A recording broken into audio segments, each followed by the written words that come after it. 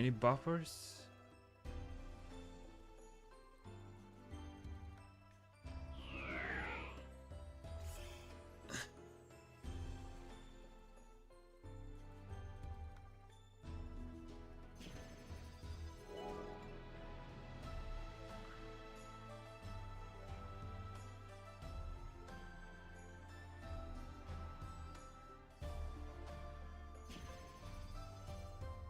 Look at the cooker card. It's cheap. Why is this so cheap? I mean, I bought mine for like 600k, so.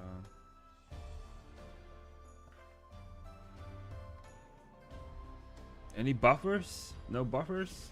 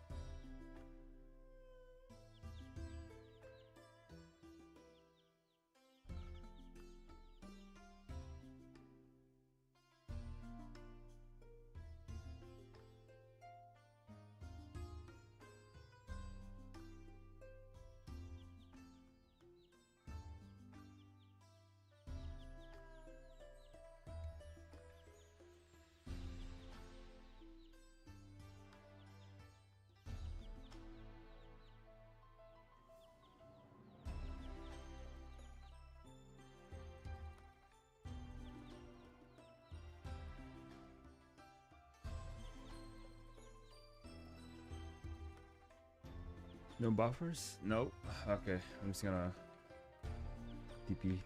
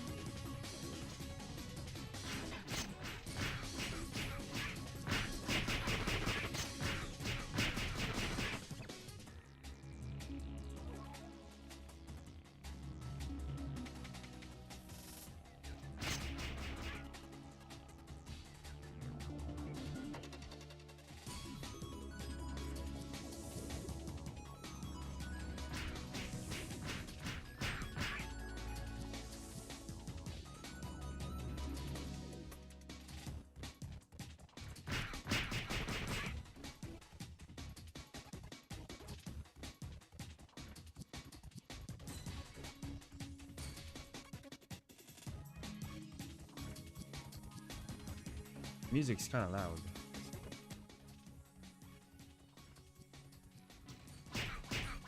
Watch this one. Let me continue it.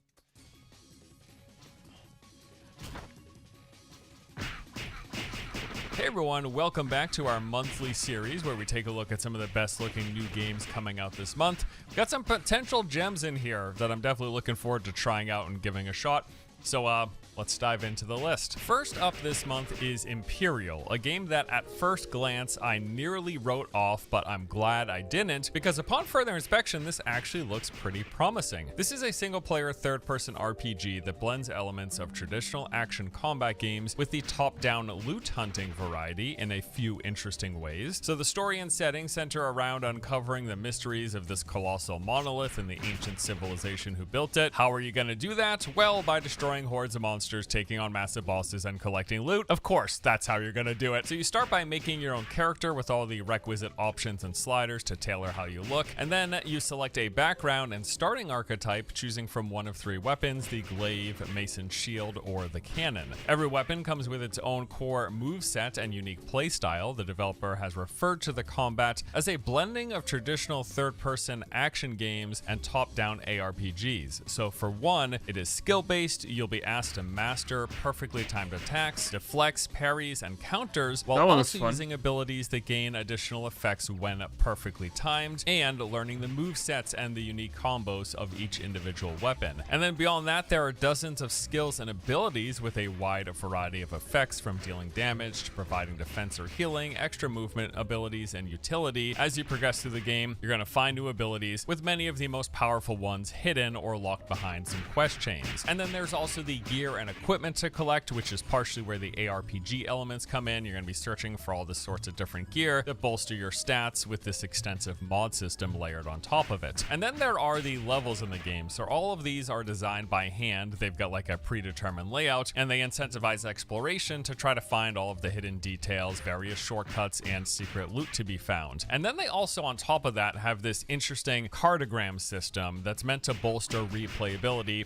and keep runs through these static levels fresh. So these are essentially items that add additional parameters and modifiers, increasing the difficulty, granting better rewards. This includes changing what kind of enemies spawn, what loot you'll find, how many lives you get, what elements you need to match resistances for, and so on. And all of these things are randomly generated every run, depending on the attributes of the cartogram that you use. So each of these runs will also contain an end boss with its loot table and drop chances determined as well by your selected cartogram. And they say there are even epic boss battles that enable you to target farm certain items that you're looking for, and that loot hunting aspect is where partially the ARPG elements come in. Cartograms can also be shared with other players via this mail system, so if you get a particularly good one, yes, you can send it to your friends. Also, while this is a single player game, it does have some asynchronous features allowing you to sort of feel the presence of other players. One of those things being this into the ether thing, where you can you'll find these tears in the ether in space-time or whatever, and you can gift items which will then be distributed to some other random player with its stats enhanced, trying to just incentivize community kind of working together to make each other stronger. So Imperial is being developed by Silent Games. This is an indie studio of around 12 people, and I gotta say I'm quite impressed with what I'm seeing and what they've managed to put together. The biggest thing for me has been that the combat looks particularly solid here. Some of the gameplay footage that I've seen, the feedback looks really, really good.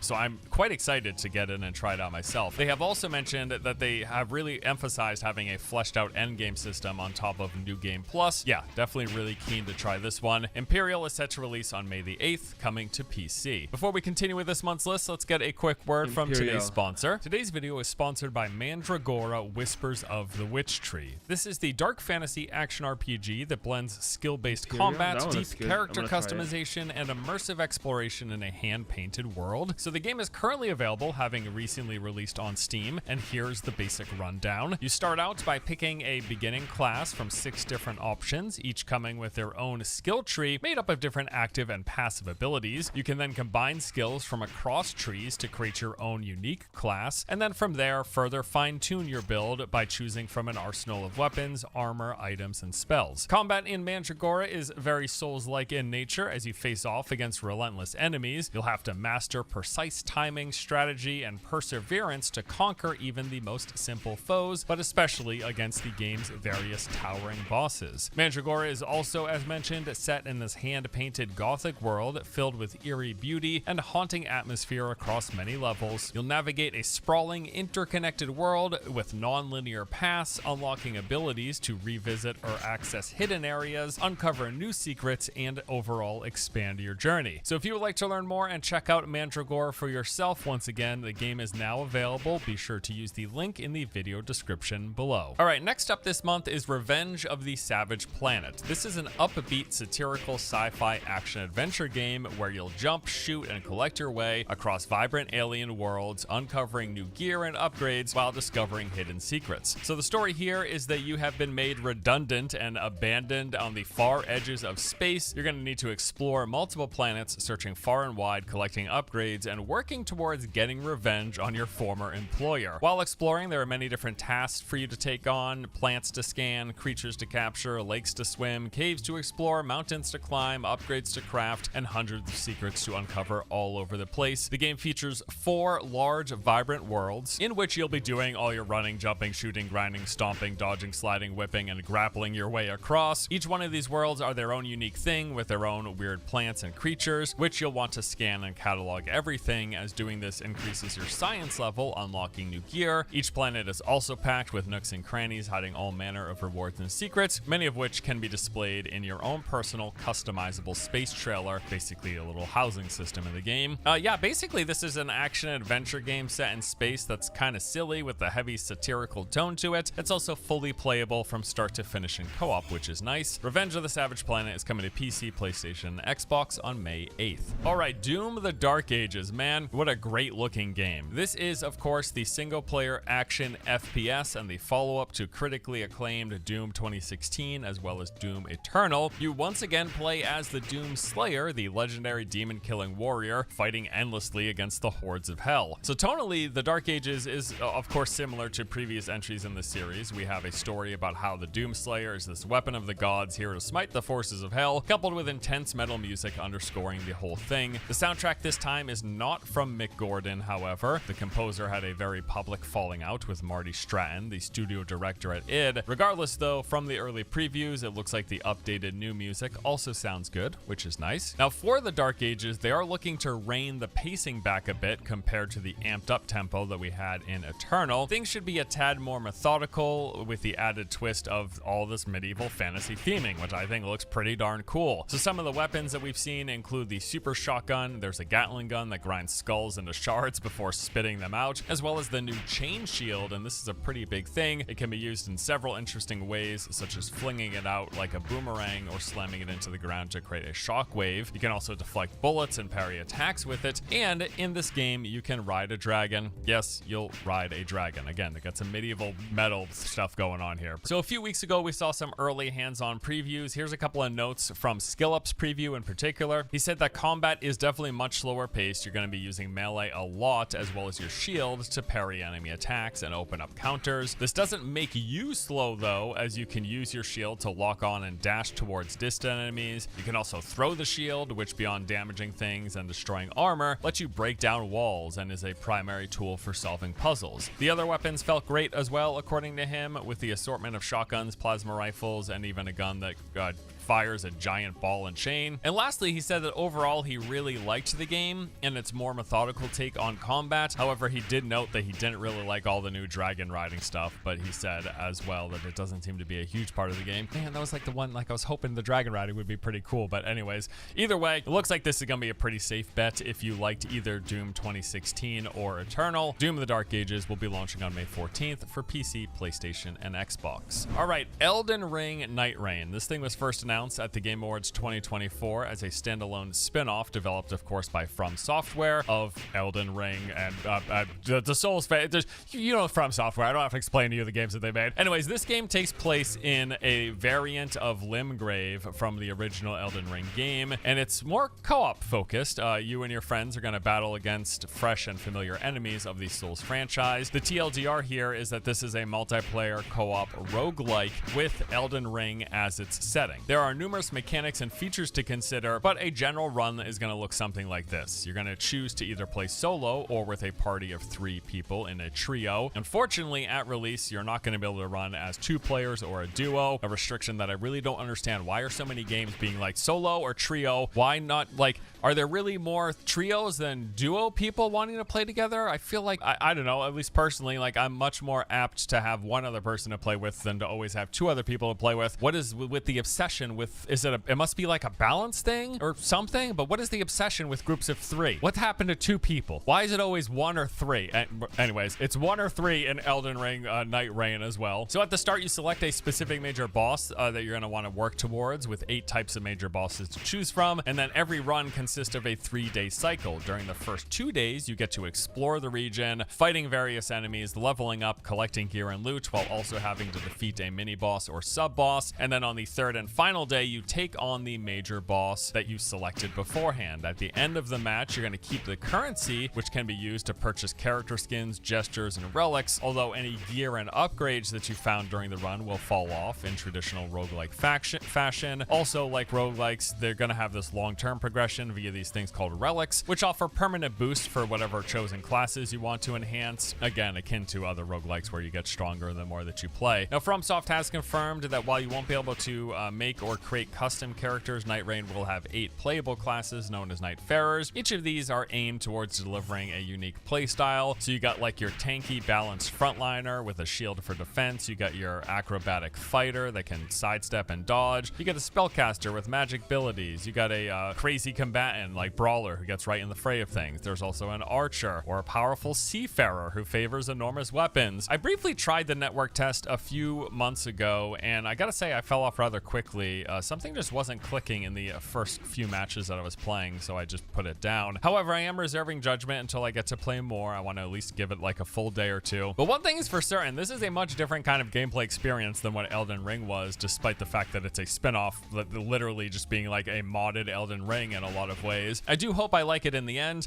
I would say my biggest gripe is that immediately, like we were talking like this was 3 hours into the playtest, I felt like I dropped in and both my teammates were sprinting in different directions and just expecting me to follow them and know what I was doing, and I didn't know anything. Like one of the cool things about Elden Ring was kind of the sense of discovery, and you're learning things as you go along at your own pace, whereas this game, because of its co-op focus and the structure of the game, this is people are sprinting. They're sprinting to get their upgrades as fast as possible. They're sprinting to get their weapons. They're sprinting to take down the mini bosses as fast as possible. And like that, the pacing, the tone of this whole experience is way different in my experience than what Elden Ring delivered. But again, I am reserving final judgment. I am looking forward to still trying this, but my initial taste of that experience, it wasn't what I was hoping it was going to be. But either way, I'll be jumping back in. Elden Ring Night Rain launches on May 29th, coming to PC, PlayStation, and Xbox. All right, so those are the main games that I'm looking forward to this month. Now on to our honorable mentions. The Midnight Walk. This is a dark fantasy adventure game from the minds of Lost in Random. You play as the Burnt One and befriend a lost lantern creature named Potboy, using his flame to light your way through a conflicting world of wonder and horror, in which you'll have to survive and outsmart the many monsters eager to devour you and your little friend, in the process experiencing 5 tales of fire and darkness, featuring an incredible cast of odd characters. I will say, from the preview trailers I've seen, a lot of the narration and characterization here,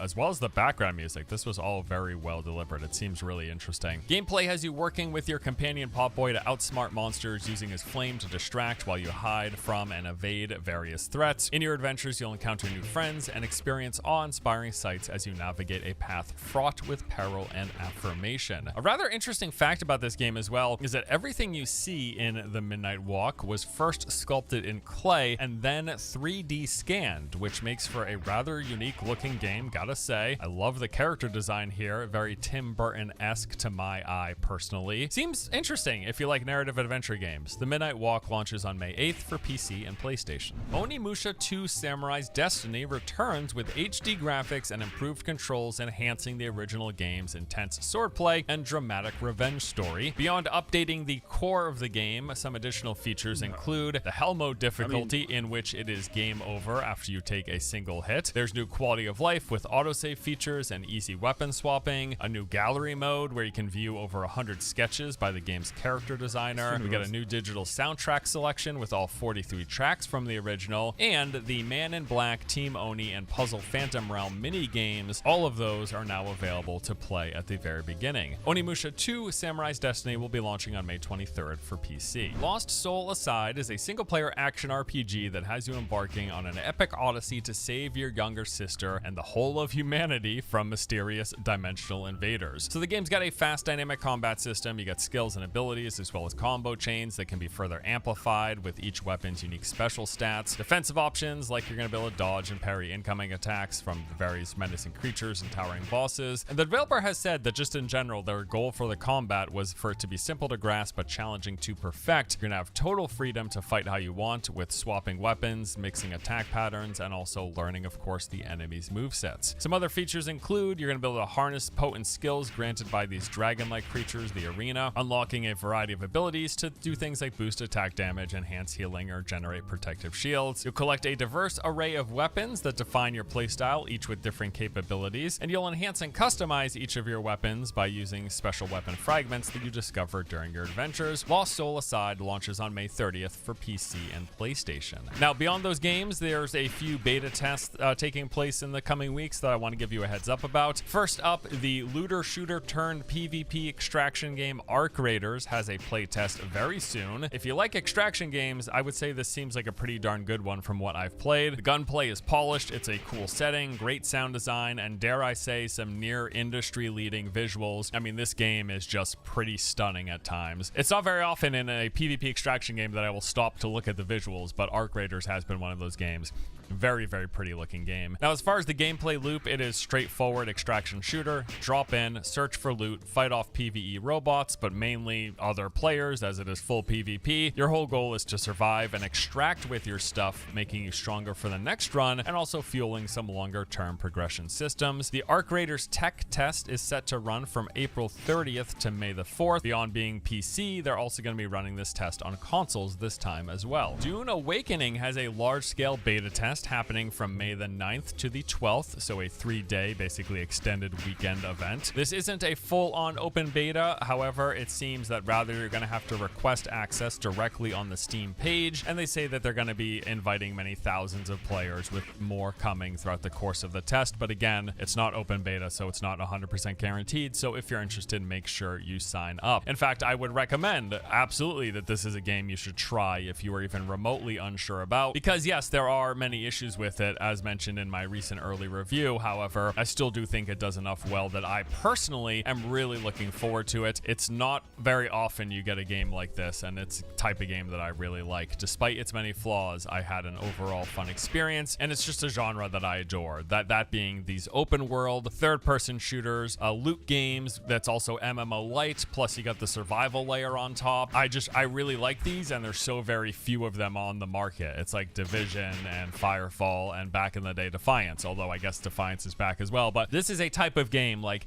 MMO, searching for loot, clearing camps of enemies, doing dungeons, and there's other players just around you while this is happening. There are very few of these type of games that are also shooters. There are very few of these type of games, and I really like them. And while Dune has its problems, it does enough well that I had a fun time while I played. But anyway, all of that is covered in way more detail in my recent video. So if you're interested, give that a look if you'd like to hear some more in-depth coverage and extended thoughts. But once again, yes, Dune Awakening has this beta test running from May the 9th to May the 12th. Register on the Steam page if you're interested. Where Winds Meet is an open-world action-adventure RPG set in ancient China in the 10th century. Now, at first glance, you might look at this and think, oh, it's a single-player action RPG game, but it's actually more, as there is a heavy emphasis on both co-op play as well as online PvP, and for that reason, they're running some tests. Now, I don't know too much about the game beyond that myself. It looks like it has potential, though, although NetEase does loom over the entire project, so there's that. But the closed beta test is going to be running from May the 16th to the 19th. Registration is now available for PC or PS5, and it looks like there isn't going to be an NDA with this, so expect to see some coverage out there as well. And that pretty much does it for this month's list. Certainly a few things that I'm looking forward to playing. Top of that list being Imperial, Doom the Dark Imperial. Ages, and Night Rain. I'm really hoping this time around it clicks for me. And then beyond that, I'm going to be jumping into the beta test for Arc Raiders, Where Winds Meet, and Dune, of course, because I can't get enough of that game. I know it's got a lot of issues, right? I just like it. It just clicks for me. I don't know what to say.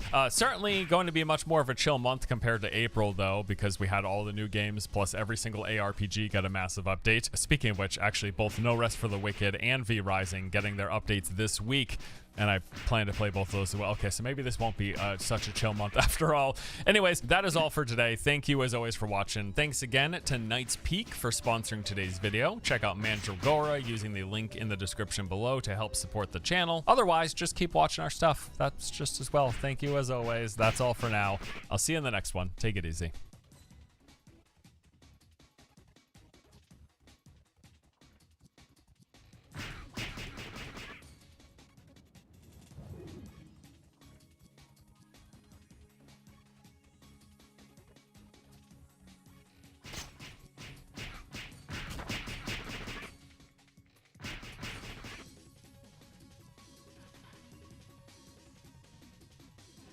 I'm gonna watch this again. Of how men are treated less harshly by the law in this regard. Now, there is more specifics behind to see the morals of people who will reduce the importance. No.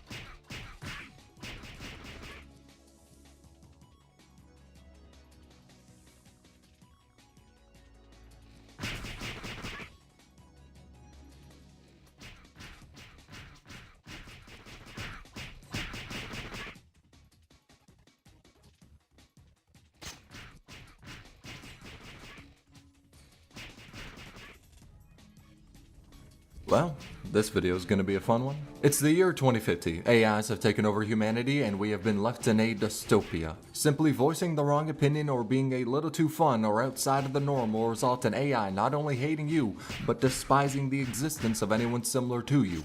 Oh, wait, that's not some future dystopia.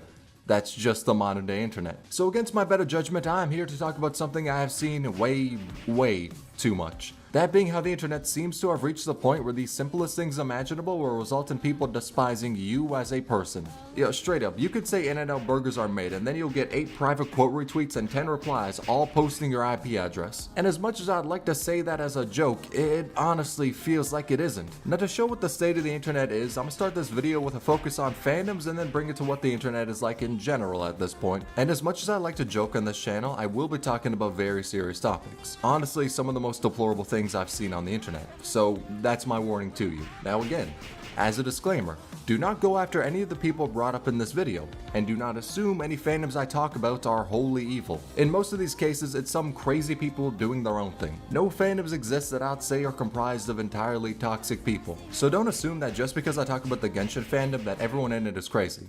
Okay, yeah, maybe that's a bad example. But there is a very specific point I want to make with this video, and using it as a pretense to harass others or fandoms is not what I would like to see. So with that being said, let's talk about what's become of the internet. Now frame 1, let's just begin with a very wholesome topic. So prior to God of War Ragnarok's release, reviews of the game started getting dropped. People checked them out to get a gauge on what it was going to be like, and one review stuck out as it gave the game a 6 out of 10. A little strange as most reviews were in the 9 or 10 range, but everyone's entitled to their own opinions, so it maybe just didn't hit as hard for them. Now see, that's what a reasonable person would think. Unfortunately, as this video progresses, you'll come to the understanding that we're not going to be looking at reasonable people. Nah, cause instead, someone got so pissed off at the 6 out of 10 review to where they sent the reviewer a death threat. They threatened to kill someone due to their review of a game that was yet to be released.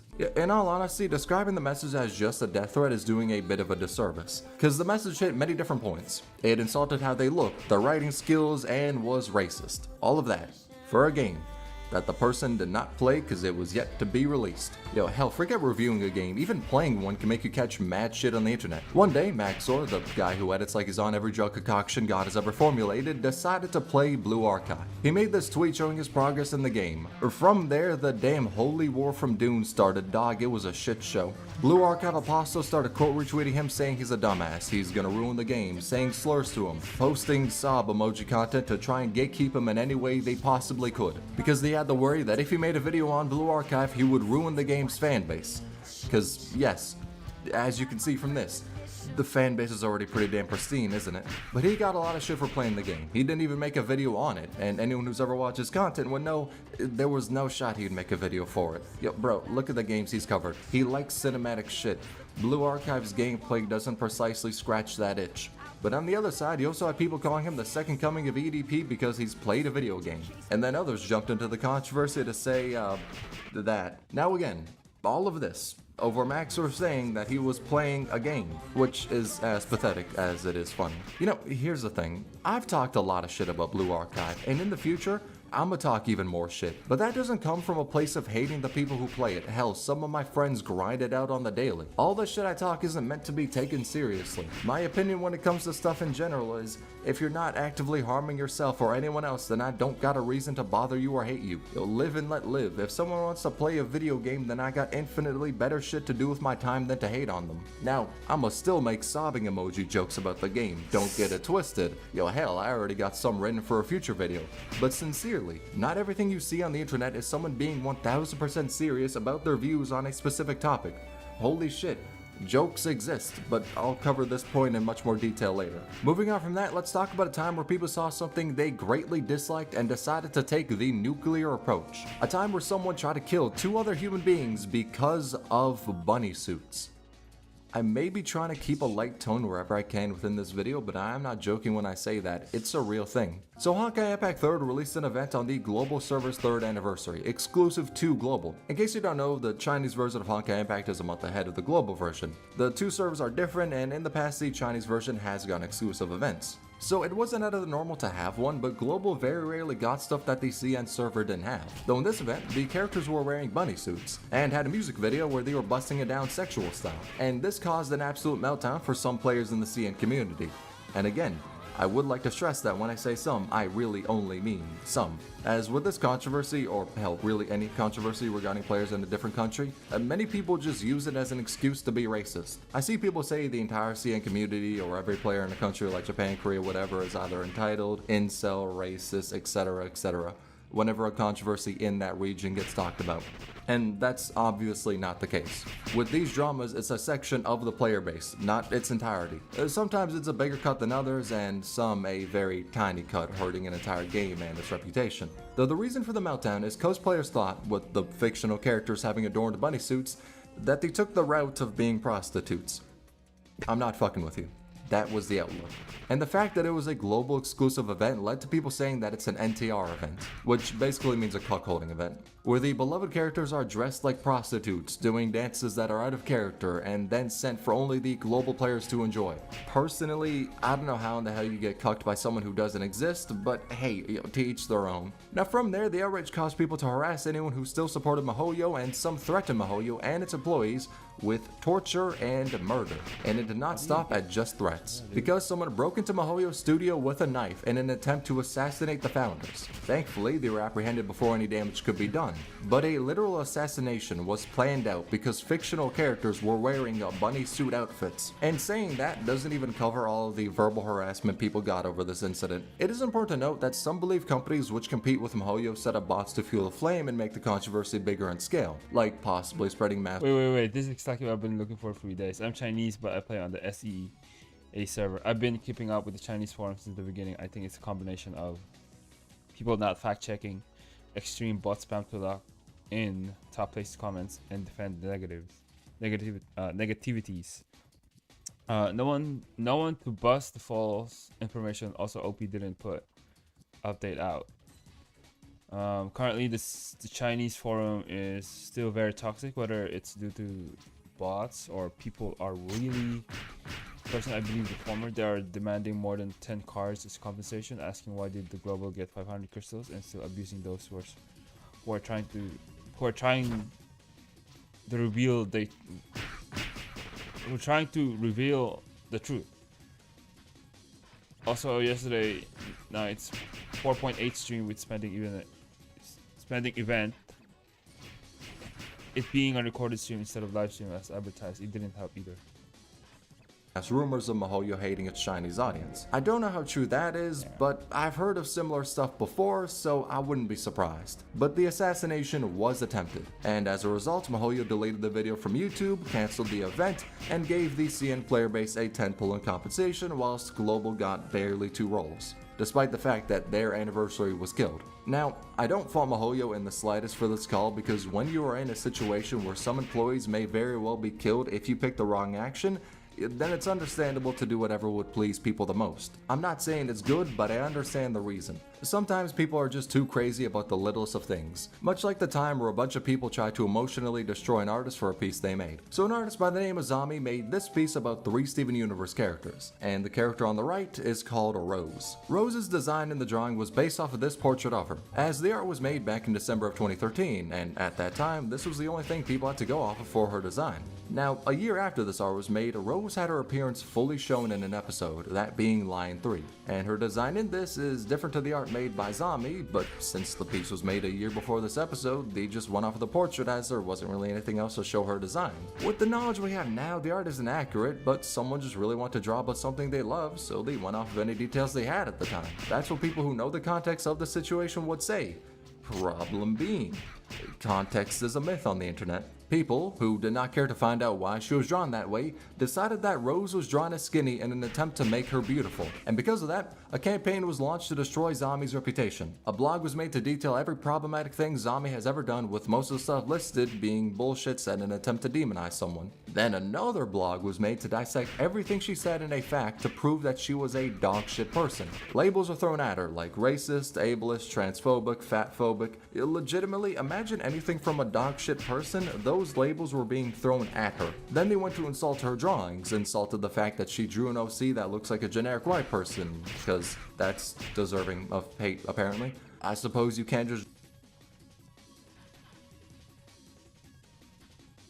draw whatever you want out of art. And because of all this hate, this essentially brigade of people trying to emotionally destroy her and run her off of the internet, she tried to kill herself.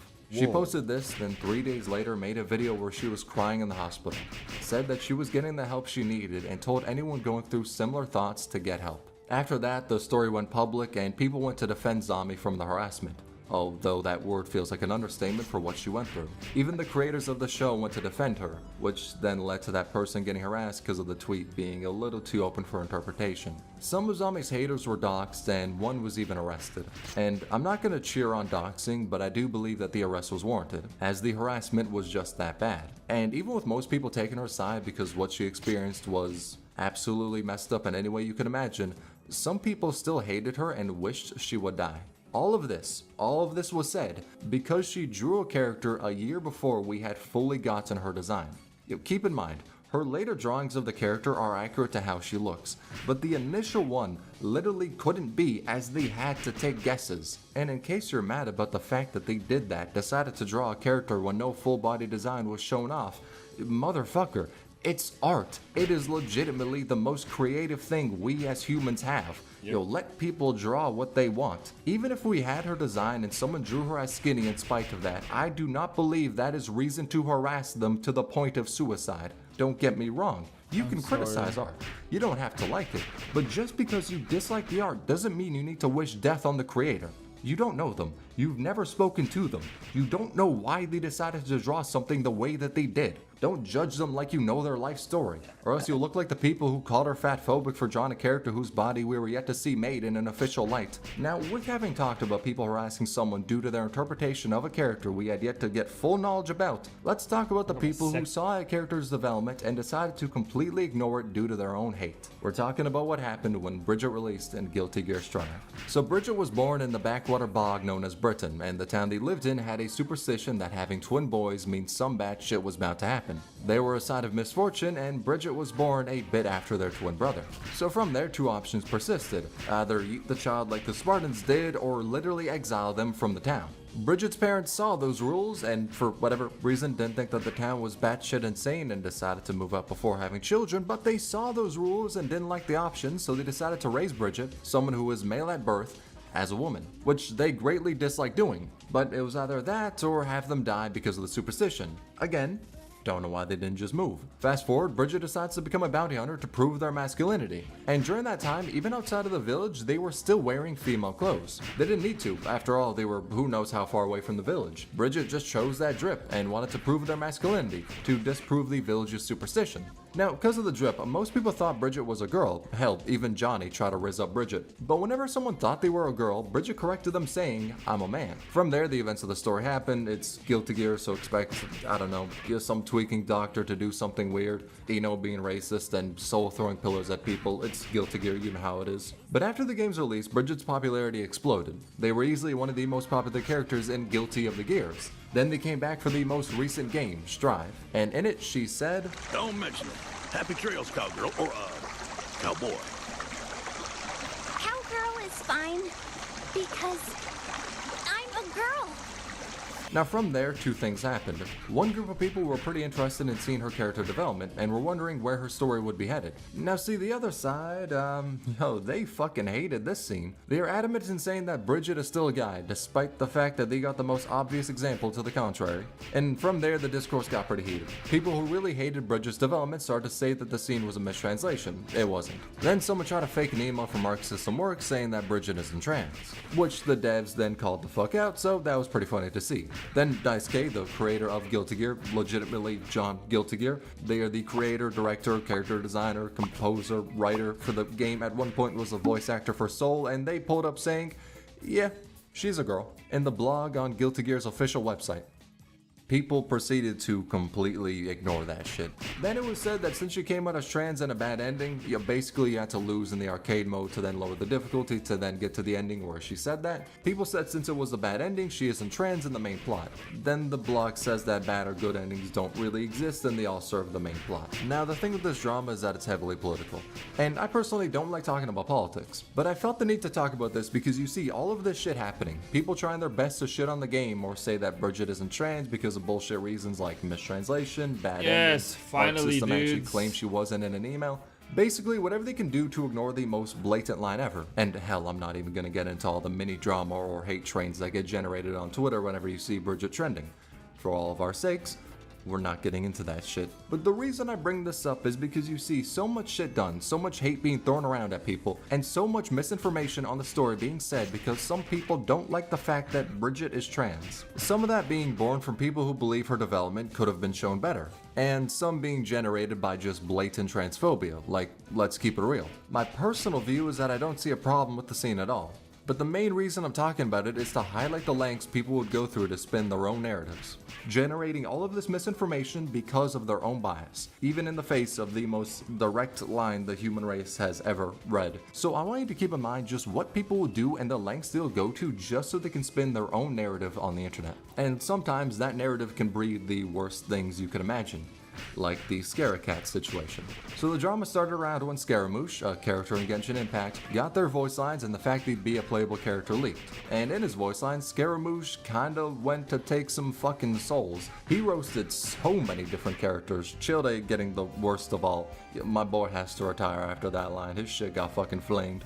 But and quite honestly, I mean the literal definition of this term, the stands of the characters Scaramouche roasted weren't the most happy about their goats getting cooked. Now, in a thread on Doban, the stands of these characters discussed if their voice lines should be changed, as he was yet to be fully released. And then the Scaramouche stands came into the equation and decided to make memes and insult the stands of those characters. And because of that, a war between the stands kicked off. Now, as this war was commencing, something else was brewing off in the background that was going to start the Battle of Normandy. This is when the Zhao Simps came into the equation, my people. They started arguing with the Scaramouche stands on who was best paired with Farazan. In case you don't know, at C6 she is really cracked with the two of them. Now, this discussion wasn't that at all, because whilst it was originally about Farazan, it was brought to the point where both sides were just hurling insults, threats, and doxing each other.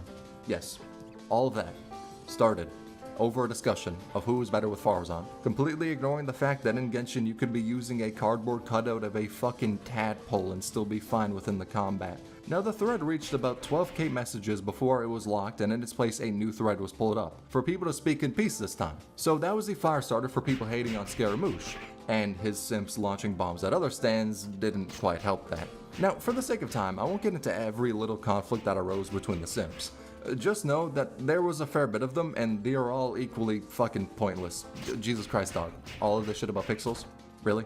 Now, later a poll was made on which Sumeru character players liked the least, but on that poll, Scara wasn't there. In his place, however, there was an option called Others.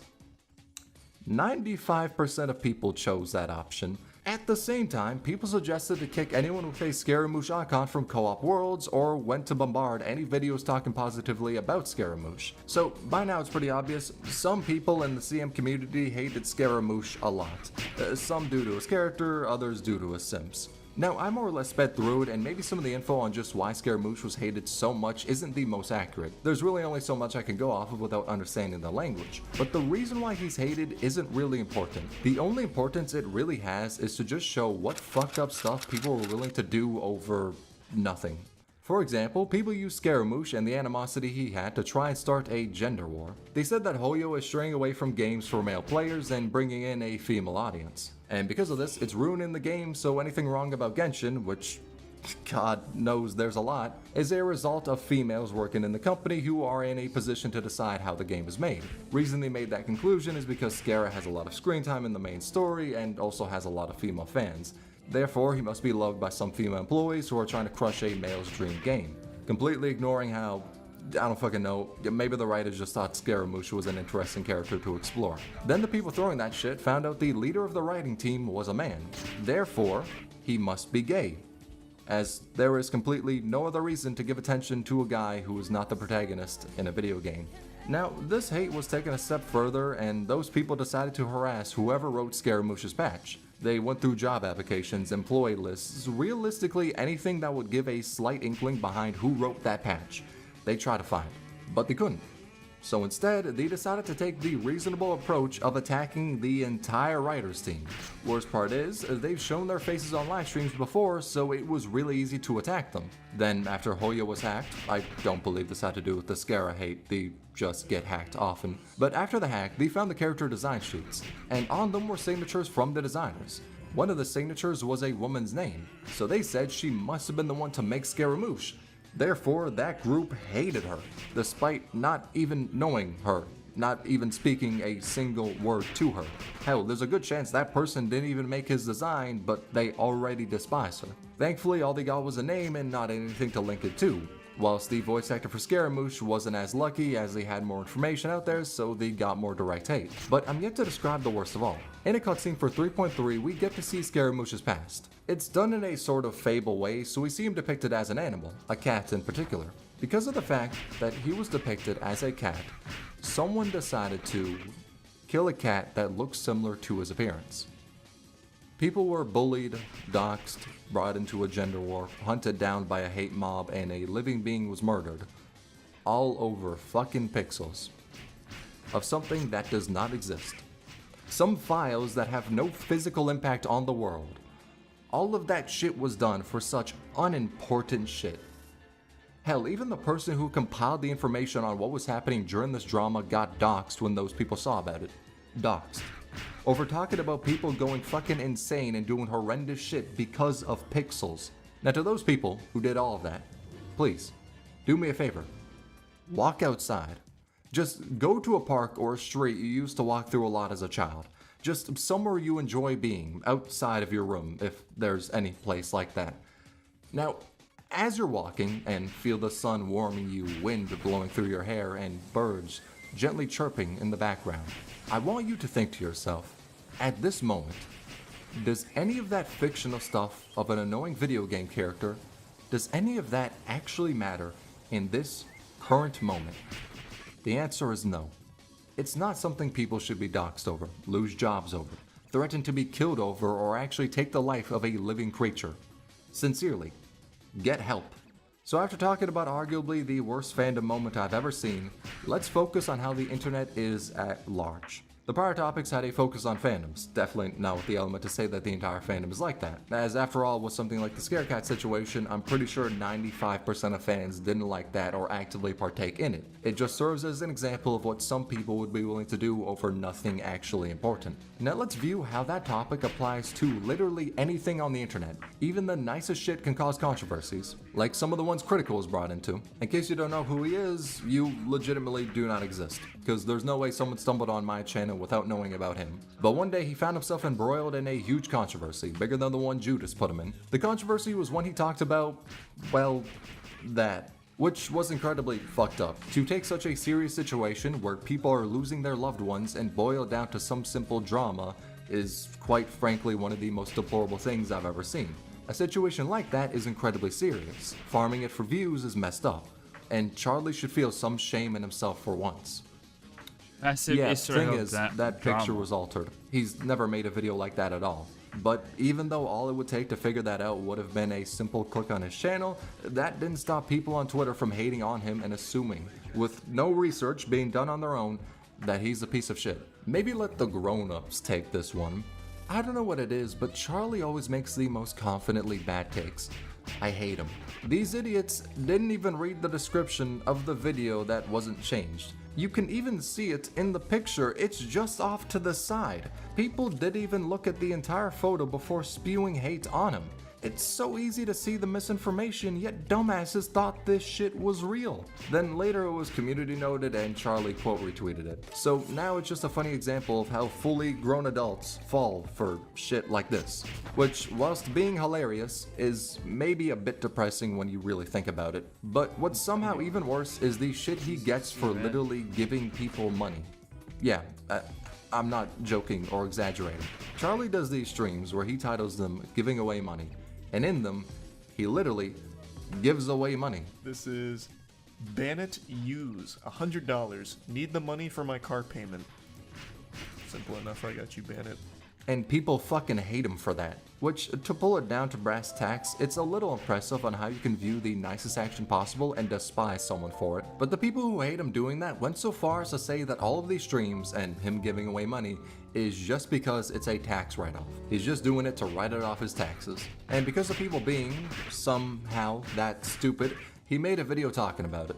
Where in the video, he spent 2 seconds Googling how taxes work in America and showed that in the US, giving away random amounts of money to random people is, unsurprisingly, not a tax write-off. Now see, the thing behind this train of thought is that it is so unbelievably stupid to believe a simple action of giving money to a stranger can be a tax write-off. Cause if that was the case, anyone with a neuron wouldn't really be getting taxed that much. It would be so easy to send money to a stranger and then get it back and write it off if that was the case. Now because the train of thought behind believing this action is a tax write-off is so stupid, I personally would like to think that anyone saying that's a tax write-off is either below 10 years old or just have a vendetta against Charlie. Cause there's no way people actually believed that shit. But some even went so far as to fill out the form to ask for money just so on the form they can type in how much of a piece of shit he is for just helping people.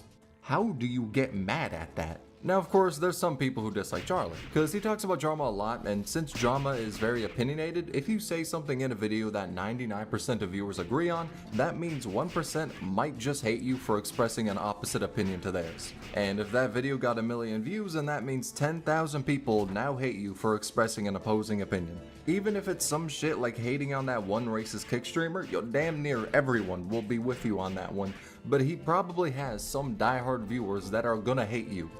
Well, maybe not him, because even his viewers seem to hate him, but like, you get the point. In this case, you literally have someone giving away money, who for a couple of years chose to not make money off of YouTube because he didn't want to view it as a job. And when he decided to make money, all of it got donated to charities, every last penny, only stopping when he found out how much of a scam charities are. Then he donated the money to Kickstarters, and stopped yet again for the same reason. But you have someone who has a track record of giving away money for good causes, and now he does a stream doing exactly that for his viewers, and you somehow find a way to hate him. Do you want him to instead stream from the penthouse of a New York apartment with a fine view of Central Park as he wears Gucci designer clothes, just sitting there burning $1,000 bills and kicking aside the ashes with his crocodile skin shoes as he berates his chat for sending him money? Like, what do you want? You got someone who has said how he wishes to fight the corruption in the world, and this same person is giving money to people in need. How do you hate that? Hell, another example of people getting hate for no reason is JoeCat. In case you don't know, JoeCat is a YouTuber who made this animation about him loving girls. In it, he says that regardless of how they are, he loves them. It's literally just a fun animation with the message being that he just loves any girl. Which, in a time where everyone is obsessed about looks and being conventionally attractive, you would imagine that a message about loving anyone would be received positively. He got death threats over it. About a year later, it seemed to have reached outside of its target audience, and ever since then, I have seen and received many assumptions about my character, my history, my beliefs, my relationships, and all those of my partner, as well as threats of violence to me as well as my family, doxing attempts, and mocking from even people I look up to and respect, all from a single 30-second video out of 200 other ones. Some even went so far as to throw hate at him in private DMs and even send suspicious packages to his family. It was a video made purely for fun, and people wanted to murder him over it. What the fuck is wrong with you? Because of all this harassment, he's taken an indefinite break on content creation, because on the internet people can see the most wholesome thing ever and somehow view that as reason to get an excuse to dox them, threaten their family, or even want to kill them.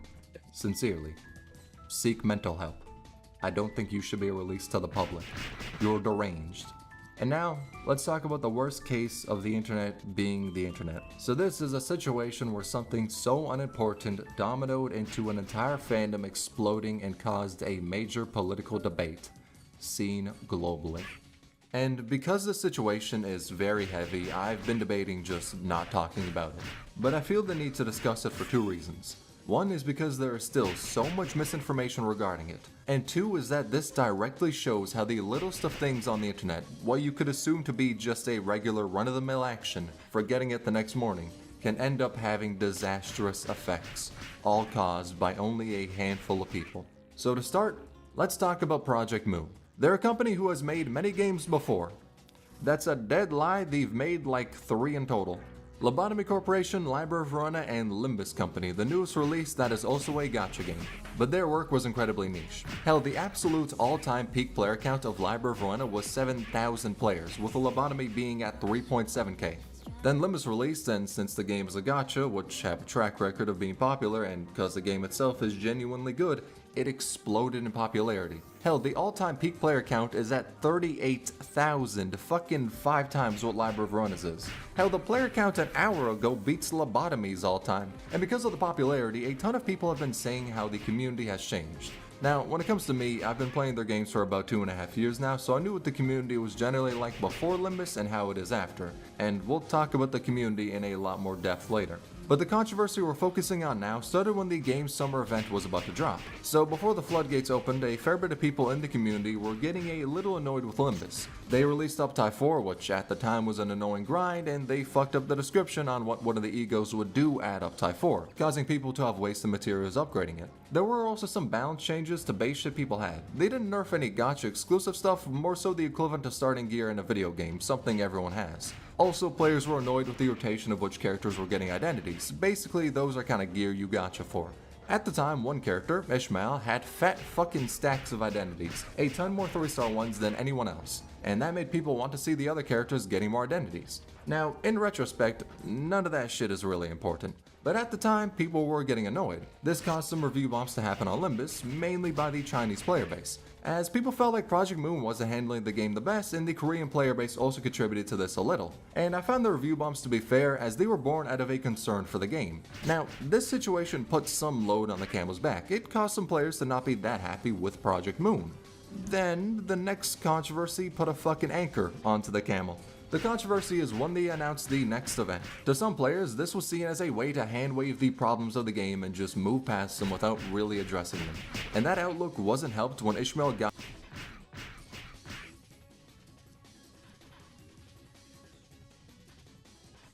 yet another 3-star identity. So even more review bombs happened, and it was around this time that some people, and believe me, I really mean a tiny amount of people, which makes all else of what happens so much more enraging, but some people are trolling that Limbus is a feminist game with the portrayal of these two identities. You have the male, Sinclair, wearing a choker and in a swimsuit, whilst the female, Ishmael, is in a wetsuit, so you can't see any of her skin. Therefore, Limbus Company is a feminist game that portrays men as slaves and women in a light where we are not allowed to see any skin. The game is anti-fan service and therefore a feminist game. And most knew it to just be a joke because Project Moon has basically never done fan service. Like honestly, if we're to scale Gacha Summer Event fan service, then Azura Lane would be like the Pacific Ocean. Meanwhile, this shit is the Sahara Desert. But because long-term players knew that Project Moon doesn't do fan service, we were just surprised to see these outfits. As even if they're really mild in terms of fan service, seeing them was the equivalent to watching Jesus Christ rise back from the dead wearing nothing but a G-strap and out-twerking Nicki Minaj, which is why I believe that this joke started with either incredibly new players or people who've never touched the game, if they went so far as to say this in a serious light. And it was around this time where news of the review bombs came to the global server, along with the statement that Koreans are mad at no swimsuit Ishmael. So the global server, and by this I'm referring to mostly the Western fanbase, as that's usually what global means in terms of gacha game demographics. But us global players saw that and we made fun of them. I won't even hold you. Everyone was making memes about people crying over Ishmael not wearing a swimsuit. Those memes were funny as hell. Now, this is where you can see a bit of misinformation come into play, as the reality was a few Korean players disliked Ishmael in a wetsuit and review bombs were mainly done due to the state of the game. But the global audience was told that review bombs are due in part to the state of the game, and also cause incels are mad at no fan service. Now again, some people were legitimately mad at that, fucking somehow. But to say all Korean players or everyone leaving negative reviews of the game were isn't the exact truth. But those who were mad went so far as to make a document detailing these 7 problems Limbus Company is facing. All in all, it was 35 problems, but the first 7 are the main and important ones. So 1 to 5 were just points about the state of the game. Then the 7th was people saying Project Moon needs to be more open in communication. And the 6th was people being mad at no swimsuits. And it was this a small amount of players who caused everything else to happen in a domino effect. Shortly after making that document, they had a hypothesis, much similar to the one the Scaramouche shaders had, that since the feminists are ruining our game, someone working for Project Moon must be a feminist. So to verify this, they looked into the artists for the identities and found out they were a dude, so they scrapped the idea of saying he hated men. But when they looked into the other main artist for the game, Valmori, they found out she was a woman. She was the one who drew the story art, and in their attempt to explain why there wasn't a swimsuit, they scanned her entire Twitter, trying desperately to link her to feminism. As if she was a feminist, then she influenced the identity artists to take away anything for the male gaze, thus ruining the games that are a male's paradise. And after desperately searching, going years back, they found some tweets where she was being a feminist. And because of this, they celebrated, absolutely elated that their narrative was true. Hell, they would have been more pissed if they couldn't find examples of Valmori hating men. So they now had the narrative that Valmori is a feminist and is ruining the game. Remember how prior I said the skins were like an anchor on the camel's back? Well, that narrative was like dropping a fucking airplane onto its back, because shortly afterwards people pulled up this CG, where you can see Yi Song holding a bottle. Thing is, the way he's holding it, whilst being a normal damn way to hold a bottle, looks like the hand symbol that means small dick.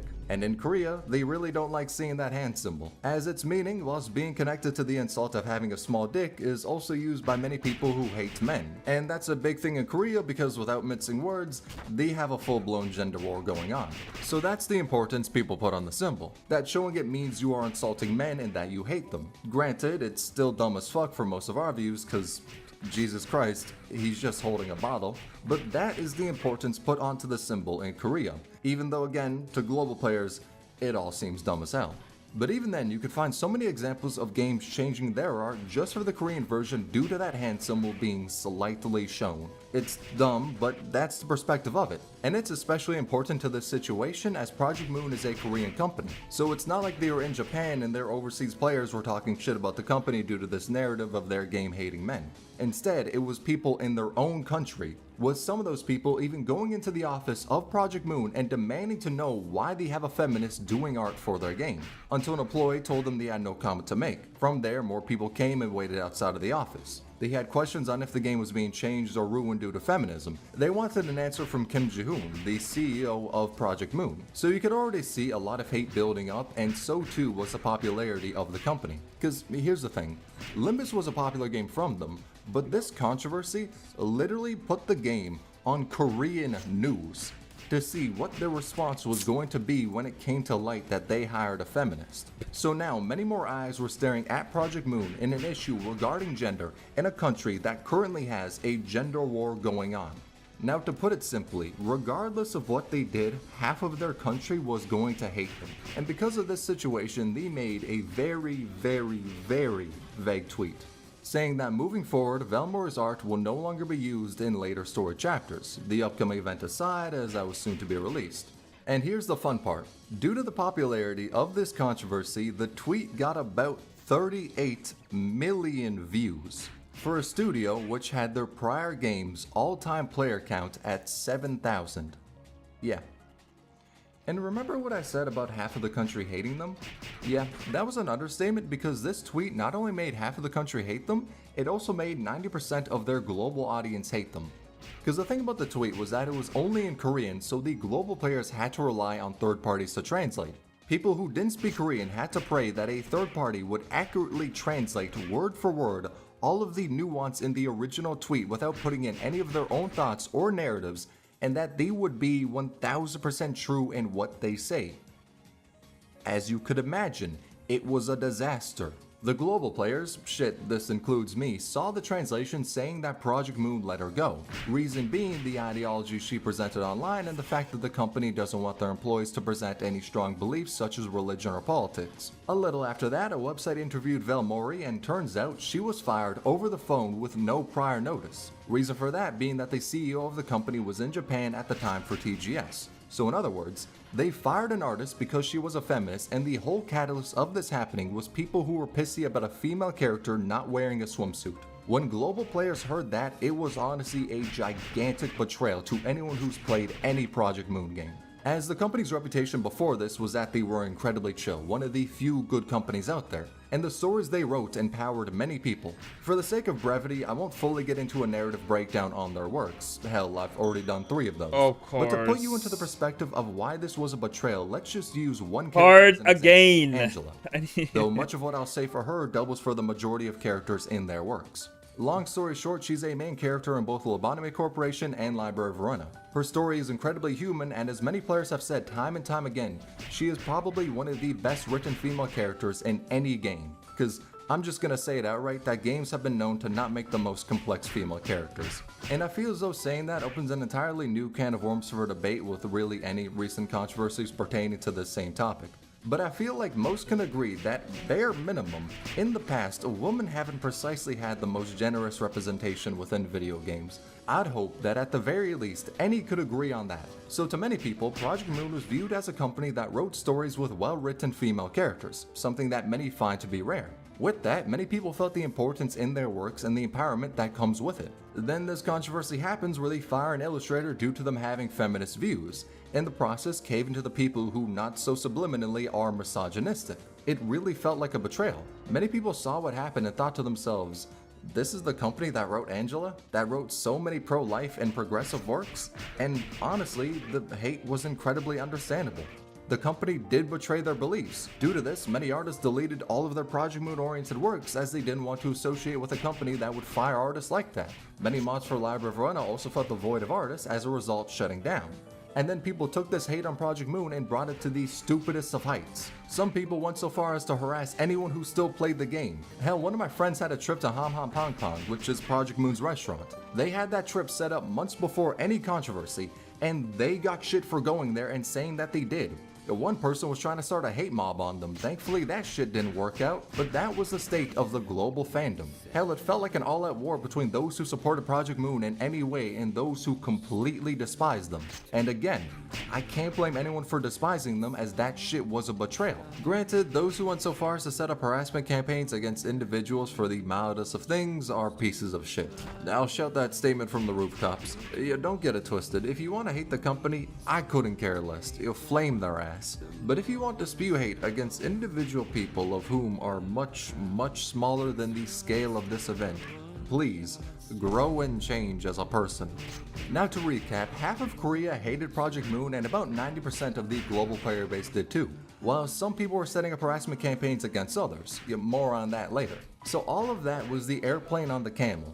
Now imagine if Mars was thrown onto the camel as well, because that's what happened when the Gyeonggi Youth Union got involved. They alleged that Project Moon broke many different laws with their unjust over-the-phone firing of Velmori. Due to this, they did an audit of Project Moon because of the laws that they broke. They alleged that all of this was for the sake of Velmori. They're doing this audit because of the injustices she faced. And they had some demands for Project Moon, like rehire Velmori, fairly understandable, and that Project Moon should give them control of the company because they cannot be trusted anymore. Yeah.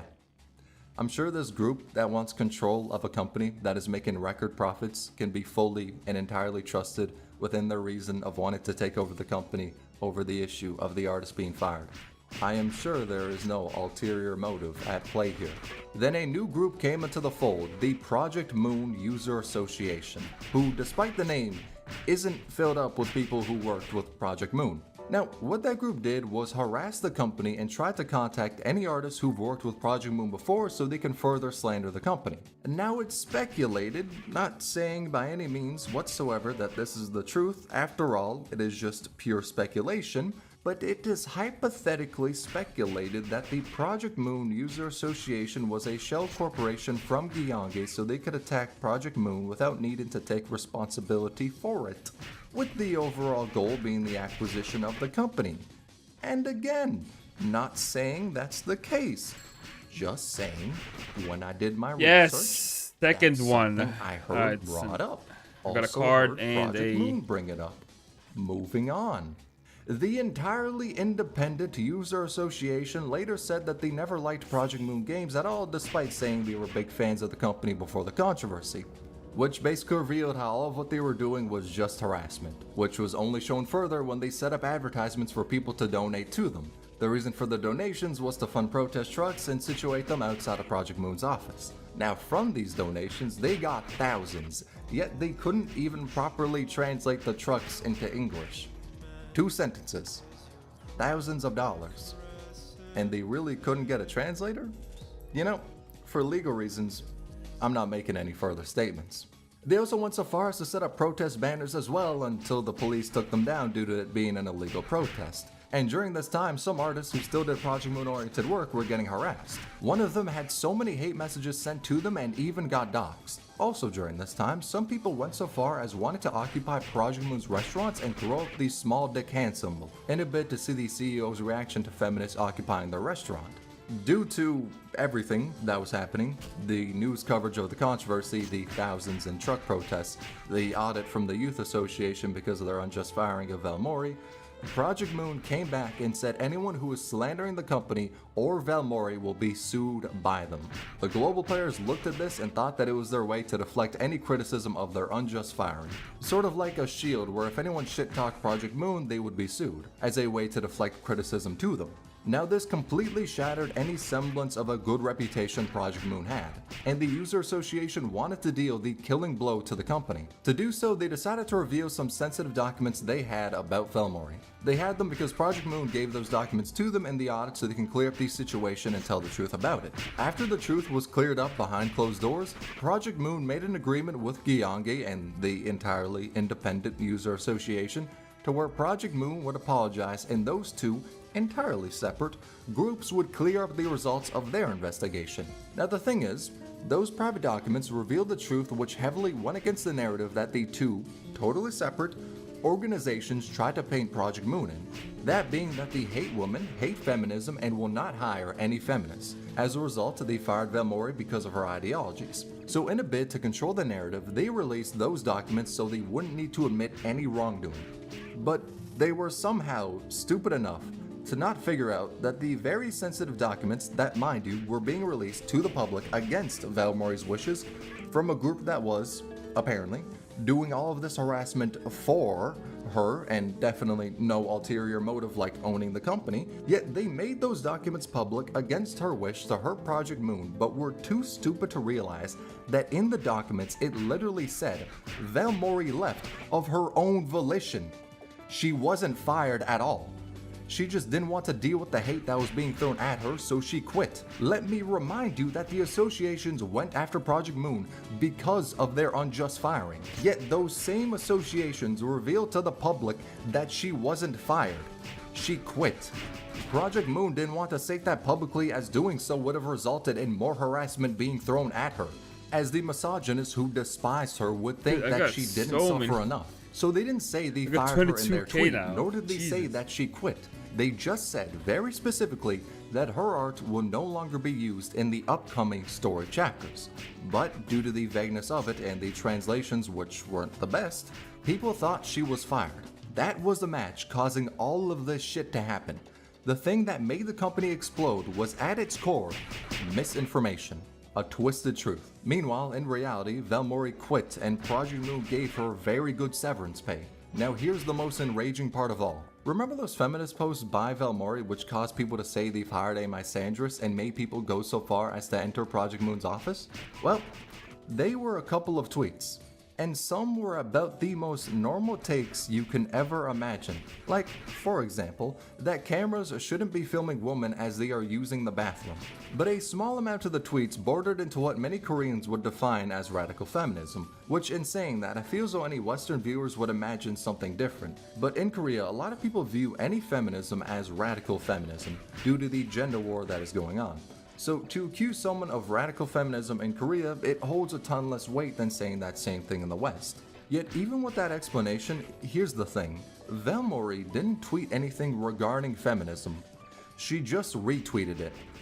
Adding on to that, the retweets were done years ago, before she was even an adult. How the fuck are you gonna start all of this and say she's someone who absolutely hates men and is such a piece of shit due to some retweet she did as a kid? Because I'm just gonna say it. Most people have done far worse as a child. If that is the full extent of horrid shit she did as a kid, then I'm about ready to view her as a saint, because I've seen far worse than some retweets. To do all of this and say she's at a career point where she can spread her feminist ideology and in the result ruin games for men, to say that shit over some fucking years old retweets by a kid is up there with some of the stupidest shit I've seen in a while. So the people shit-slinging that she was a feminist trying to ruin Limbus, that was a load of bullshit. And the company that said they interviewed her to find out that she was fired over the phone? Yeah, the motherfuckers were just lying and later edited the interview to be more vague and said that Project Moon only contacted her about the controversy. The associations going after Project Moon also knew the truth, but they were politically motivated to not admit any wrongdoing, so they tried to pile on as much harassment and lies as possible. So yes, all of this shit started. An artist got harassed and had to quit her job. Thousands were scammed in protest trucks, the community blew up, people were doxxed, hate mobs were set up that are still continuing to this day, and a whole political bit happened because some incels were pissy about a dude wearing a collar and a girl wearing a wetsuit. From there, they planted the narrative that she was a radical feminist, and from that, so many other people got involved in the controversy. And then you have corporations walking into the midst to push their political agenda and try to take control over the company as they cannot be trusted. As, yes, there was no monetary incentive behind that. All of this over some retweets. So much misinformation being spread, people being harassed, everyone pushing their own agendas, because the internet is a place where everyone has a loaded gun pointed to another and they're just waiting to fire. And the worst part is, in this situation, you had so many people get fed misinformation and spewing hate because of it. As again, that shit was understandable. The misinfo was that they fired an artist for feminist views to appeal incels. It's reasonable to be pissed about that. I fucking was. If you weren't, I'd be concerned. Now, I'm not sitting here on the beaches of Normandy trying to defend Project Moon's honor. They're a company. I'm sure they'll be fine. But I fucking hate seeing misinformation being spread online when it results in such harassment like this. And this is the best example of people not knowing a situation and running with their own narratives, in the process misinforming everyone about what was happening. Now, I don't blame anyone for having an opinion after being fed misinformation. Honestly, you could largely blame Project Moon for a ton of misinfo on the global side of things. It was dumb as hell to not translate their statement to English. It was stupid as shit. They take full responsibility for that. But to the people who willingly spread lies online, either to scam money or to be seen as some great person fighting under the guise that it was for Valmori, fuck you. Hell, people are still being harassed today for this shit, all because of a narrative that was spun into a huge lie.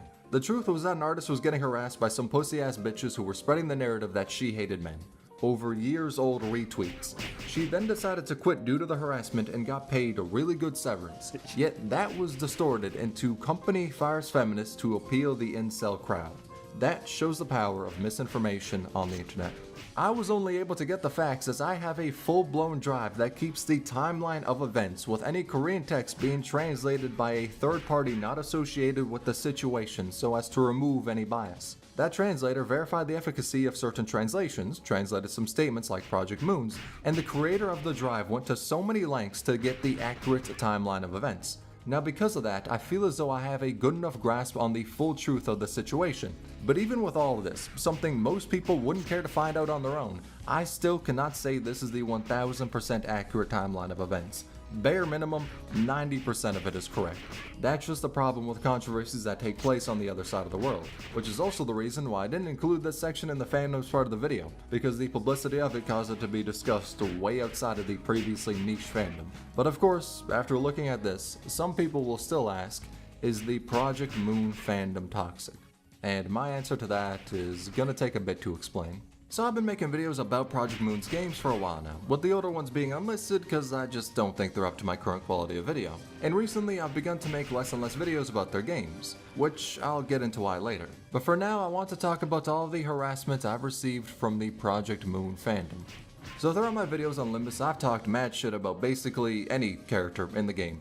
Pick one, I've probably slandered them. Reason behind that is simply, they're not real, so what does it matter? Now see, the thing with that, and which I've seen throughout making this video, is people view fictional characters as real, and somehow get exceedingly mad when you make fun of them. Now within some respects I can understand that. Like if somebody looked at a gay character in a game and was exceedingly homophobic to them, then it's understandable to dislike that person. After all, what they're making fun of stops being just fiction and borders into a group of people who exist in the real world. But if somebody says a character looks stupid, then what kind of detachment from reality do you need to have hate that actually real person on behalf of pixels?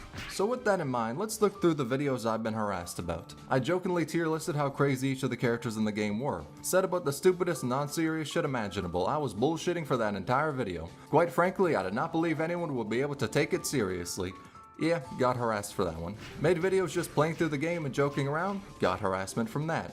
Made a short where I insulted all the sinners in the game, people viewed that shit as killing Franz Ferdinand. Made a joke where I said people who are fans of this character should play Blue Archive, and people utterly despise that one, but I still find that shit high-key funny. Helped start a meme where the joke was that one character was a fraud, that caused many people to shit talk me. Someone also wanted to kill me for this thumbnail.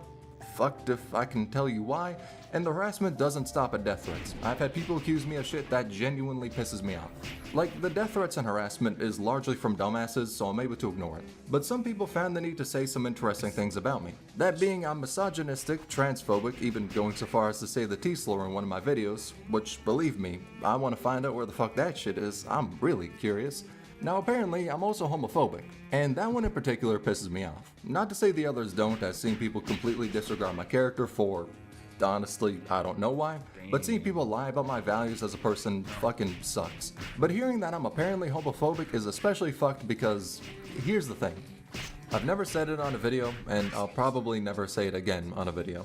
The main reason is because my family watches my videos, and that is a conversation I do not want to have. But I mean, fuck, we're an hour into this shit, I'll take my chances. Yep, your boy's bisexual. I mean, if you've been watching my content for a minute, I feel as though if anything, you would be surprised to hear that I've never said that before in a video. Within a serious light, I've made jokes alluding to it in the past. But it does piss me off to see people spread lies that I hate, essentially myself. The funniest part is, if you've watched any of my videos, you'd be surprised to hear that people think I'm homophobic. But I'm pretty sure those people just haven't at all. And for whatever reason, find the need to say that I am. Which, if you're gonna view those words with any power or importance behind them, if you care to actually mean what you're saying, as those words should hold actual importance behind them, make sure you're not using it against people who are in that group. So to recap, I've made videos slandering fictional characters, and due to that people have wanted to kill me, say I'm any phobic term under the sun, and have harassed me a lot due to these joke videos that I cannot believe people would find serious. Yet I wouldn't even say I have it the worst. Hell, one of my friends, Dino Dave, made a review of Limbus Company a year after its release, sort of like a recap. And in it, he wasn't the most kind to the game, and honestly some of his points were high-key stupid. I don't really agree with a lot of the points in the video, but it's someone's opinion on a game. Inherently, it's not really important. If he despises the game, then the sun still works, there's still oxygen to breathe, he didn't actively hurt a sentient being, and my heart is still beating. I'll be fine. Yet somehow, I feel I'm the only person with that perspective. Some people took this video as a war declaration. I'm not saying you gotta like it, but calm down. Yo, straight up, he's been, and is still to this day, being insulted for his opinion on the game. And in the future, that's probably gonna continue. Hell, I even saw someone use his name as a slur. It was a Reddit post where the creator of it was saying people are Dino Dave alts because they lacked reading comprehension in regards to the recent story chapters. I would like to imagine it was said as a joke, and honestly, if it was, it's pretty damn funny, I won't even hold you. But in the comments, they said he never played the game. Never played it. He has almost 700 hours playing the game. Keep in mind, he quit around the first anniversary, so that means he played the game for about 2 hours every single day of the year. And then somebody is saying he never played it. My brother in Christ, click on his channel, you would immediately see how stupid that is to say. But people who didn't know him thought that shit was true despite the very obvious evidence to the contrary, which goes to show how easy misinformation is spread online. Hell, another example is when Dream made a video talking about his controversies, and in it he made a fake screenshot about DMs with Pokemon and XQC. Said it was fake, yet idiots still posted it online thinking it was real. You can realistically say anything about someone and people online won't take the time to research if that's the case. Largely because of social media, you're endlessly scrolling and getting information thrown at you 24/7, so it gets to the point where most people don't care to verify anything they hear. Then they regurgitate it to the next person, and all of a sudden, someone who played a game for 2 hours every single day in a year has never once touched it, according to a ton of people who have never once interacted with them. It's stupid to say the least, but at the same time, I don't know if I can place much blame on those who are misinformed. So now the question comes back of, do I believe the Project Moon fandom is toxic? Throughout my time in it, I've been harassed, labeled as hating damn near every group of people, and myself included, and had people want to murder me. Saw my friends get harassed by either having people try to start hate mobs on them or viewing them as the devil for their opinion on a collection of files. So do I think that the fandom is toxic? Not in the slightest. Here's the thing. If I wanted to sit here and say that everyone in the community is like this or that the community got worse after Olympus's release, I could do that and change the opinions of anyone who has not been familiar with the fanbase, as that's just an example of how effective misinformation is. If I wanted to frame the entire fandom as that, and you the viewer did not know otherwise, you probably would have believed me. But I'd be lying if I said that the fandom was toxic, completely ignoring how stupid it would have been to say that after I've said over and over that these topics don't represent an entire fandom. It would have been a lie to say that the entire community is toxic because after all the time I've spent in it, the majority of people I've interacted with have been chill. It's honestly been, for the most part, one of the kindest fandoms I've seen. The only reason I plan to make less videos about Limbus is because I don't want to creatively restrict myself to one game. That'd make my videos terrible. If I had to sit here and talk about the state of the game for the 10th video in a row, I'd rather go to the 99-cent store. As a creator, I want to do other shit, and for the most part, I'd say the quality of my other videos have far surpassed most stuff I've done for Limbus, as those just feel like a breath of fresh air, so I'm much more involved in them. Now, I'm not saying I'm never gonna make more Limbus videos, I've got ideas I'd like to explore, but the passion is just not there currently due to oversaturation. Hell, I spent a month and a half with 11 days straight being just editing to make my Arknight's Iceberg, and I just can't see myself doing that for Limbus. Unless it's a story breakdown, I love doing those. But I don't hate the game, I just know fixating on it will make my videos worse. And I would hope this video serves as an example of what they can be like when I'm not tied to just one game.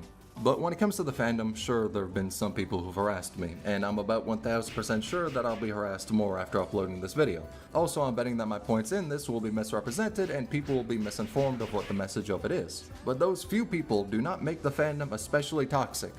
That makes it normal on the internet. That's just the state of the internet. A place where so many people are ready and eagerly waiting to hate another person. Where they'll take anything they hear at face value if it's against someone they mildly dislike. Where the simplest action could have so many people who do not know you, have never talked to you, never once tried to understand you, where they can then want you dead over nothing. Oh, you made a negative review of a game? Well, be prepared for racism and death threats. Oh, you want to play a game? Well, be prepared for the most intense gatekeeping because you're that much of a piece of shit, apparently. Oh, you drew a character before we fully knew their design? Well, time to get harassed until you almost take your life. Oh, you made an exclusive event for the global server of a game? Well, someone wants to assassinate you. Oh, you love your cat? Well, some crazy people hate a character who kinda looks similar to your cat, so time to get a shovel and go to your backyard. Oh, you want to donate money to others with no strings attached? Well, you must be doing this for a tax write-off, you asshole. Oh, you made an animation about loving people regardless of how they look? Well, time for your family to get suspicious packages. Years ago, you retweeted feminist stuff? Well, time for incels to spin a whole narrative against you, which results in huge political discourse, protest trucks, and harassment against you. That is what people have reduced the internet to. But I personally don't want to reduce it to that. I'd much rather focus on all the good times I've had on the internet, or the good times I've had with the Project Moon community. I don't want to just take the bad times and say, fuck all of you, fuck this game, I'm leaving, peace. That'd be stupid. I've met really amazing people, done really fun stuff, which is why I wouldn't want to leave the community because some people don't have the firmest grasp on reality. Which is what brings me to the point of this video that I said I wanted to make in the beginning. Which is that on the internet, so many people are eagerly waiting to despise someone else. They will take anything they possibly can as an excuse to start spewing hate on someone else. People are eager to do that. Hell, one of my friends said that most of the male designs in Honkai Star Rail were really cool whilst the ones for women were fairly bland. Because that tweet blew up, she received death threats, people DMing slurs to her, people calling her misogynistic and misandrist. It was a tweet about pixels and people ran with their own narrative that she discriminates against everyone. Those people assumed so much of her character without having spoken a single word to her. All because of a tweet about pixels. Honestly, it feels like on the internet, the only way to not have people hate you is to be the most boring person imaginable. Your personality better be like a still puddle, cause I swear to God, if you rock the waters a little by having fun, someone's gonna think you're the devil. Hell, honestly, even if you do good shit, people will think that. I was watching Plus's video on people who steal content from Bilibili and re-upload it to YouTube. In it, he says how Tactus called these people out for content theft, how they're stealing videos and getting money off of them with no permission. And guess what? Some people hated him for that. He is literally stopping content theft, and some people are getting pissed off at him. How? Which is why I want to say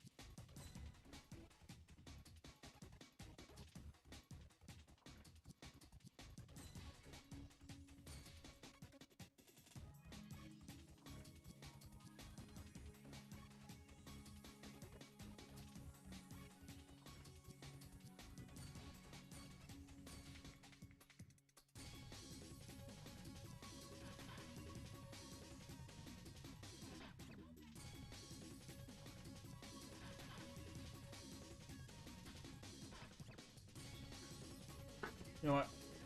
increase the height, and play the game. Much better.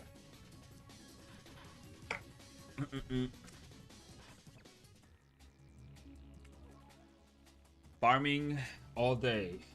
Again. Say to you, as the viewer, just fucking don't. I don't know who needs to hear this, but somebody having an opinion you disagree with on something that is largely unimportant to life isn't a good reason to hate them. I don't mean to come in here and say you have no enemies, but fuck, you legitimately don't. You don't know the person you're hating, you've never talked to them, there is no reason to take one thing they did and try to formulate an entire narrative about them in an attempt to demonize them. As a person, there's gotta be so much more important shit for you to be doing. I'm not out here in an attempt to change how people act on the internet. I know that shit is impossible. But I wanted the overall message of this video to be positive. I didn't just want to talk about all these terrible things and end it on that note. So to those of you who've made it to the end, there's one piece of advice I'd like to give. Just don't hate a person over nothing. There's more to life than always being mad. The state of the internet is a place where many people are at each other's throats, just waiting to fight someone else, latching onto anything or making up stuff just so they could get an excuse to brigade them. But that doesn't mean everyone on the internet has to be that way. As a person, just live and let live. Honestly, life's already hell for so many. We don't actively need people to try and make it worse.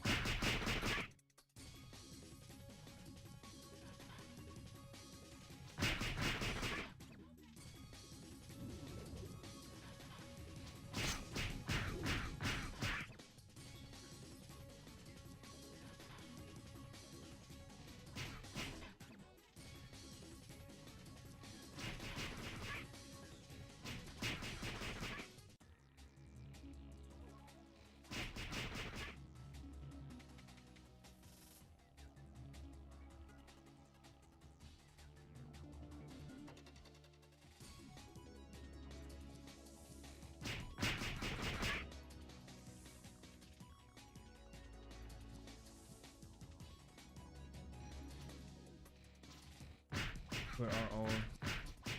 Skyrim is the best-selling RPG ever made.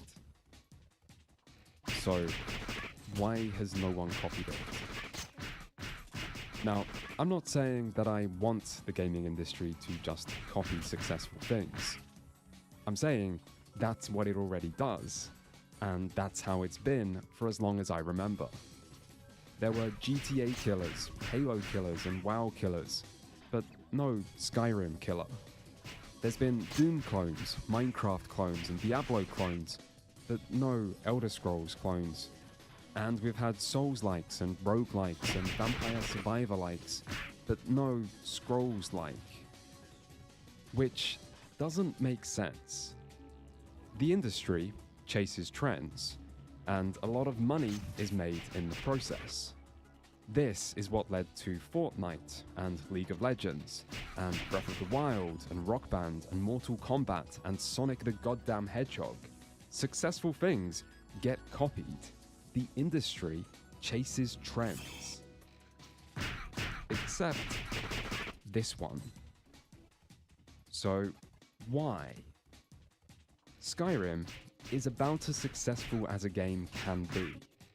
It's not just the best-selling RPG, it's the 8th best-selling game of all time, likely the best-selling single-player game ever made, and its success is still going. It sold well, reviewed well, won awards, and created an unfortunate number of unfunny memes, but Skyrim wasn't just popular when it released, it's still popular today. It's still selling on consoles, and it's still amongst Steam's most played, with a player count that, if anything, seems to be trending upwards, not down. And in some ways, that's not a surprise. Of course, people keep playing it, people keep buying it, and Bethesda keeps releasing it, because it still doesn't have any real competition. Not even from Bethesda themselves, who disappointed their own fans with their own follow-ups and have shown nothing of an official sequel since a 30-second title reveal, which happened almost 7 years ago now. Skyrim's also not exactly unkillable. Even its biggest fans would probably admit that its combat is weak, its role-playing is often basic, and its story leaves room for improvement. Hell, even its presentation feels dated. Almost like it's a game that first released over 13 years ago. But it doesn't need to be literally killed. This is not like competing with a multiplayer game where you need to win over an already entrenched audience.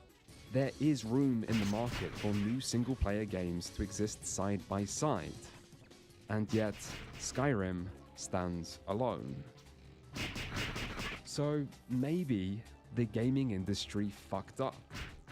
Maybe a AAA Elder Scrolls clone was a real money-making opportunity that just happened to get overlooked. And maybe if but a fraction of the funds that were poured into failed battle royales and short-lived live service attempts was instead thrown at a talented studio with the right direction, then this video wouldn't exist. But it wasn't. Still, even when mainstream gaming messes up, that still shouldn't be enough. Because in modern times, indie does what AAA don't. And so, indie games fill the holes mainstream gaming leaves open, because holes mean opportunities. And with over 10,000 games releasing on Steam each year, and 13 years since Skyrim released, that's a lot of potential opportunities. And yet, even an indie Elder Scrolls hasn't really appeared.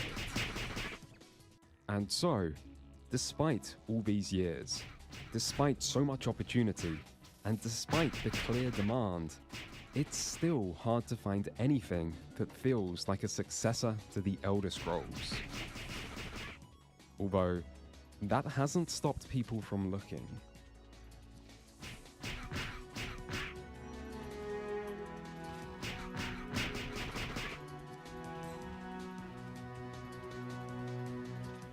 Avowed is no Skyrim. So why did everyone act like it was? Avowed was first announced 5 years ago. Its reveal trailer showed a fantasy world and a first-person perspective. And every single top comment on this trailer referred to it as Obsidian's Elder Scrolls.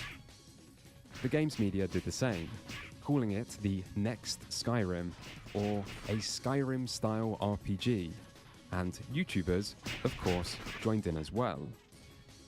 And so, from the moment it was revealed to the public decided this game must be like Skyrim. Maybe out of their long-held desire for a successor more than anything else, and poor Obsidian was simply burdened with these unfair expectations ever since.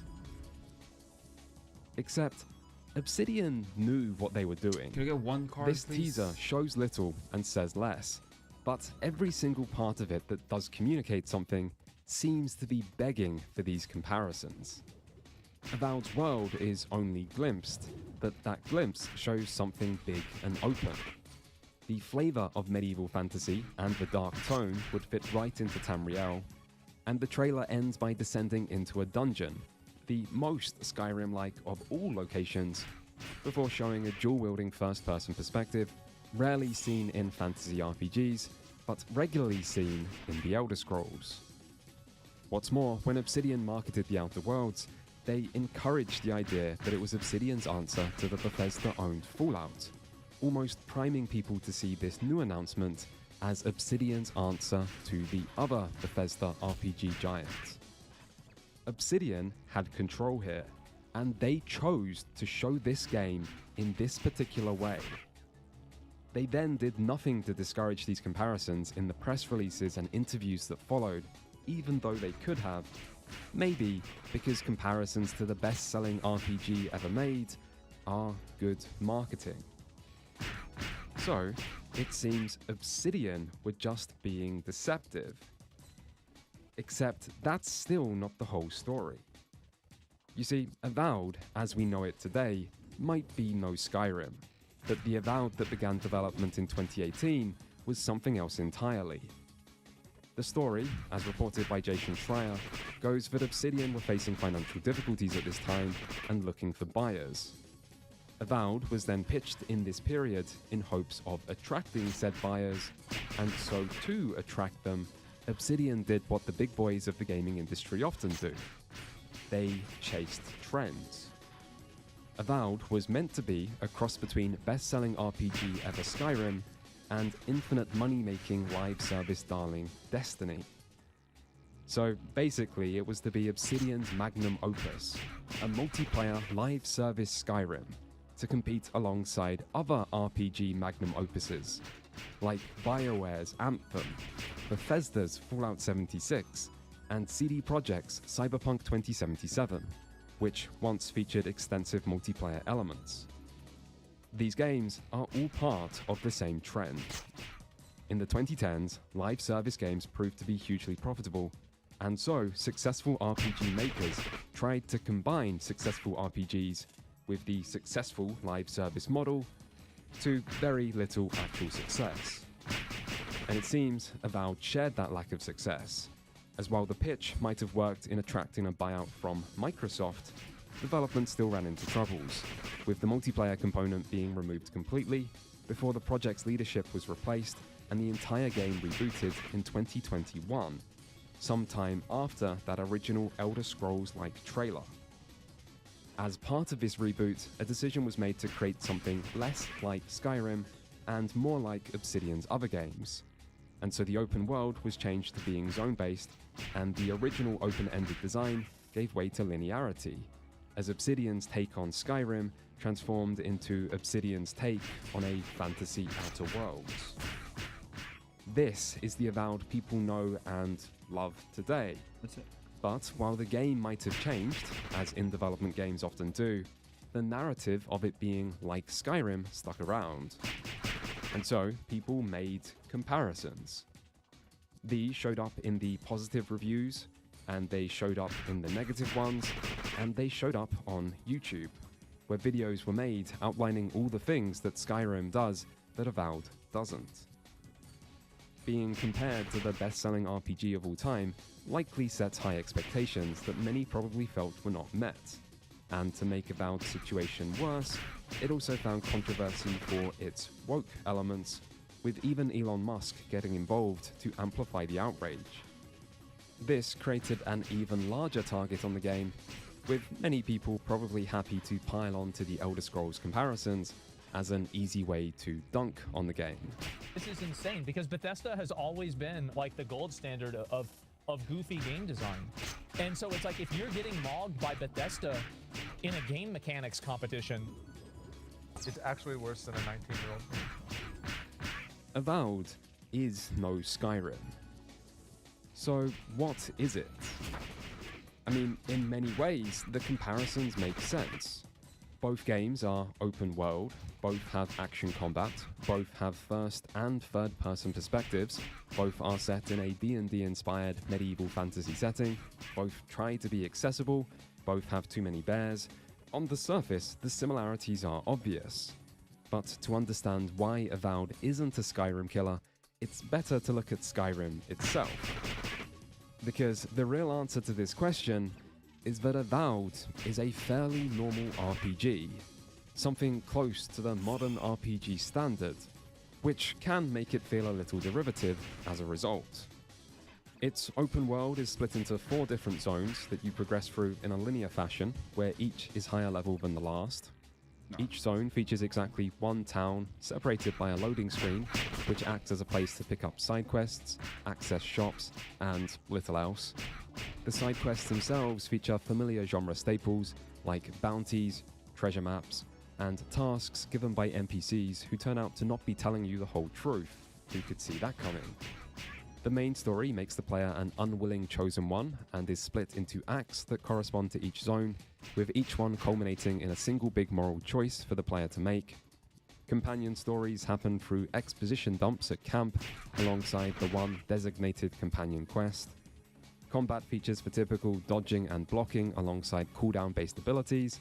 The class system gives you a choice of just fighter, ranger, or wizard, with generic skill trees for each. Loot uses a color system to show quality.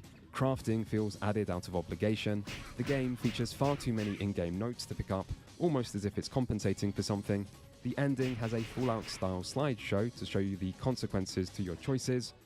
Avowed is modern RPG, the video game, which you could say makes it a bit disappointing, because once upon a time, Obsidian had a reputation for creating RPGs that went against genre conventions and felt genuinely introspective as a result. And while you could criticize these games for many things, being generic was never one of them. But this video is not about Obsidian, so I won't say any of that. Skyrim can also be criticized for many things, but none of that criticism will ever take away how unique Elder Scrolls games feel. If I had to sum up what makes these games different in just 2 words, it would be freedom and immersion. They do have other important features. They are large and accessible, they have deep lore, they feature great environmental design and some incredible music, but these are things you can find in other open world games as well. The freedom and immersion you generally can't. Dude, There are few give me RPGs one. where you This can last completely one. ignore the main story That'd be dope. and still feel like you're getting the intended experience. Yet, in the Elder Scrolls, not only can you say no to the hero's call to adventure to write your own story instead, but this even seems to be encouraged. The world is fully open, the player begins right in the middle of it, and most enemies and challenges scale to your level, so that any direction is the right direction. This makes the world feel even larger and full of even more possibilities, while providing a truly player-driven experience. Go anywhere and do anything is an impossible promise for a video game to make, but The Elder Scrolls comes far closer than most at fulfilling it. It also features a world that is more simulated. Every building has an interior, every NPC has a routine, and every item has a model that can be picked up and moved. The world can also seem genuinely alive. Sometimes enemies moving through it will attack other enemies. Sometimes dragons will attack towns. And sometimes players will attack towns, where you can kill everyone. Well, almost everyone. Or end up in jail for committing crimes, or get married, buy a house, and get some unkillable NPCs of your own. Man, I'm Skyrim so doesn't close. always use its systems 10 to more their minutes. full emergent 10 potential. more minutes. But most other RPGs don't even have these systems or features to misuse. And this makes Skyrim's world immersive in a way most other game worlds simply aren't. And so, if a game is to be a true Skyrim killer, it can't just be another large open world RPG, even if it's a great open world RPG. Hold up. Instead, it has to offer the features unique to the Elder Scrolls and compete with its inspiration either in freedom or immersion or both. Avowed does not do this. But it's not because it's a bad game, it's because it doesn't actually try. Take immersion. Again and again, Avowed looks at realism and deliberately sacrifices it for the benefit of gameplay. This is why sprinting costs no stamina. It's why climbing is inhumanly fast and easy. It's why almost every hard-to-reach location has its own special chest to reward you for reaching it. And it's why all of these chests make a special sound effect to beckon you close to them. I mean, I don't know if anyone has ever noticed, but chests don't actually do this in real life. It's also why items you pick up are color coordinated according to their epicness, and why almost no item you pick up adds any carry weight, and why there's no slow Red Dead Redemption 2-like animations for everything. It's why the minimap conveniently highlights both enemies and interactable items for you, and why you don't need arrows or ammunition to shoot, and why wild animals don't notice you if you crouch down and walk up behind them.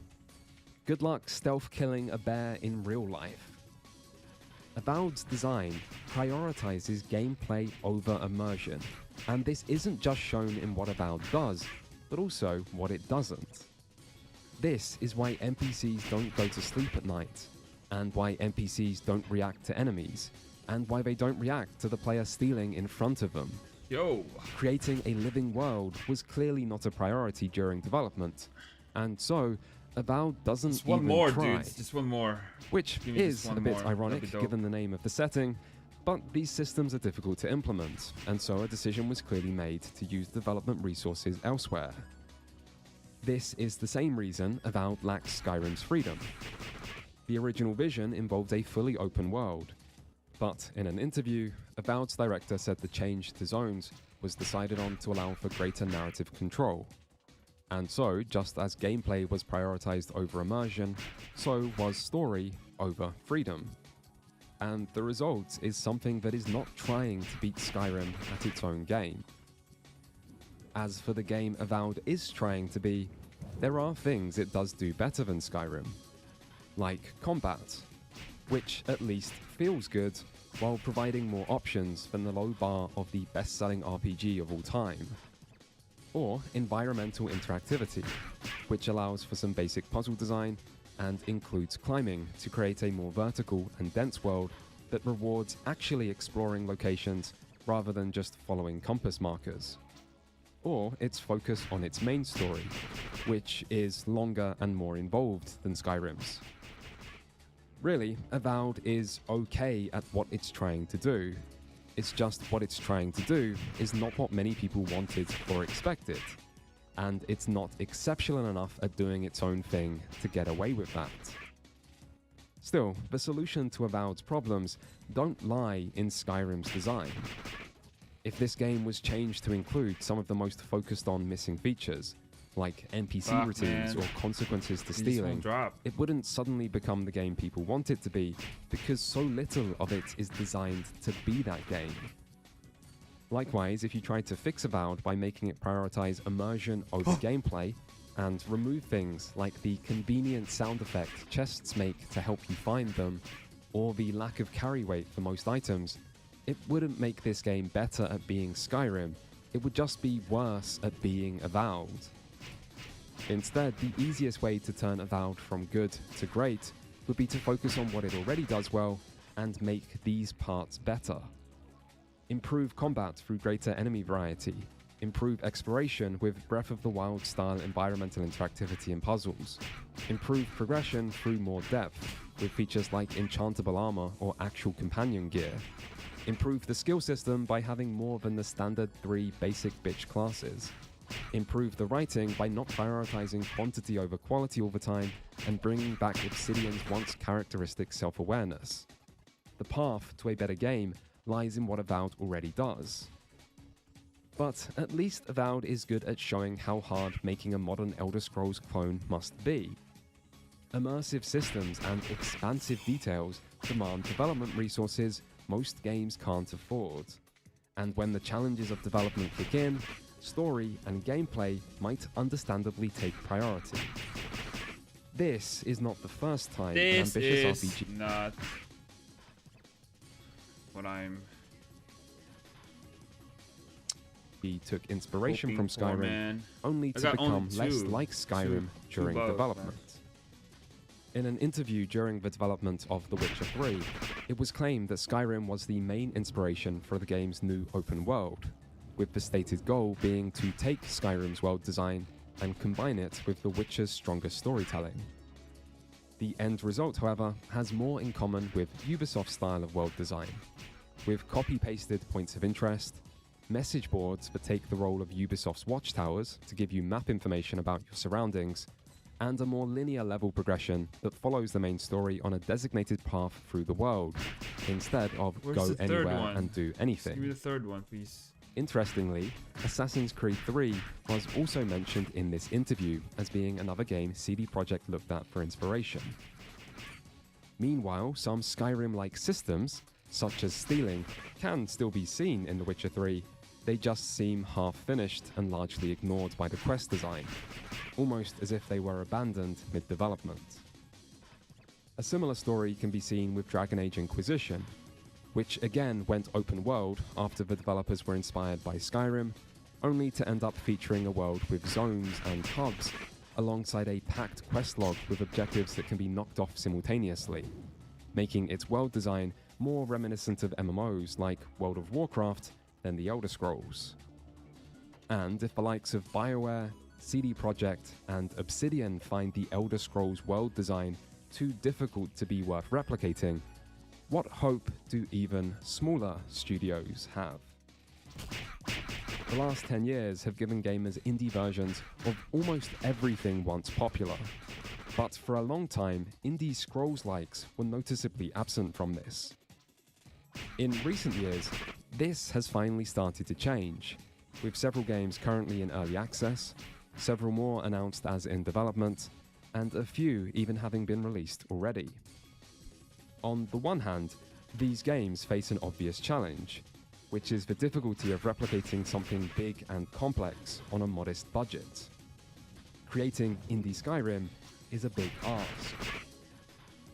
On the other hand though, The Elder Scrolls was popular before Skyrim, and if Daggerfall was possible in 1996 and Morrowind in 2002, then maybe an indie Elder Scrolls doesn't need the biggest budget to capture what makes this series special. Maybe.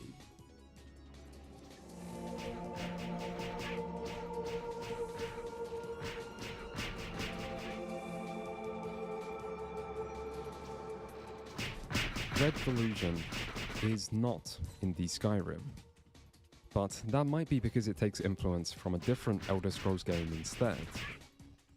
You begin in the classic Elder Scrolls way, i.e. as a prisoner waiting to gain your freedom, but the world around you is rather less familiar. Dread Delusion is set on a cluster of floating islands in a world where the surface has been torn asunder and rendered uninhabitable by some distant disaster. The player finds themselves on an Inquisition ship where you're soon tasked with hunting down the infamous criminal, Vela, as penance for your past crimes. The search for Where Vela is the makes up third the one? majority of the Where main story, is the but third it's one? the setting itself that makes Dread Delusion so memorable. Still, the first thing that stands out about this game is the vibes. Giant mushrooms might conjure memories of Morrowind, but there is much more than fungus that makes this world weird. Floating land masses, pink skies, mysterious flying beasts, the strangeness of the Inquisition, and the High Confessor you soon report to, who Where's the seems third stuck one? inside a bleeding Iron Maiden, are all barely scratching the surface of what this world has to offer. This is then combined with haunting music, a gorgeous retro aesthetic, and a permanent psychedelic shimmer to everything that you can turn off in the options if you want, but you shouldn't, because that disorienting shimmer is a part of the vibe. Dread Delusion is dripping with an atmosphere that stays compelling all the way to the game's conclusion. Once you've received your main objective from the High Confessor, you make your way through a lengthy tutorial section as you infiltrate a large fortress where Vela is located, only for your target to escape by airship, leaving your mission unfulfilled and opening up the world more fully. There is a moment in each Elder Scrolls game that I like to think of as the Elder Scrolls moment. Creative name, I know. The Elder Scrolls moment is that moment when the freedom of the world is first unlocked. In Morrowind, this is when the player steps out of the Imperial Census Office into Seyda-Neen. In Oblivion, this is when you exit the sewer, and in Skyrim, this is after you escape Helgen and exit the first dungeon.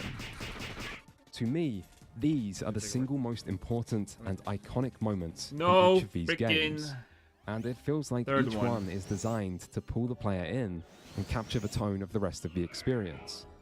Be it strange and uncaring, idyllic and inviting, or epic and majestic. More than this, however, these moments are where the go anywhere, do anything principle is at its realest and most tantalizing. And so in many ways, these feel like the moments that define each of these games. In Dread Delusion, the equivalent moment comes as you descend from the fortress and step out into the mushroom forest below. And the world does stretch before you impressively. The tone is as haunting and intriguing as ever, and there is freedom to go in different directions and explore on your own. But it's not quite a true Elder Scrolls moment. Dread Delusion's world is split into 4 main zones with several other smaller islands, and you'll basically proceed from one zone to the next in a linear order. The world is also big, but it's not Elder Scrolls big, and it doesn't have the same quantity of side quests that can allow you to truly ignore the main story and still feel like you're getting a full experience. And so, instead of the freedom to go anywhere, you're instead limited to just exploring the first major zone. And instead of do anything, it's more like follow the main story and get involved with many optional side quests along the way if you want to. Just like in most RPGs. That said, there are ways Dread Delusion's world design does impress, and features that aid with immersion. Like the fatigue system, which slowly lowers your max stamina over time to encourage players to regularly return to a bed and rest. That was like or the more limited fast travel, which involves using teleporting mirrors, mage portals, and player magic. All of which you have to slowly unlock and discover over time to make traversal feel more realistic and meaningful. Or the more involved map system, where you must first find a blank map and then buy a compass to unlock the player's position, and then draw in the actual map by going to different major landmarks. Or just the lack of quest markers. Icons telling you exactly where to go are not immersive and end up removing much of the thinking and gameplay inherent to exploration. Dread Delusion instead forces players to follow simple directions and look for landmarks. And yet this never comes off as frustrating or overly cryptic, like, say, how Morrowind does at times. The world is also fully seamless, which feels particularly impressive when you travel great distances or reach great heights, while always being able to see the rest of the world unfolding around you in a way that even AAA games would struggle to do, but which Dread Delusion can pull off thanks to its lower graphical fidelity. Despite this,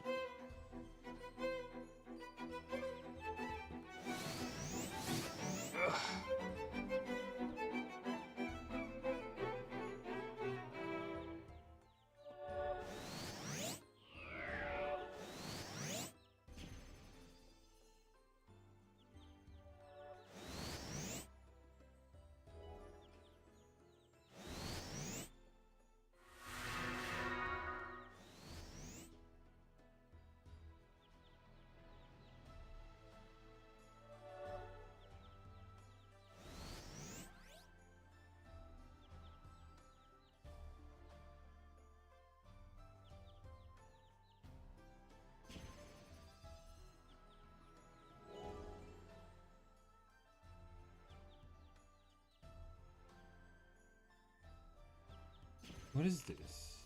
It's on shield.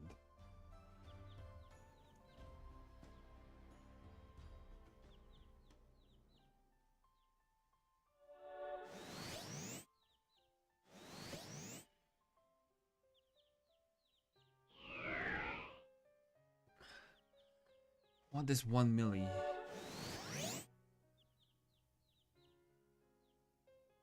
Dread Delusion is still a lower budget game, and so doesn't have the extensive feature list many. Hold up.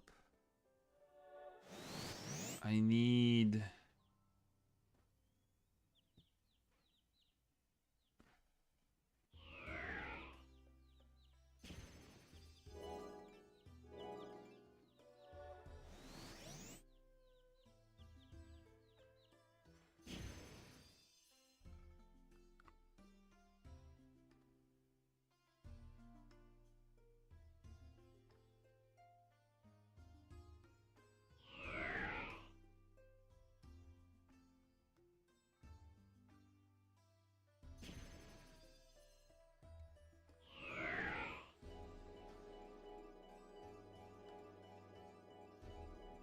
Tri-age.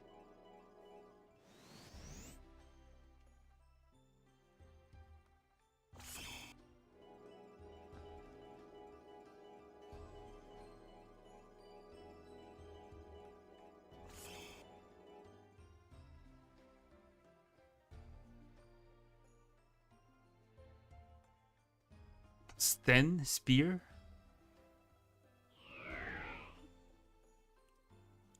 It's 33. What?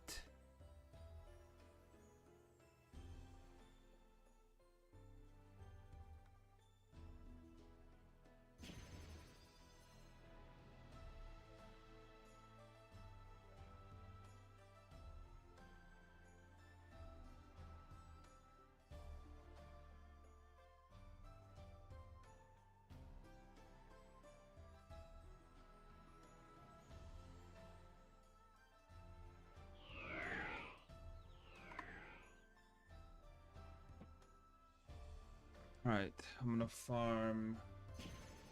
What's the next one? What's the next farming? Chewer.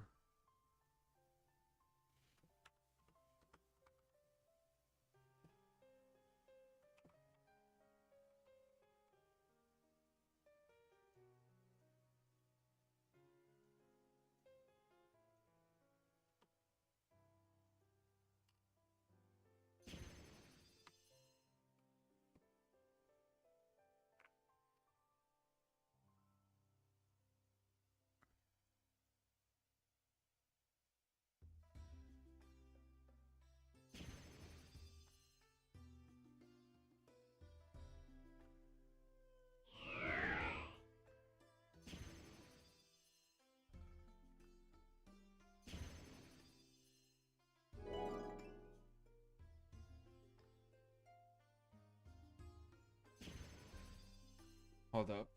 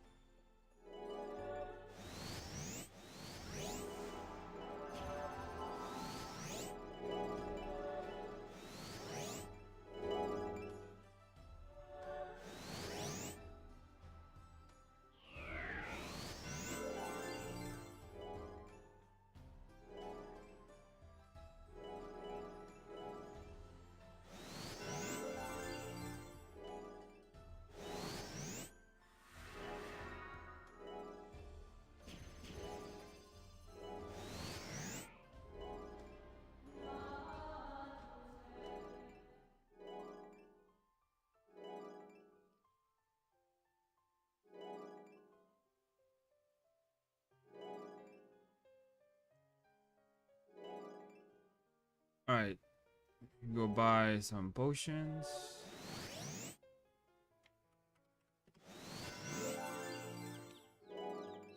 Buffs.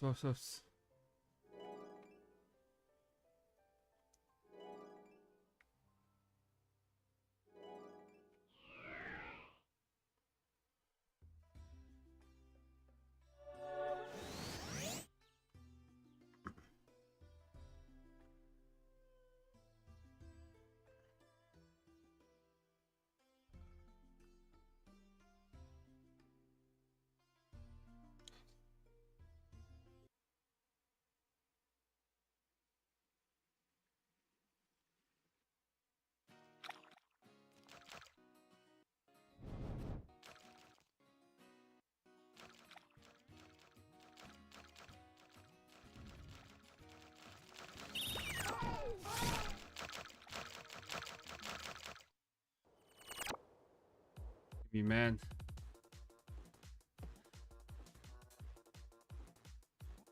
Okay.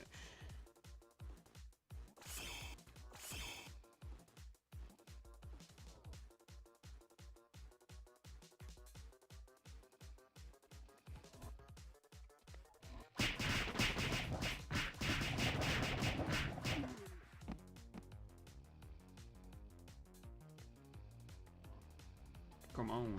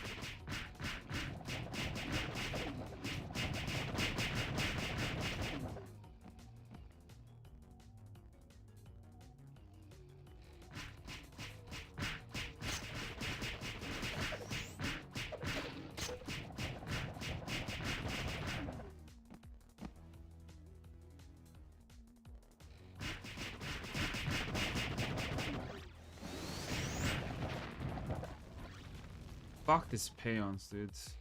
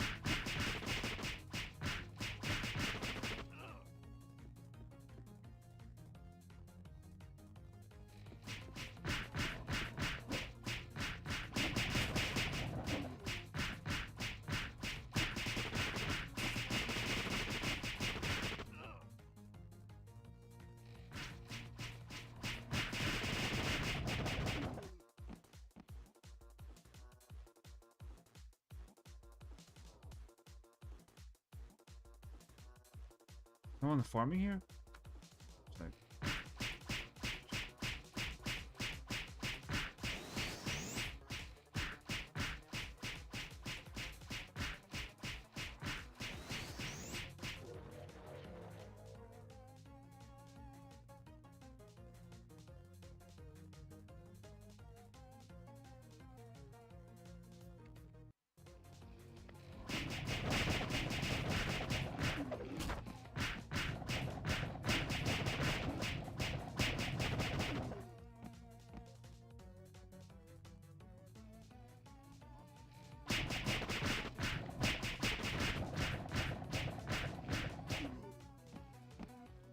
for like an hour for this one.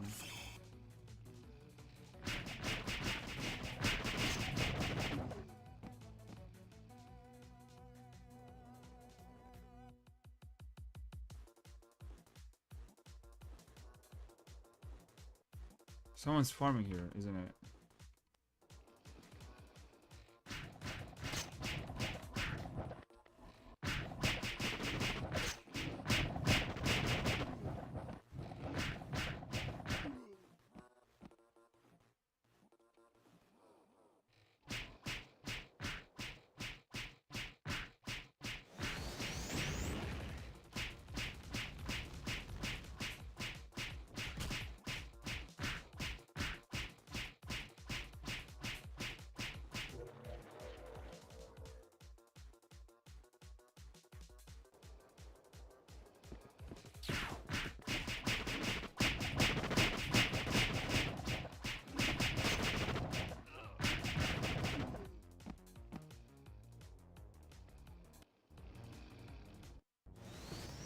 Whoa.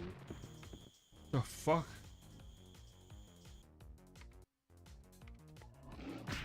Yep, someone's farming.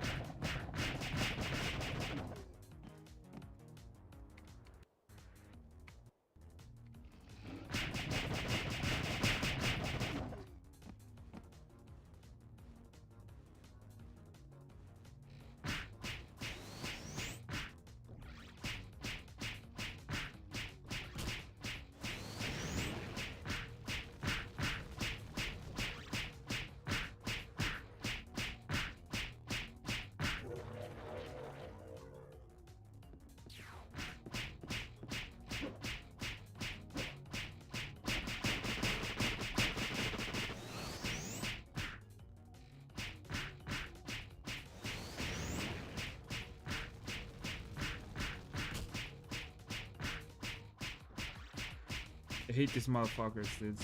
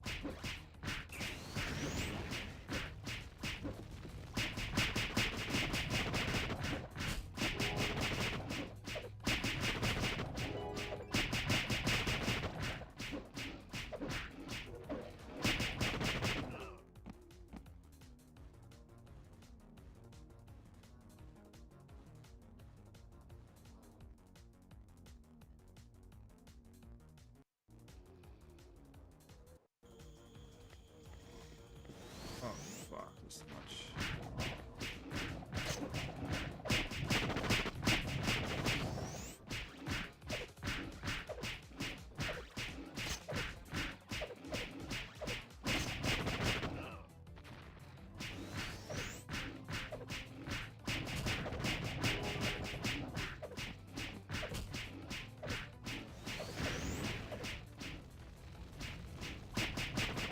I hate this thing so much, man.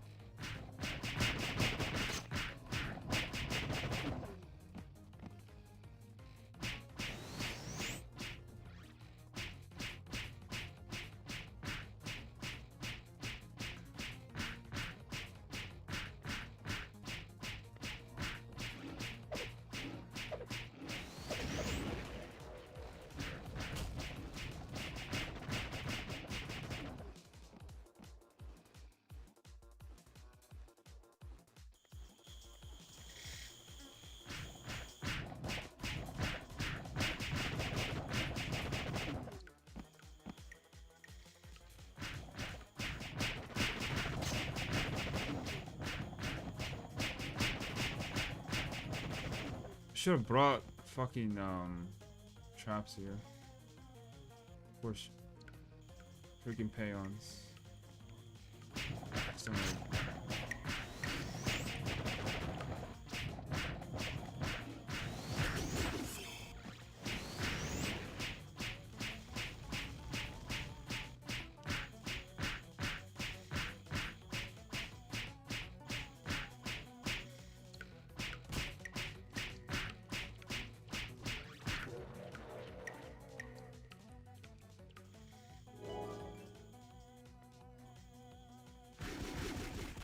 Yeah, kill those, yes.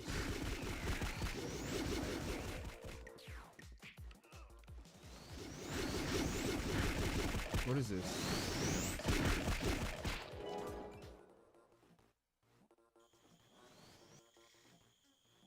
Apply ground effects. Okay.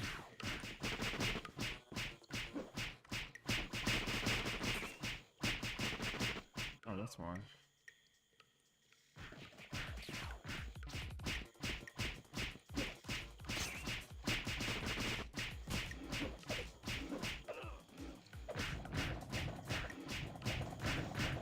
Oh, it's a healing effect. Nice.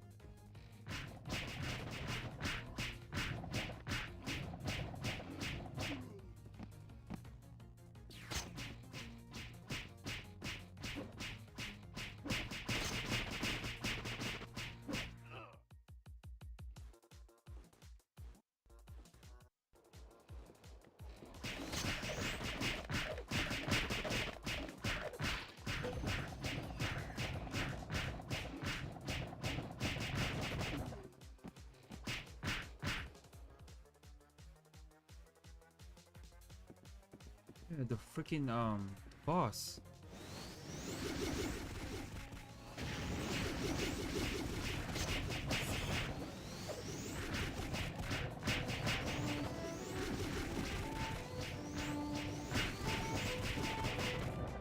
What?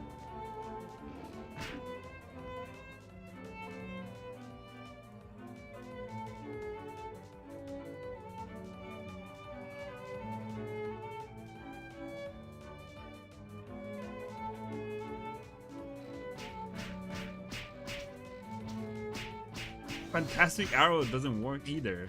That's crazy.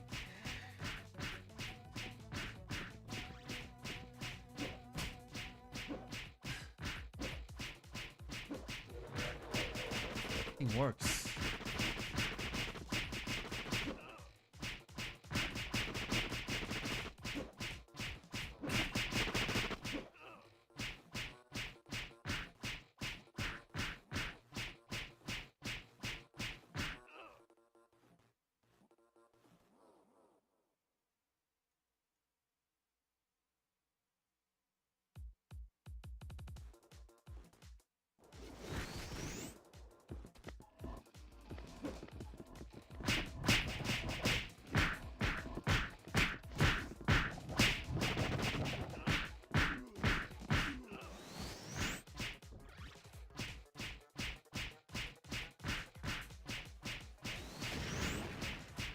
I kind of want that actually. Actually, sick.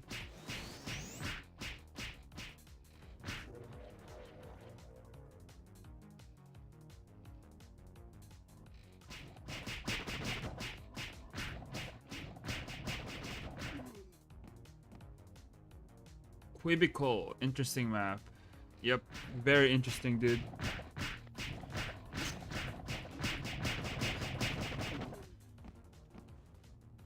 Where's no here?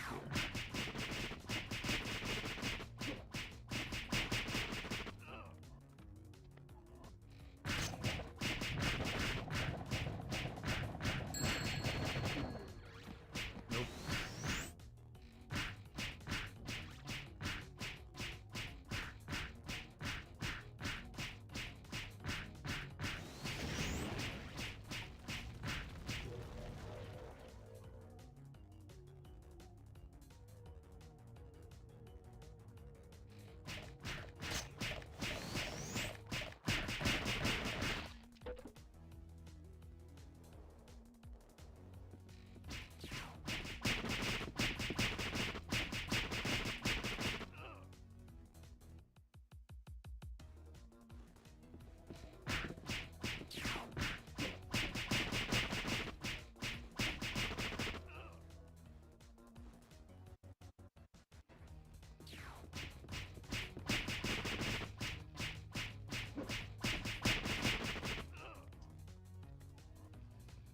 Couple of cards would be nice.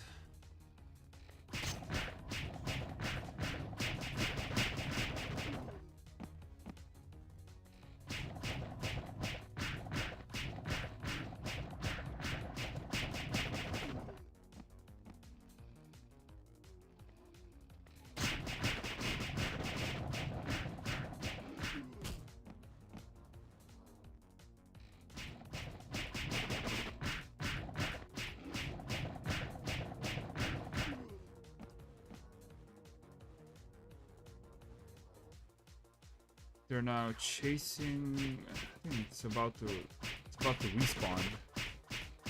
The boss is about to respawn.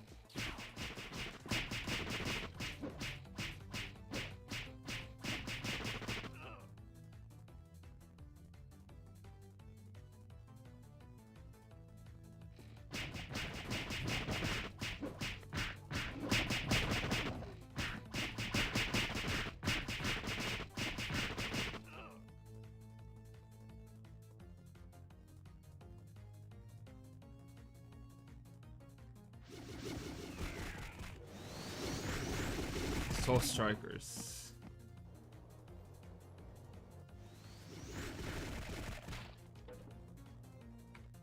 Where are the freaking...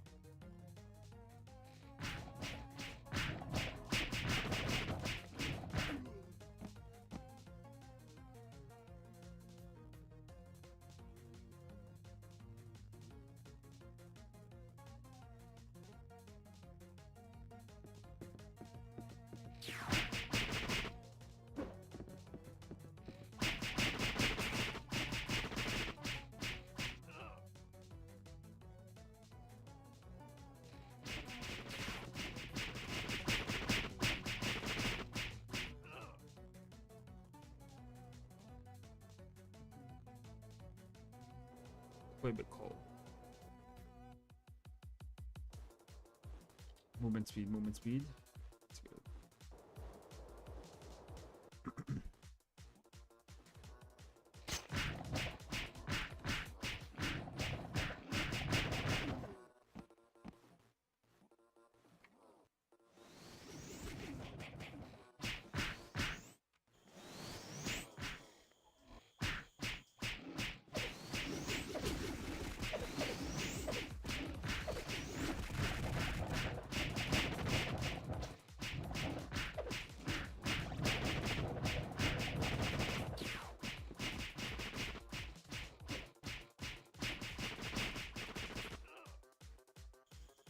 Where's the healer?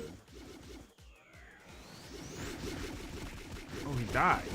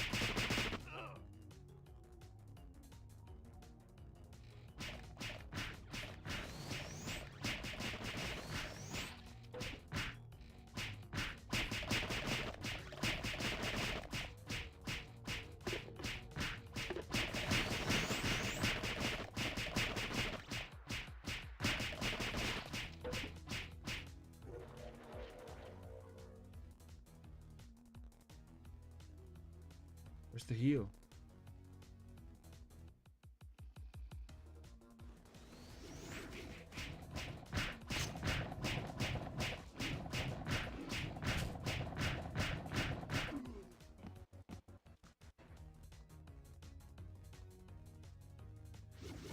No heal? Oh, this one.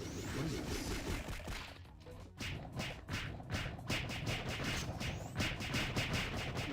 HP?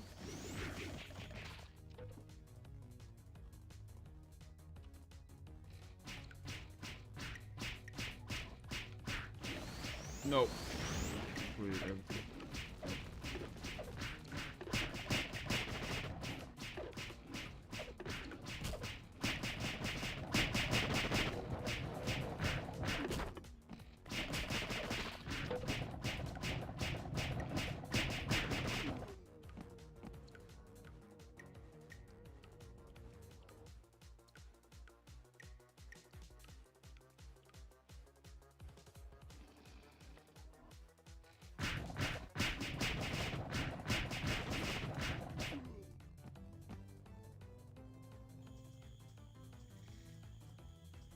Where they at?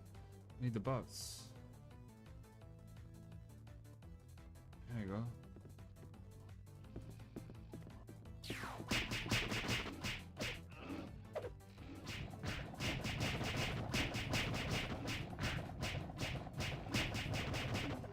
How many do I need to kill? Honey, bone, sugar. Oh. PC. Bone, sure. 800. It's not bad. Getting closer.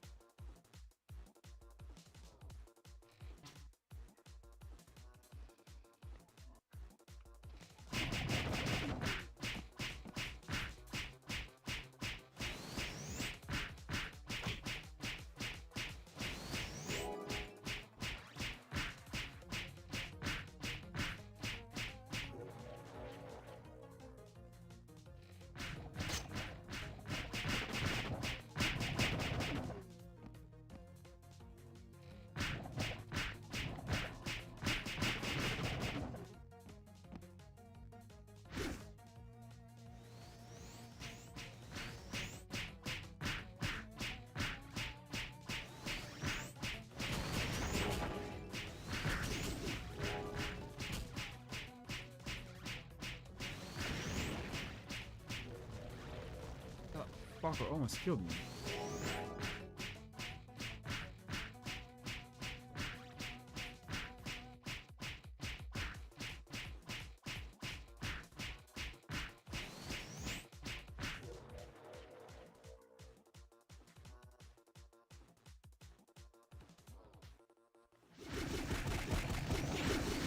Where's the blue heal?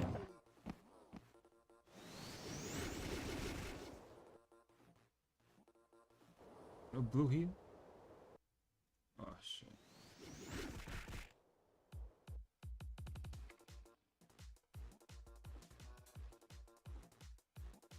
That'd be dope though if I can get the blue heal.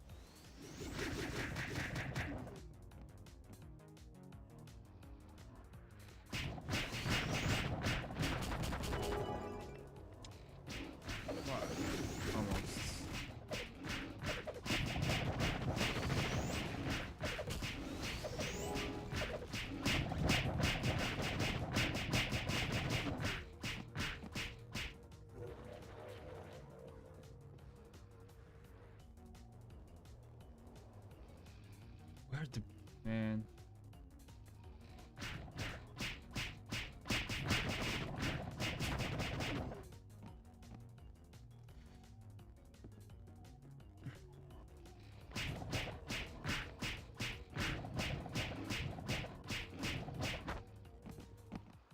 What? I'm dying.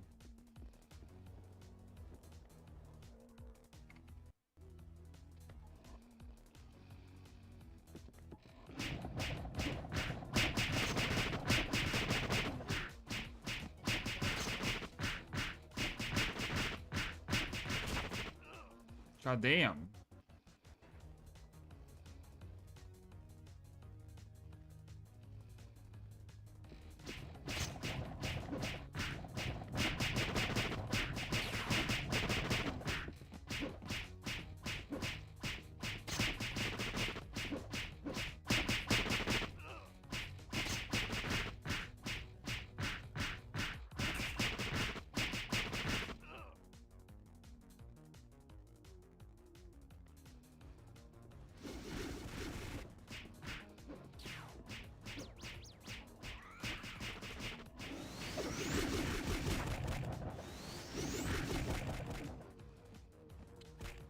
I need to get the fuck out.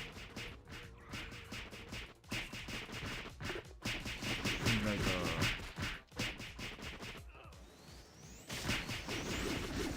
I need to heal.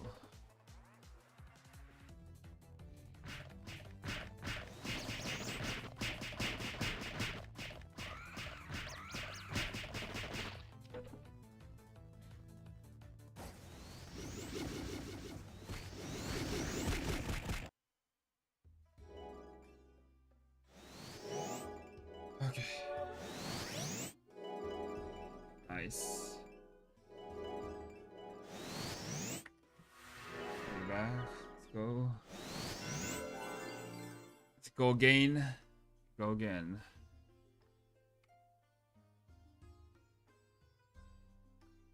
One.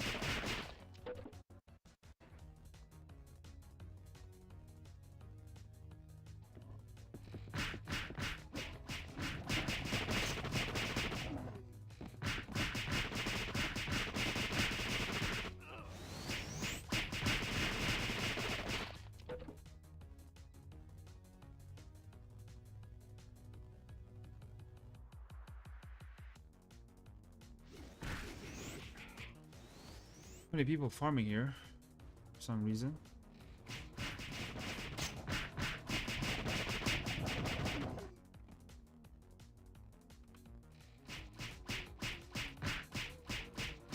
Forgot to bring.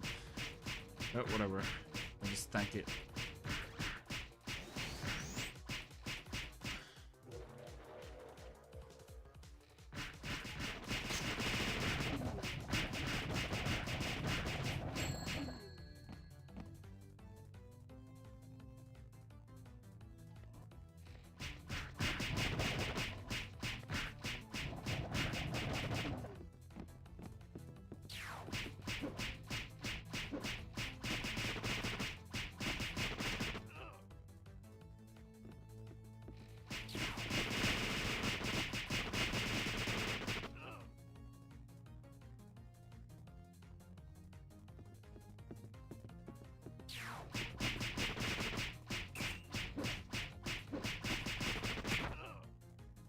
Damn.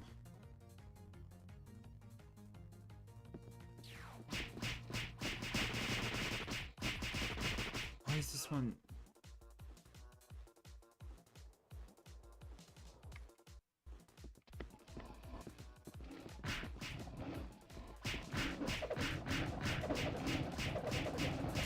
Yo, bird.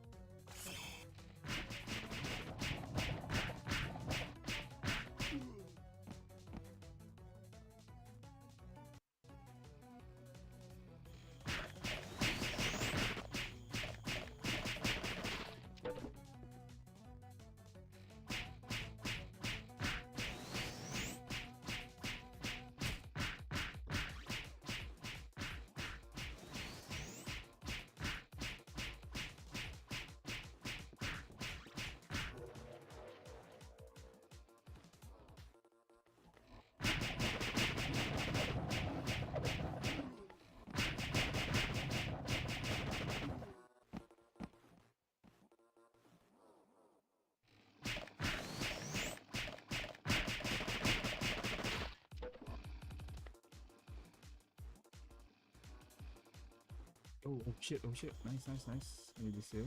Nice.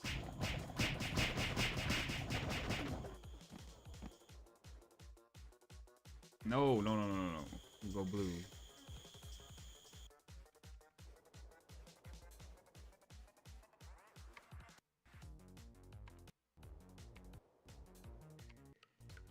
Damn. They're all dead. Oh, they're one right here.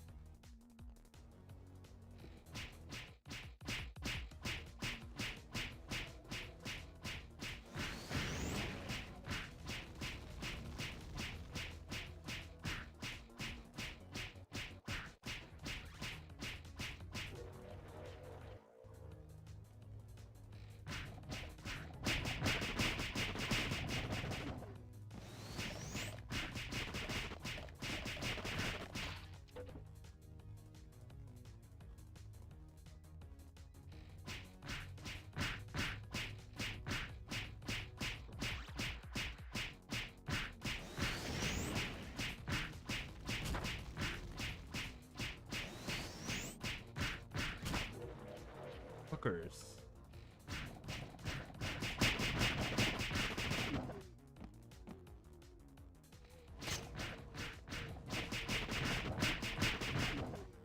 Okay, just, a couple more. This one right here.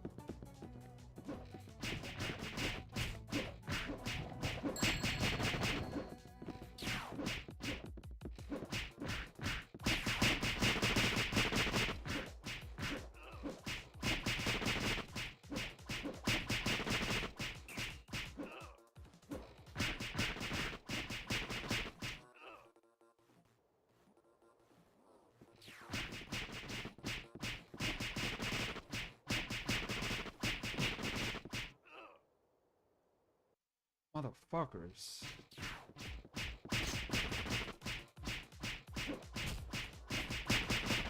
Yo, chill with the damage.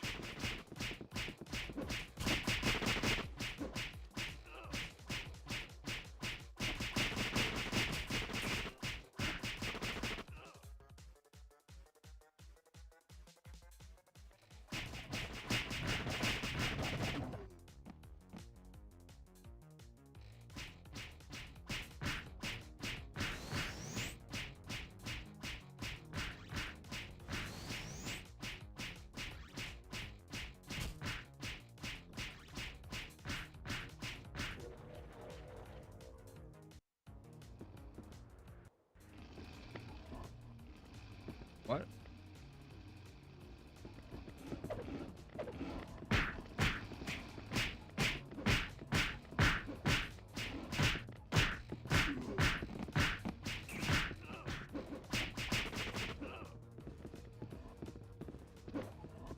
There's so much dudes.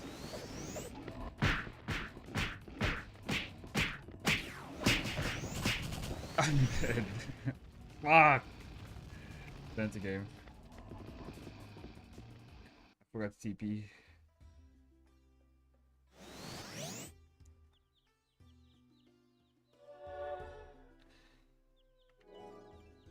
Fuck, I wasted my shit. Whatever.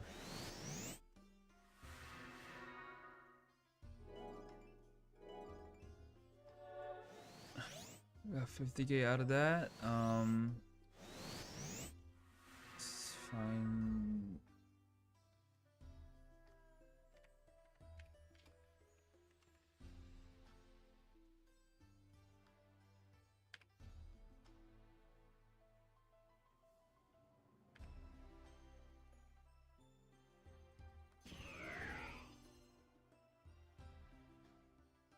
Okay, heal. Oh, what a waste.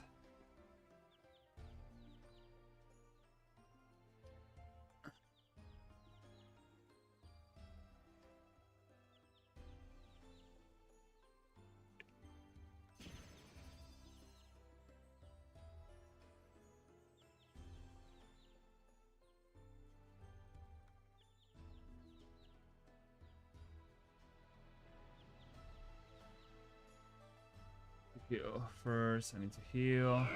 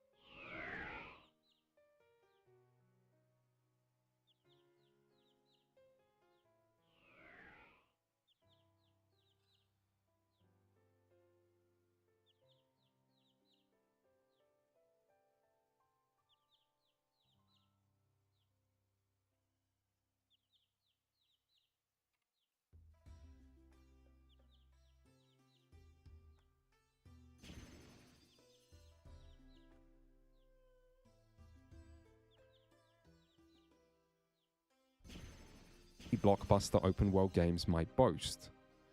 Instead, it feels like a simplification.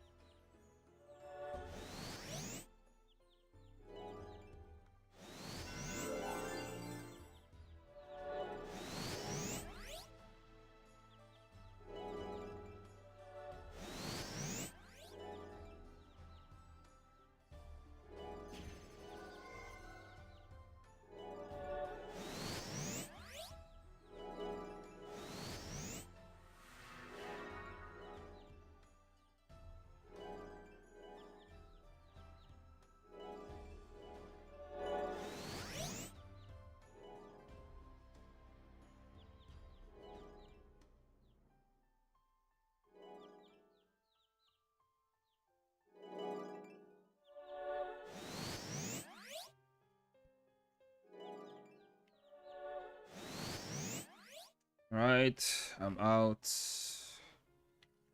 10 out. I'm farming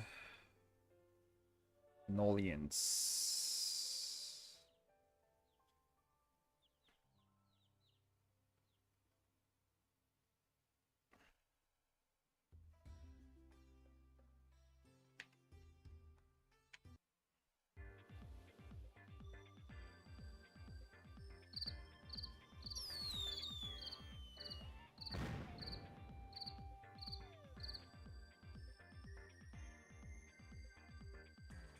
You gotta be kidding me, man.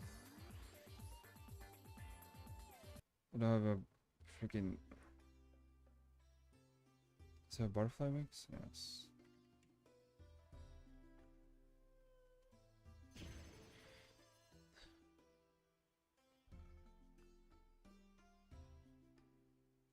Horn card?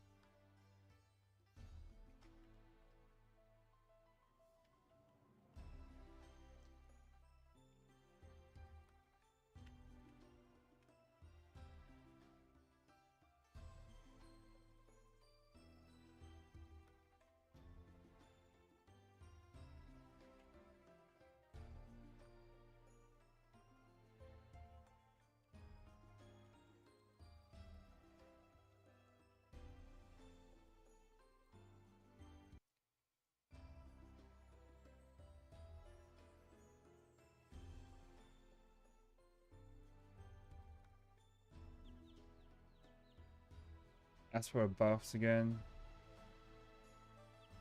Buffs. Oh, this one I did. Possio Manus.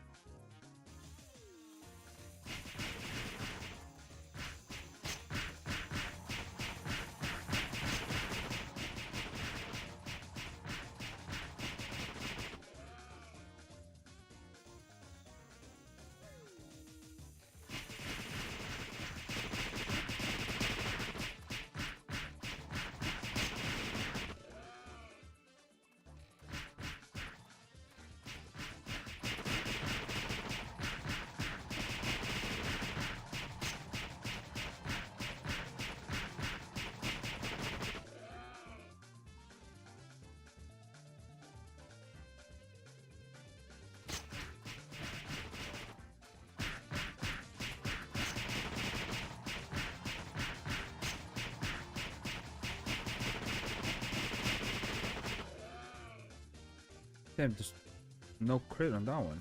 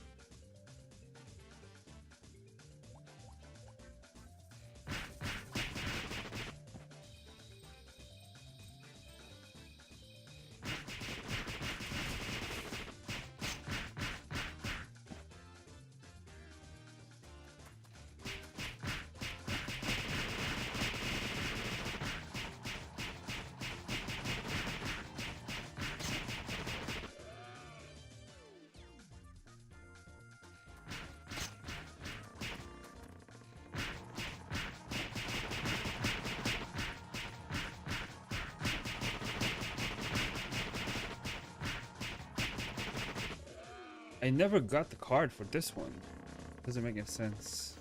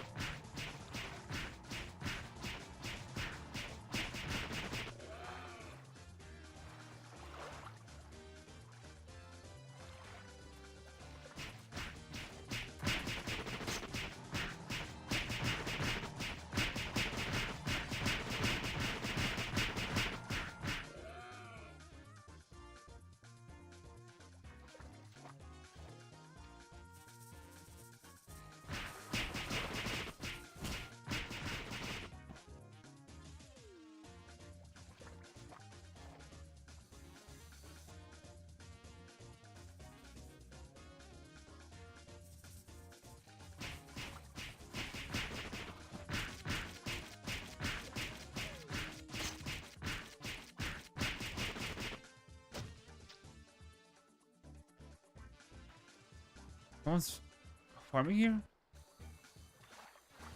There's no gators. Yeah.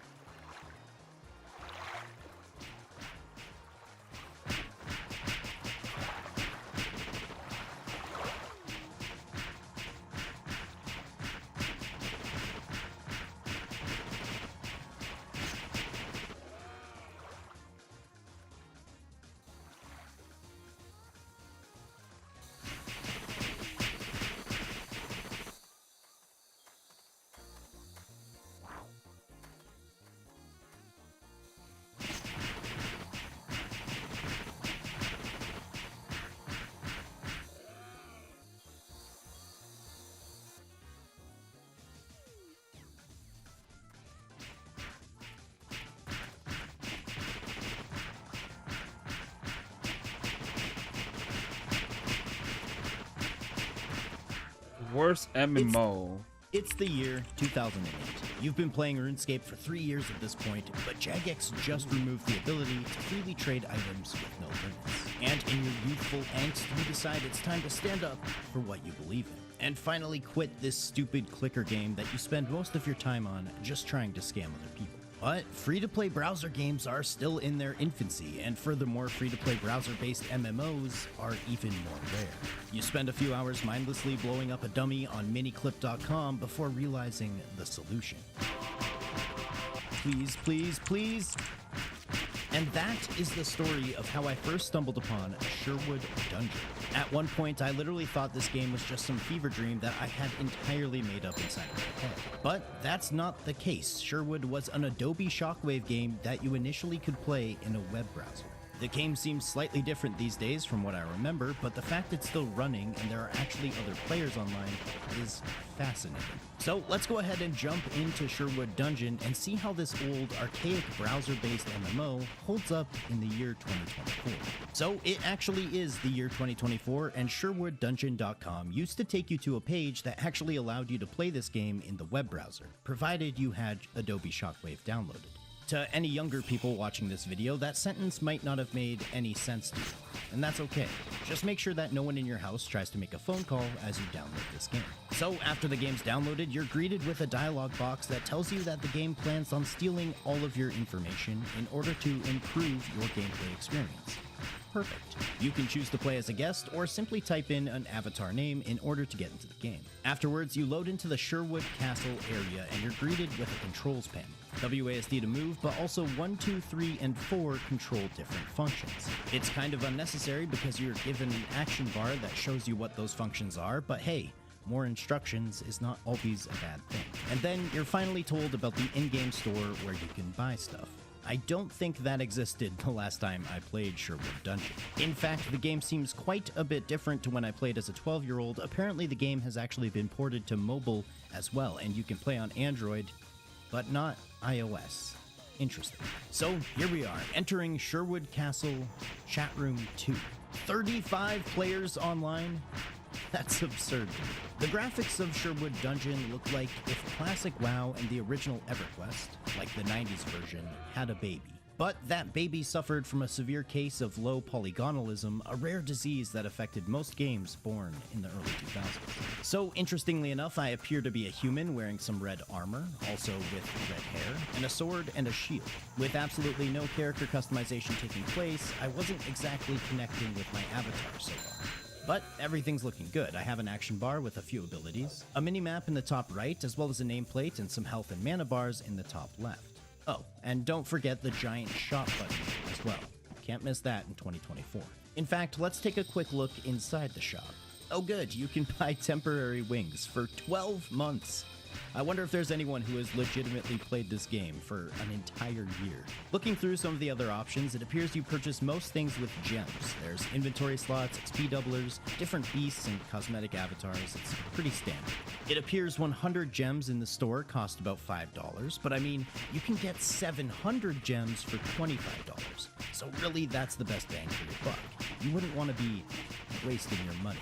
Afterwards, I decided to take a look at the character sheet, and here you can actually customize your character at any time you want. This is something you don't really see too often. You can change your hairstyle between 2 different styles, and also the color of your armor, hair, and everything else. Now, not only do you have mass immediate customization on the fly, you can also change your gender, race, and alivedness whenever you please. Now, it's not quite October, but I was digging the inverted color effect on the skeleton. He kind of looks like a walking MRI, which is sure to strike fear into my enemies' hearts. With the customization complete, it appears Morgan here has a quest for me. She welcomes me to Sherwood and says I have to defeat 4 venom critters, or giant spiders, and in doing so, I will be rewarded with an ice talisman. Okay, let's get to it. Looking around, there seems to be quite a wide array of different types of enemies. There's little mini-men called scrappers. Oh, apparently they're aggressive. Bit of a Napoleon complex on these little fellas. I can say that because I'm short in real life. Anyway, combat is interesting. You see, in Sherwood, it's all about timing. You want to hit the enemy when they're not blocking you, and you want to block the enemy's attacks because your next attack will deal double the damage. I easily took the scrapper down and a chest flew out of his corpse along with 17 experience points. Nice. Now, every time you defeat an enemy, you get one of these chests as loot, and inside there is always a diamond. By the end of this video, I still have no clue what the diamonds are for. At all. Like, no idea.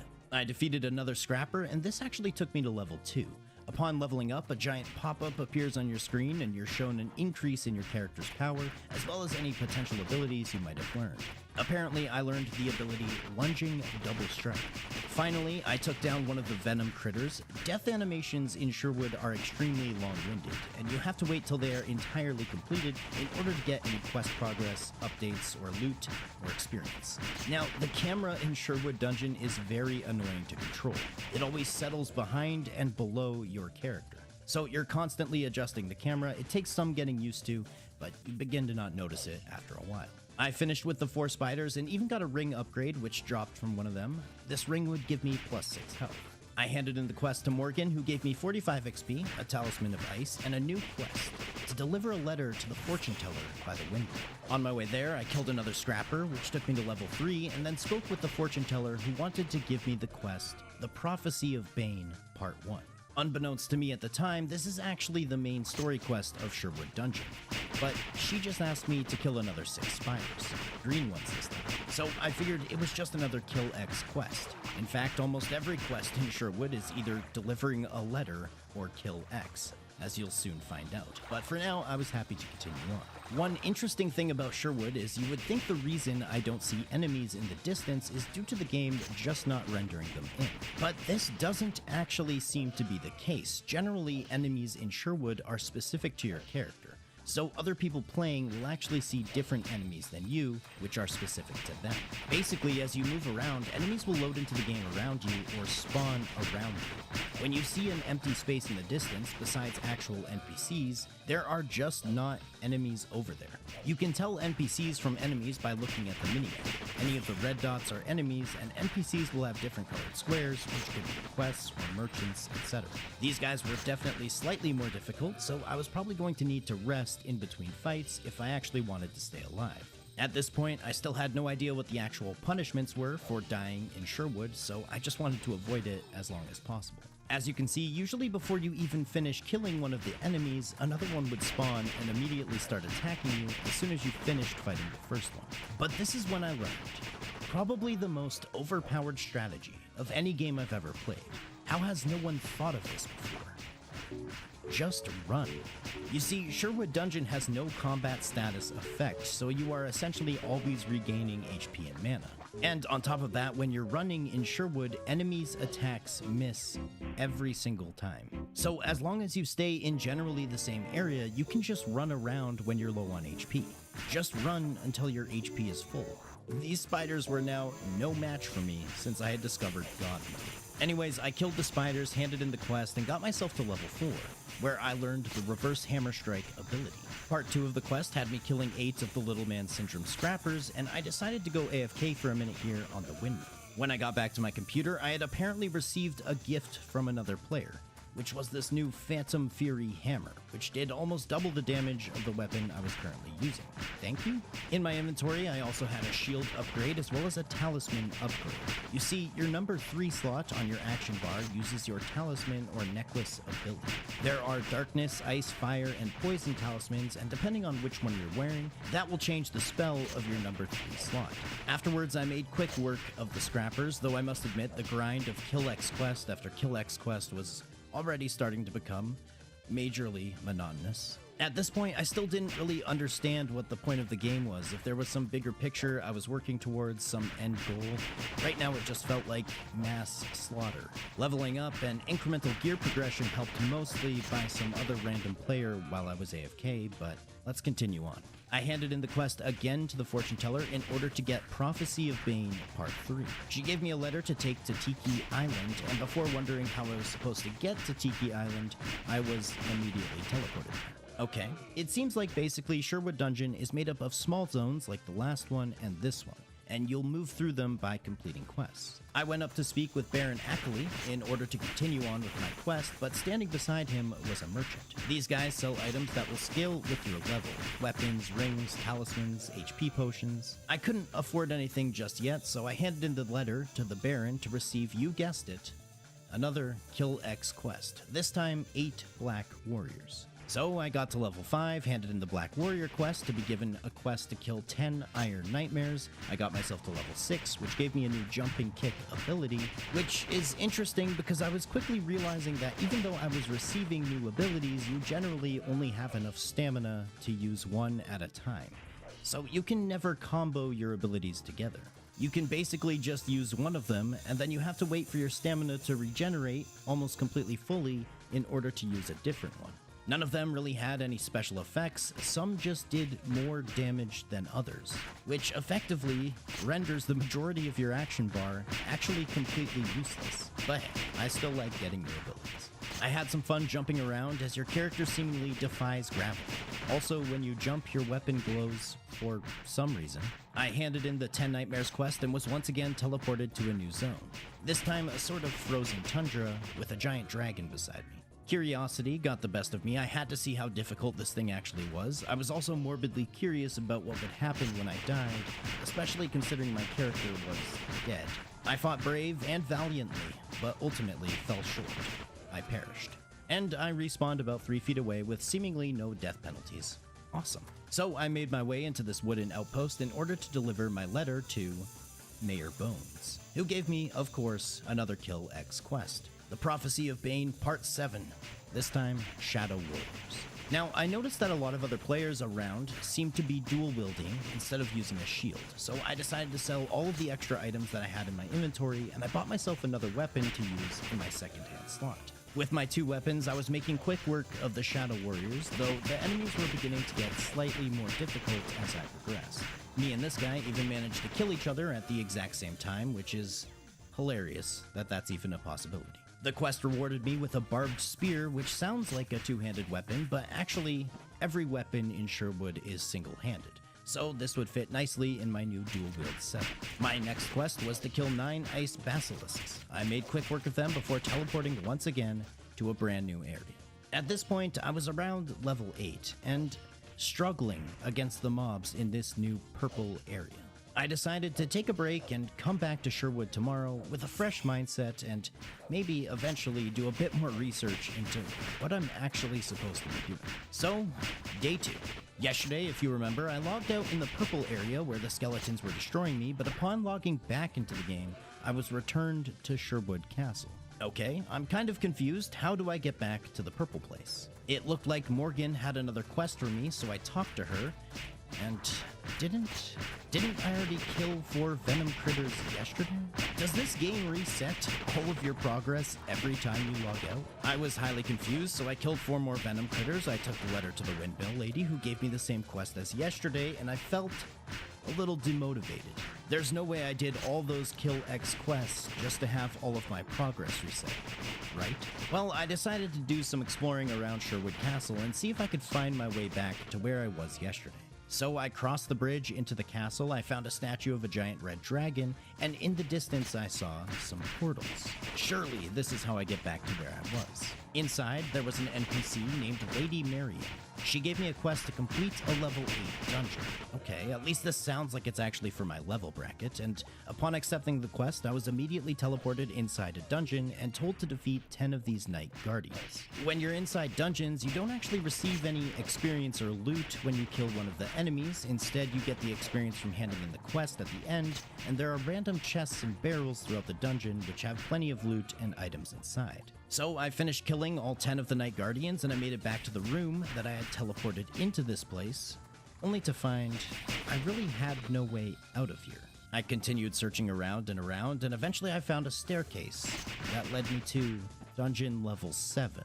There is no way I have to climb up 7 different dungeons to leave this place. Well, apparently there is a way, as that's exactly what I did. I just climbed up every staircase through all 8 levels of the dungeon until I finally made it out. Which, by the way, didn't put me outside of the portal to enter the dungeon, but once again at the spawn point of Sherwood Castle.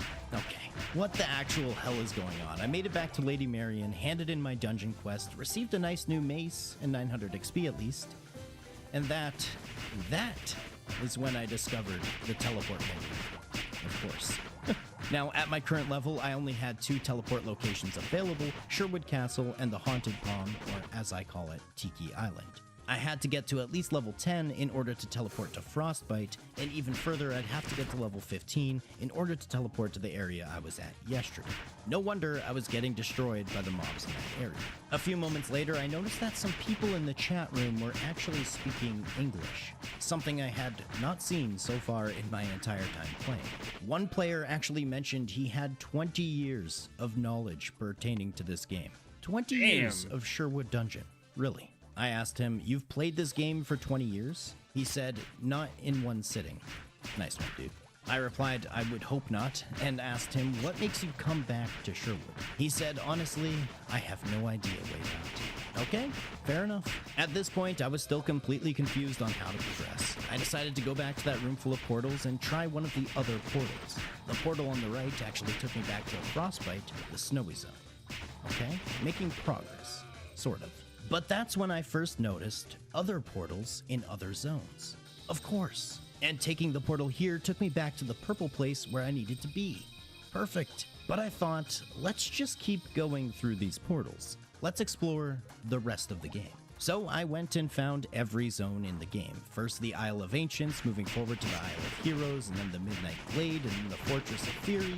Okay, you get the drift. There is seemingly zone after zone, and if you look at the teleport page, they're generally spaced out by about 5 combat levels in order to actually gain the ability to teleport directly to them. After traveling through all 12 zones of Sherwood Dungeon and finally ending up on this boat leading to nowhere, I decided it's time I do a bit of research. What do other players do in this game?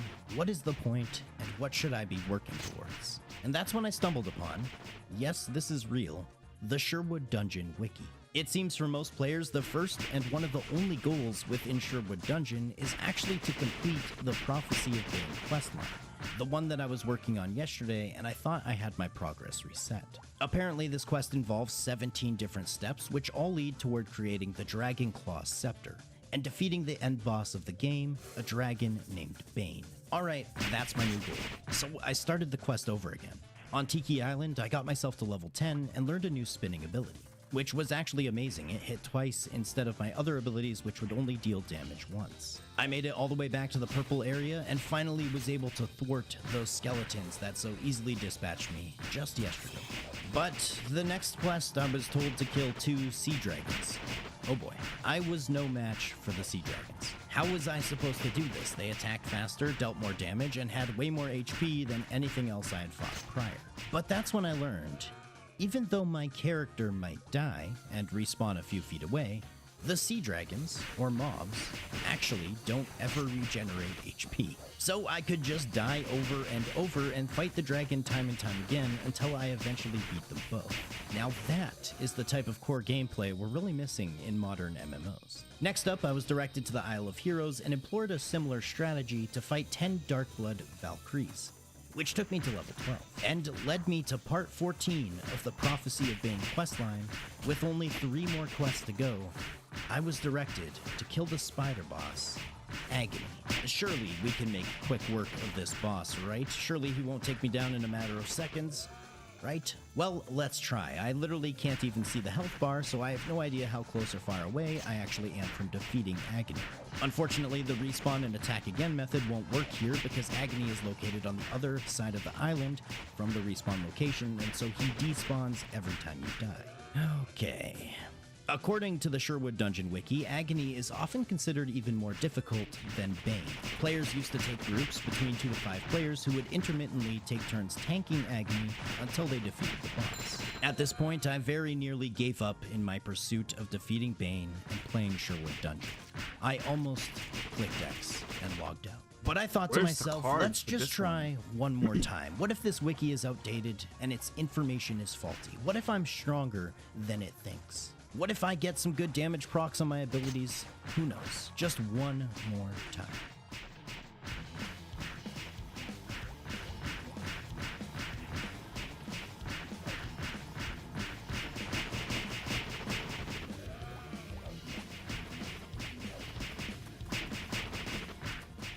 What? There's no way. I did it. Okay, I'm a Sherwood Dungeon god. I soloed Agony, and the wiki literally said it basically requires a group. At this point, I already felt like I had beaten the game. As it turns out, Agony was the last piece of the puzzle required to make the Dragon Claw Scepter, which was the weapon that we actually needed to fight and kill Bane. Doing 38 to 91 damage with a 12 magic modifier, I thought Bane would be no match for me. Now, before actually fighting Bane, I had to get the quest to do so. I first killed 10 wyverns, which took me to level 13, and then I finally got the quest. If I defeated Bane, I would be rewarded with the Darkblood Sword of Chaos. So I made my way over to Bane's location. Similar to Agony, I summoned him in. Okay, the wiki is completely wrong. Bane is way more challenging than Agony. I barely put a dent into his HP before being completely wiped out. That sucks. Well, I need a plan, and I had something in mind. First order of business was to go to a merchant and buy as many health potions as possible. That number was 2. So I went back and tried again, and even using my health potions, I was no match for Bane. Okay, we must just be simply too low level. I needed to find a way to get a couple of levels and quick. I remembered that killing the sea dragons back in the purple area prior had rewarded me with a ton of XP every time I killed them. So I made my way back over there and started farming sea dragons. Each time I killed one, it gave me about a 1/5 of a level. So within a few minutes, I was already level 14. Not much longer after that, level 15. Up to 325 power at this point. Surely that was enough for Bane. Now, there was only one part left of the missing puzzle. I needed to find a way to make money and fast, because buying the 2 health potions prior had completely drained my funds. After selling everything that I had gotten from killing the sea dragons, I only had 86 coins, which was only enough for 1 health potion. But then I had an idea. Remember those dungeons we visited prior? The chests inside were full of loot. And now that I was level 15, I should be able to get into the level 15 dungeon, which means the loot there would be worth even more. This worked quite a bit better than expected, especially because as you're looting the chests, the enemies around you can attack, but it doesn't actually stop or interrupt your looting. I managed to get every chest in the entire level 15 dungeon and even got myself a ring upgrade before finally selling everything for a healthy 527 gold. Seriously, I'm proud of myself for coming up with the dungeon idea. It was like a free, unlimited money glitch. I even bought myself a new weapon, this emerald pick, and 2 more health potions. Finally, I think I'm ready to try Bane one more time. If I didn't manage to destroy Bane in this final showdown, I would forever be an embarrassment to my YouTube audience. I absolutely could not let that happen. Not now, not ever.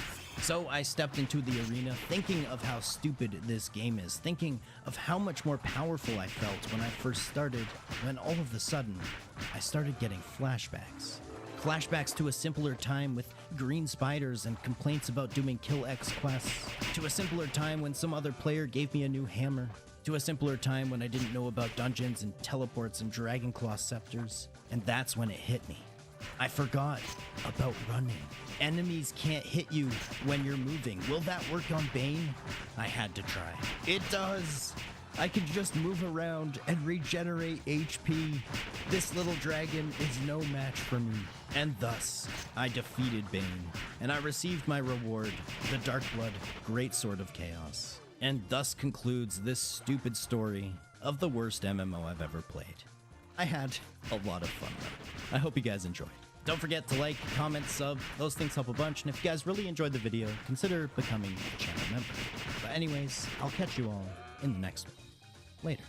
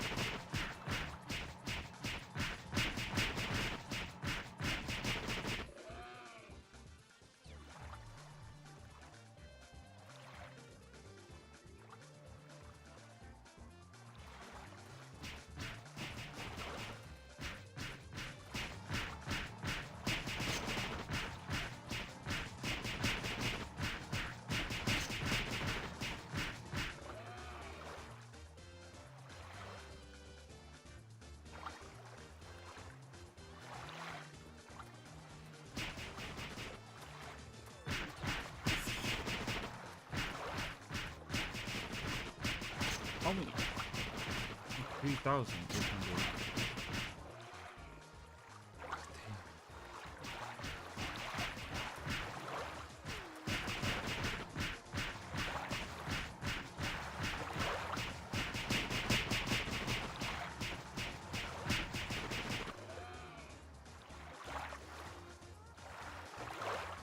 Throne and Liberty is a free-to-play, cross-platform, tab-target, ability-based combat MMORPG, where you play as a shapeshifter and the weapons you're currently using will dictate what class you actually have. The game was developed by NCSoft and published by Amazon. While it's been playable in Korea for almost a year now, the Western release began a little over a week ago with early access, but it became free-to-play on October 1st. I've personally been really looking forward to this release, despite many people's claims that it will be excessively pay to win.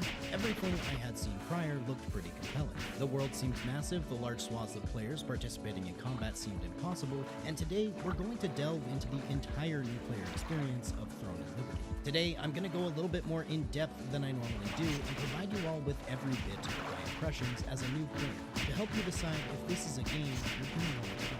Before we get into all of that, I would just like to mention that channel memberships are indeed active. If you've been enjoying my content, this is a great way to show support.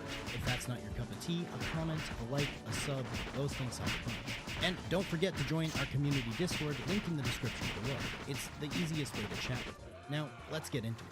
So, after keeping an eye on the Countdown website and seeing that the game was fully released, you're met with a giant flying whale that splashes across your desktop before you spend the next 10 minutes dealing with technical issues because the game doesn't want to size properly in OBS. Eventually, though, you're met with a server select screen. I didn't realize this at the time, but I selected one of the early access servers, meaning that people had already been playing on these servers for a few days at this point. That really didn't matter too much, though, as so many people were creating accounts and playing right now. Plus, I don't really mind being a couple days behind in terms of progress. Afterwards, you're met with a really well-done cutscene explaining a bit of the narrative regarding Throne and Liberty. All of the cutscenes, even in-game, are skippable, but many of them are so excellently animated and narrated, so on more than one occasion, I actually found myself watching them in their entirety. This cutscene will seamlessly lead you into character creation. You choose your gender, and then you're met with many, many options to customize with. It seems a lot of MMOs these days are taking character creation a lot more seriously, with enough options to genuinely be able to make whatever you want. I think this is important. Generally, it's the very first thing your players are going to interact with, and if you can allow the player to feel invested in their character before they even begin playing, that's going to help immensely with their long-term engagement with the game. On the other hand, if you're anything like me, sometimes too many options can be a little overwhelming and feel a little overly complex when I just want to hop into the game. Now, one thing to note here is there is an option to take a picture of yourself and upload it to the game, and the game will try and make your character look as close in appearance to you as possible. I've seen this in other games before, most notably NBA, but never in an MMO. Unfortunately, when I tried to do this, the game was unable to access my files for some reason, and besides, I was happy with how my character looked like Ian Gallagher from Shameless. Without actually naming my character or choosing a class or any sort of other narrative options, the only thing left to do was click Start Game, where once again you seamlessly shift from character creation straight into a cutscene. You're gonna notice this is a bit of a theme with Throne and Liberty, as the game features absolutely zero loading screens. We'll talk more about that later on, but the game immediately puts you into combat. You're introduced to the greatsword and the longbow as your two starting weapons, and as you can see, I already have an action bar filled with abilities. I press E to initiate auto attack, and the combat feels okay. One important thing to know is that Throne and Liberty was initially going to feature an auto-play system where your character would essentially run around and fight everything without any input. Now, due to well-deserved massive backlash from the hopeful fan base, they reverted this decision. But as we go through this video, I'll show you instances where combat still sort of feels like it has the remnants of this forsaken system baked into it. Afterwards, the game lets you know you can switch between camera modes with a more fixed camera, imitating the majority of MMOs, or a camera without a cursor that is fixated to your mouse's movement. The next part of the tutorial teaches you to use your defensive ability, and you can know when to activate your defensive ability because of a giant purple circle that begins to close in on an enemy. If you time this properly, your character will actually do a counterattack which may stun or hurt the enemy. Which defensive ability you actually have is dependent on the weapon you're currently holding. Because I have a great sword, I have the defensive ability Iron Point Parry, which can stun the enemy for a few seconds. Now, I have to admit, having this completely full action bar from the very start of the game is a little overwhelming, as I didn't really know what my skills actually did. I highly recommend that once you pick which weapons you're going to want to use, that you read through all of the skills before building out your action. Throne and Liberty does an excellent job of teaching you its systems and mechanics throughout the entire game. However, in this one scenario, it seems to fall a little short, as I didn't understand the best way to utilize my abilities. Now, here the game mentions weapon swapping, which you can do by pressing Y. So I switched to my longbow in order to attack this ranger. But the one thing that's interesting about Throne and Liberty is changing your weapon has no impact on your action bar. In fact, I can have a ranged ability right beside a melee ability and use one of those abilities immediately after the other. Your character will automatically switch weapons with no delay whenever you use that weapon's ability. So instead of thinking about it like ESO or New World where swapping weapons will swap your entire action bar, instead you have to think about your weapons as more of a combination class and find out what would work best together, as your action bar is most likely going to have a combination of both weapons' abilities. Anyway, next is when you're first introduced to shapeshifting. We'll talk lots about the shape-shifting abilities throughout this video, but basically, your character was imbued with power from a star fragment, and because of that, they can shapeshift in order to navigate the world. The first one you're introduced to is Dash, where you turn into a sort of faster land animal that moves faster and can fit into smaller places. This is essentially your mount in Throne of Liberty, and you can unlock many different cosmetic styles for all of your different shapeshifts, even through just playing the game. After a few more moments of epic cutscenes, small boss fights, etc., you wake up in a tavern, and apparently all of that was just a bad, scaly dream. You're introduced to an unseen Benny, and he asks who goes there.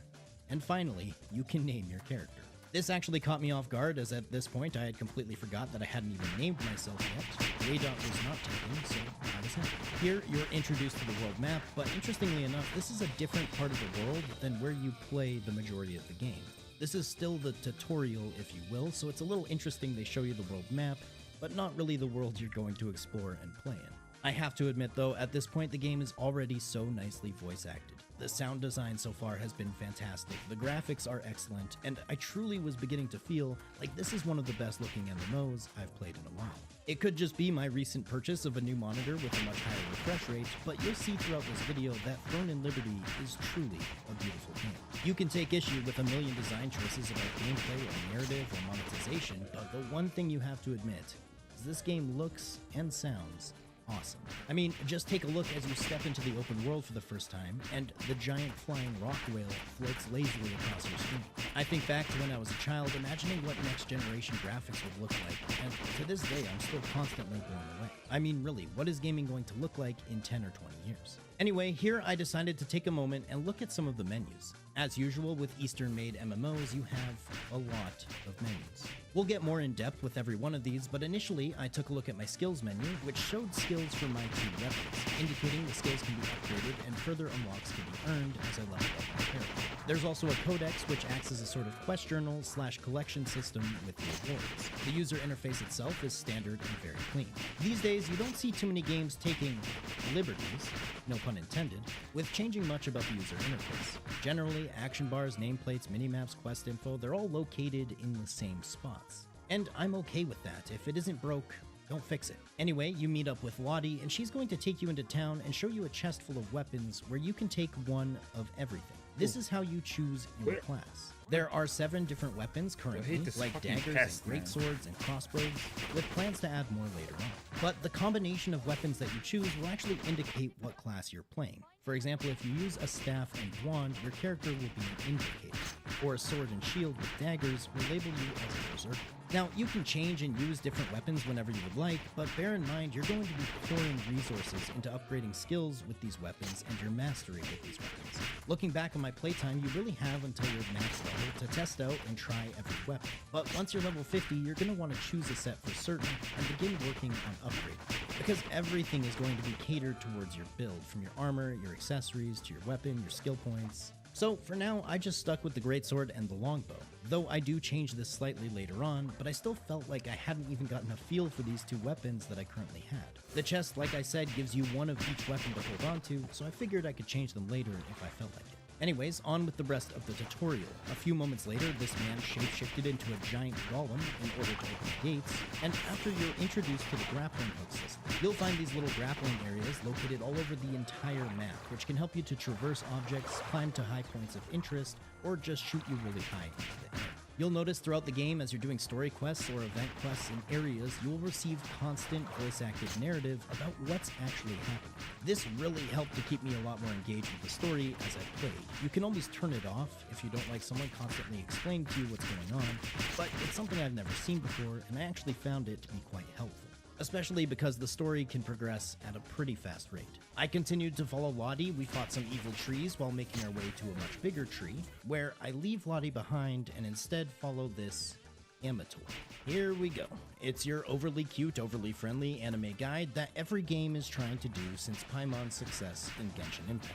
I really don't mind these as a sort of gameplay mechanic, but I really hate the over-cutification of them in terms of art and voice acting. I don't need a high-pitched, cutesy voice in my ear every time I'm trying to do anything. But that's a bit of personal bias that I'm just injecting into this. Your Amitoy is basically a pet. They can heal you by using a resource known as a World Tree Leaf, in which you'll accumulate lots of as you level. But you can also purchase these World Tree Leaves from vendors throughout the game. On top of that, your Amitoy can be sent on missions or expeditions later on.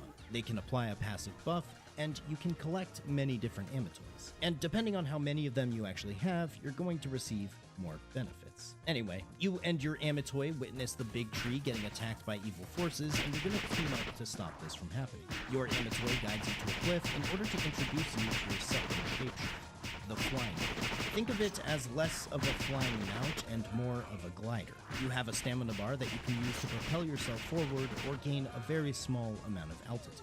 But generally, in this flight form, you are just gliding. Now, I'm just going to be completely honest here, it's a little janky. The glider from Guild Wars 2, the glider in Genshin, the glider in most other games feels much more responsive than the flight form in Throne of Liberty. It's very directional and input heavy, so if I press the A key to move left, I will dramatically move left with the crazy animation. It's hard to explain, but if you've played a game with a really smooth glider mechanics, and then transition to this, it's a little harsh. Anyway, you make your way through a little bit more combat before finishing off by fighting this giant wolf. You talk with some of the friends you made, and this is the completion of the tutorial. One other thing that I'm just realizing is really interesting is that the tutorial introduced us to both the ground and the air shapeshift, but it never mentions the sea or water shapeshift. Anytime you enter water, you'll actually turn into a little otter. I'm not trying to rap right now, but it allows you to swim faster. It's not mentioned in the tutorial at all, which is a little funny, but anyways, we are now introduced to the actual game. You're met with an awesome cutscene that shows you around the world in different parts of the map before you dramatically fly in as an eagle to the Castleton port. Throne and Liberty splashes across your screen before about 1,000 other players load in front of you, and the game tells you to link your account to some sort of Amazon ID. So here I decided to take a look at my character page. As you can see, because I'm using a greatsword and a longbow, it categorizes me as a ranger. Here you can see your stat points and also take a look at some of the secondary skills, which include cooking, fishing, and expedition. There are no professions in Throne of Liberty, and the crafting of armor and weapons and accessories is available to everyone. After that, I took a look at the Battle Pass. There is a free and paid section, obviously, but here you're going to find rewards from currencies to resources to potions, etc. You gain points from completing daily and weekly and special contracts in order to level up the Battle Pass. Afterwards, I took a look inside the in-game shop. This uses a few different currencies, but most notably Lucent, which can only be purchased with real-life money. However, it's also the currency that's used on the auction house to buy and sell things with other players, so you can earn your own Lucent through playing the game and selling things. Otherwise, the shop is pretty standard, lots of cosmetics, currencies, services, resources. I'm sure later on there will be a bottleneck system in which you're incentivized to purchase resources in order to upgrade your gear. The real question will be, is that going to be in a few weeks, or months, or years? How viable will it be to actually play this game as a free-to-play player and still continue with endgame content? We can't really answer that just yet, as the game really hasn't been out long enough, but we can make some educated guesses. Anyway, let's get into actually leveling. By far, the fastest way to level in Throne and Liberty is to participate in your main story quests. They are marked by this purple star, which is indicated on your minimap as well as on your screen if you're in the vicinity. First off, I was introduced to the storage system, though you do start with 130 inventory slots, and in my entire time playing, I actually never filled all of these up. You can also purchase more inventory space with the in-game currency, or gold, called Solid. I was introduced to a few NPCs in the town, and then I saw a purple glowing book. These things are absolutely everywhere, and through collecting full collections of books, you can actually earn in-game rewards. Some are pretty easy to find and get to, and others not so much. Now, here's another really cool way you're introduced to the no loading screen system. This purple star outside of this building indicates that I need to enter an instance. Watch as my character seamlessly walks in from the outside world and into the private instance. Obviously, loading is happening here, but it's really seamless and really well done. It totally adds to the immersive experience of playing. After I finished talking with the lady inside, I went outside, which completed part of the quest and got me to level 2. The leveling in Throne and Liberty is exceptionally fast. You can finish up the main story and get to level 50 in probably 8 hours of casual gameplay. At this point, I was given a stat point to apply to strength, dexterity, wisdom, or perception. Now, depending on your build will indicate which two of these stats you want to prioritize. However, in Throne and Liberty, every stat is important, and it seems as though most builds will utilize a differing amount of all 4 of the stats. Now, here was actually when I decided to replace my greatsword with daggers, which actually turned me into an infiltrator. So anytime you replace a weapon, you have to go and swap out all of the skills in your action bar with the new weapon's skills. It seems like daggers had your typical rogue sort of skills, applying poison, stealth, and smaller damage but faster attacks. I was excited to test out the daggers and happy with the setup for now, though trust me, I did end up changing it again a bit later as well. Anyways, I was directed outside of Castleton and into the open world. I came across my first waypoint, which has to be unlocked in order to be able to fast travel back here at any time. Each waypoint you unlock will also unlock the area completion system for that area of the map. Each part of the map has certain quests and tasks that you have to do in order to complete that area, which will grant you some rewards. Now, this is when I really got into the questing loop of the leveling process. Basically, all of the story quests are defeat this thing, collect that thing, talk to this guy, watch this cutscene, maybe do a little boss fight. Nothing was ever very difficult in the story questline, and you can honestly just fly through it. There are certain bottleneck moments, as you'll see later on, where you might need to achieve a certain level before continuing with the story quest. However, leveling is so ridiculously fast in Throne and Liberty that this was hardly an inconvenience. Oh, and my daggers were super badass, by the way. Still, combat hasn't been very compelling even as of yet. My skills didn't feel like they carried too much weight. Most of them felt like different iterations of the same thing or idea. I really don't have much negative to say about the combat, but I don't really have much positive. It's very generic. It's like if your middle-aged, slightly balding neighbor John, who just started homebrewing, was a combat system. Now listen, I like John, he's a good guy, he let us use his backup generator when the power was out, but he's just a little generic, you know? That's Throne and Liberty's combat, at least so far. Who knows what it might look like more fleshed out in the endgame in some actually challenging scenarios. I might say something entirely different. But at this point, I took a bit of a deeper look into the skills system. Essentially, you see your active skills on the left and your passive skills on the right for both of your different weapons that you currently have equipped. Now, in order to level up skills, you use a resource known as skill growth books. And there are different books for both active skills as well as passive skills. By leveling up your skills, they will also increase in tier and rarity. So right now, all of my skills are green or common.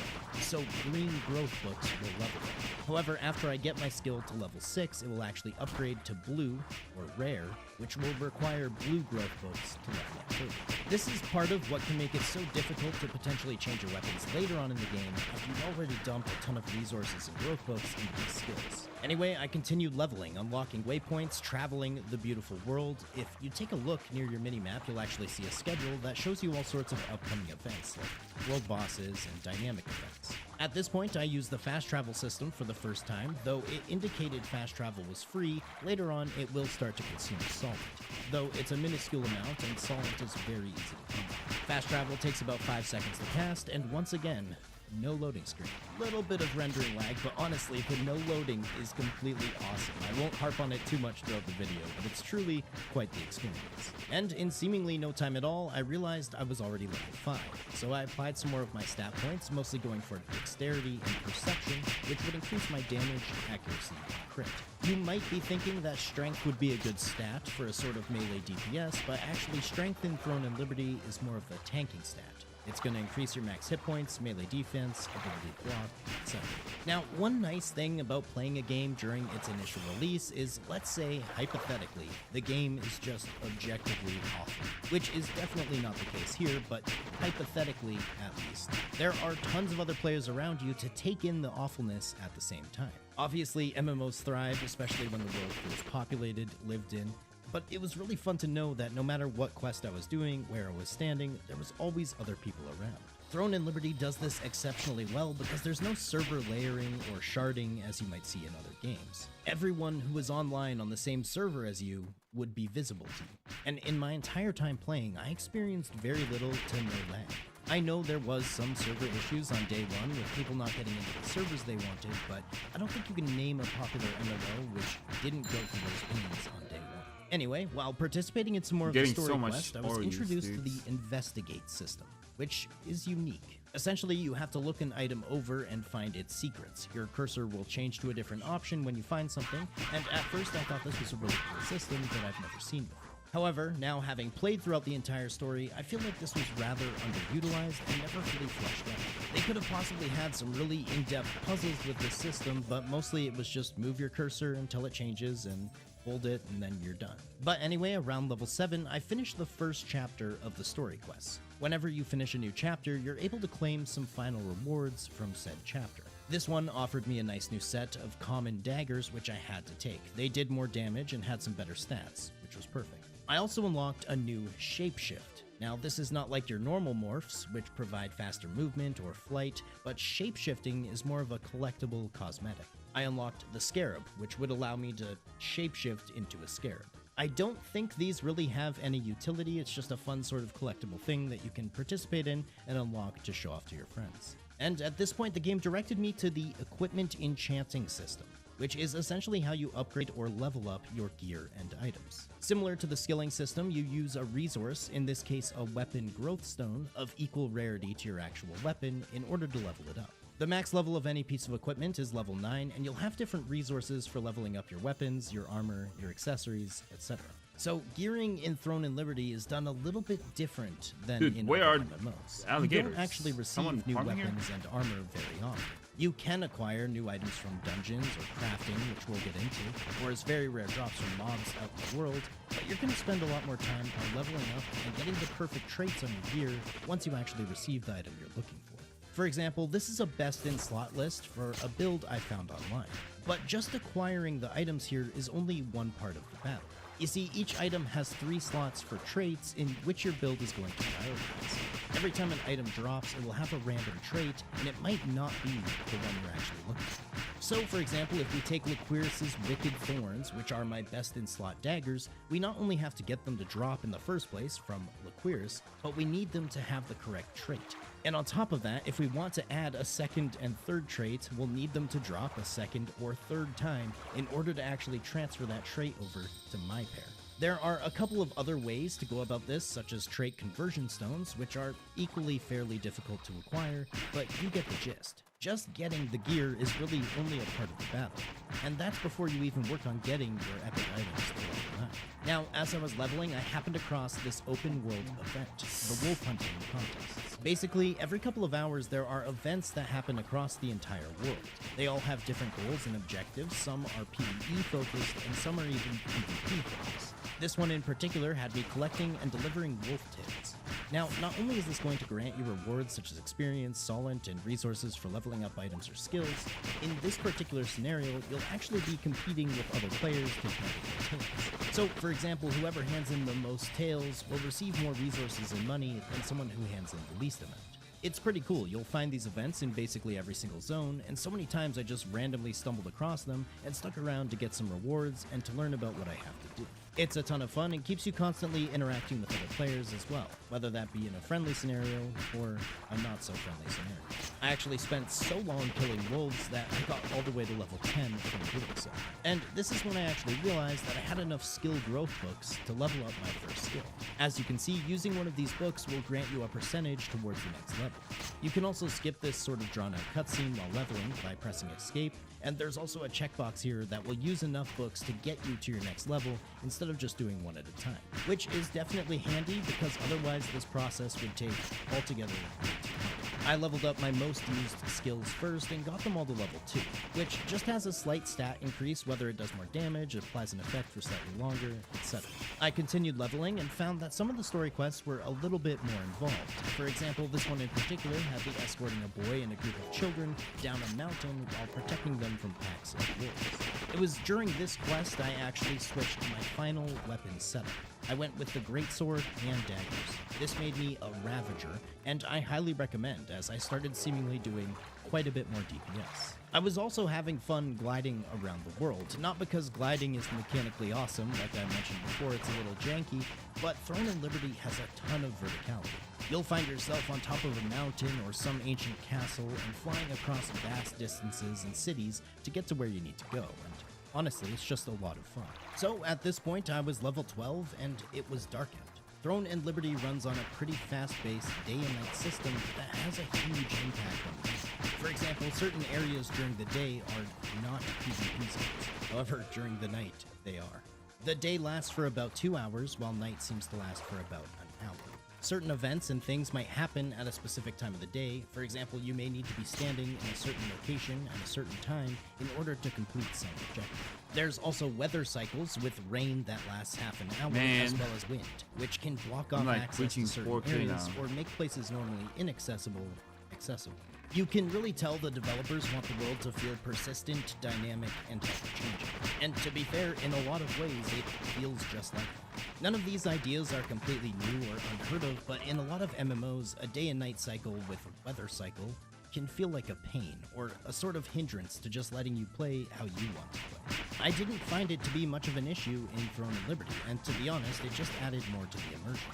Oh, also I didn't realize right away, but I had received my first new Amatoi, this little tree guy.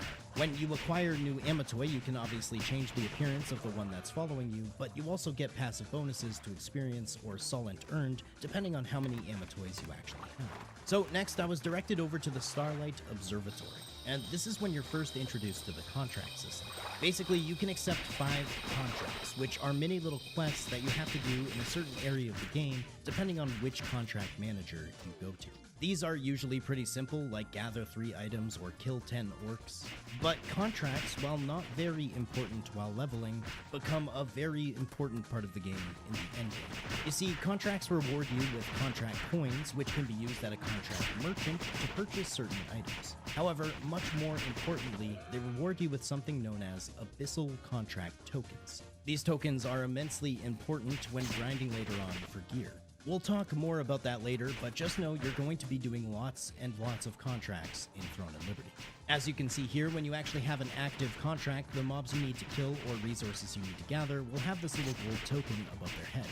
I completed a contract for the main story quest, and this is exactly how Throne and Liberty does a good job of sort of showing you the ropes of most of its systems. No way! To just figure it out on your own. I actually got it. Also, the contracts rewarded me with my first training due points. These are points that are used to level up your mastery of weapons. Mastery is basically a talent tree for your weapons. So, for example, with daggers, Second one. Poison, assassination, and disguise. However, this is more of a long-term goal, and you won't really start accumulating a ton of training due points to level up your masteries until you're level 50 and participating in higher level content. Anyway, a little while later, I got to level 15, I just want to get the card. The skill specialization. So I can just like, As if there wasn't enough upgrades and systems for all of my skills already, here is yet another. It's actually pretty cool though. Basically, you get a certain amount of specialization points that you can put into the skills you use the most. This can change how the skill works completely, sometimes turning it into a brand new skill, and oftentimes changing the appearance of the skill. These specialization points are a finite resource, so you'll only be able to spec into some of your skills. Around level 50, you'll have about 100 specialization points. However, you can literally respec completely for free at any given time, so it's not too weighty of a decision. should've I will admit, some of the waited to open default UI in Throne and Liberty is a little strange. You use all your abilities on your action bar constantly, so having them default set 1 through 9 is a little difficult to manage. And as Shift toggles your morph, you might have to be a little creative to find an action bar layout that will work for you. But these are all easily customizable in the menu, so I changed them around with a bit of help from some of my mouse buttons, and it was no issue moving forward. Next, while fighting this comically large goblin who was trying to invade the Starlight Observatory, I finally experienced my first death. I'm not really sure why I died here, as it was easy the second time I attempted it, but death really doesn't do much in terms of penalty. If you die in a quest instance, like this one, you start from your previous checkpoint. But if you die in the open world, you respawn in the nearest safe area, and that's it. Apparently, there used to be harsher penalties in previous versions of TNL where you lost experience upon death, but that's no longer the case. Anyway, a little while later, I was level 17 and finished the third chapter of the story progression. And here is where you reach your first sort of bottleneck. I have to get to level 18 in order to continue with the story progression. As you can see from my quest guide, you have tons of options continuing forward. These lighter purple star quests, known as appendixes, will help complete other objectives in your codex, as well as they generally teach you about the game in some way, shape, or form. Lots of these quests act as sort of tutorials. Another option is to just begin exploring the world and completing a bit of the maps around you. Generally, from this point forward, you're going to reach a bottleneck every 5 or 6 story quests, in which you'll have to do some other form of leveling for a bit before you get back to the story. One of my appendix quests actually wanted me to teleport to the Amateur house. I didn't realize they had a house, but here you'll find a private instance in a nice little cozy house with an expedition map. Here you can send out your Amatoys on missions for a set amount of time. Upon completion, you'll gain Expedition XP, which will allow your Amatoys to go out further and further into the map.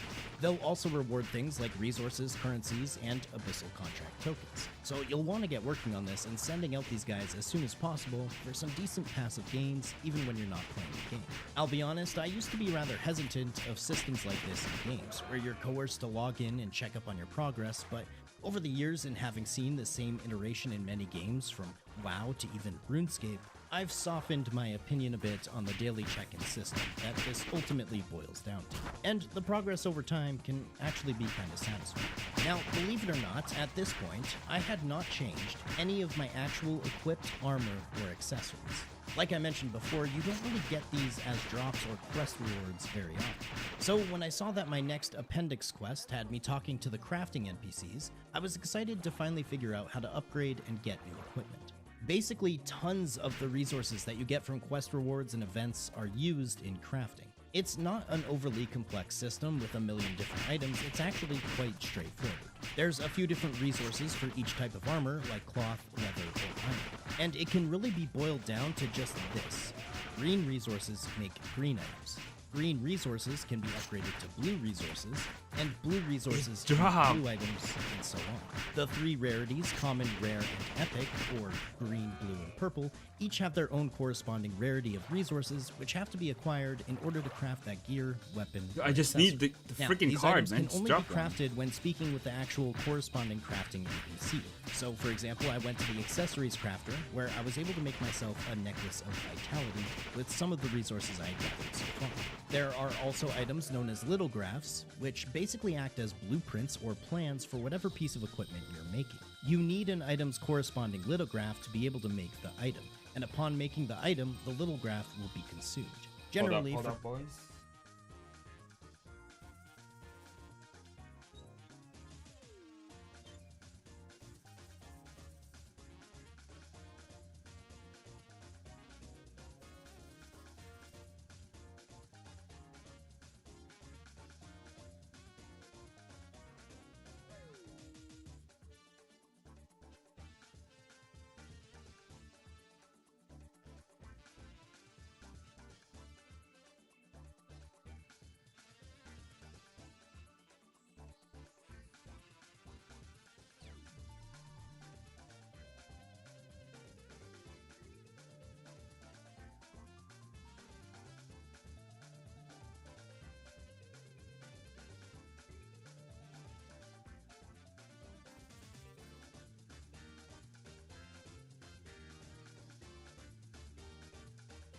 Oh. more money.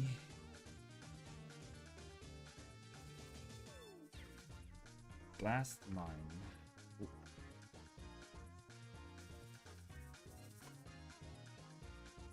For common lithographs, it'll be non-specific. So if you want to make a cape, for example, you just need a common armor lithograph.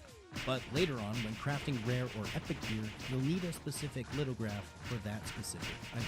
That's about as simple as I can explain it. Trust me, it sounds like a lot of information, but once you get playing the game, it's really quite simple. Oftentimes, in order to craft an epic piece of gear, you're really going to want to go farming.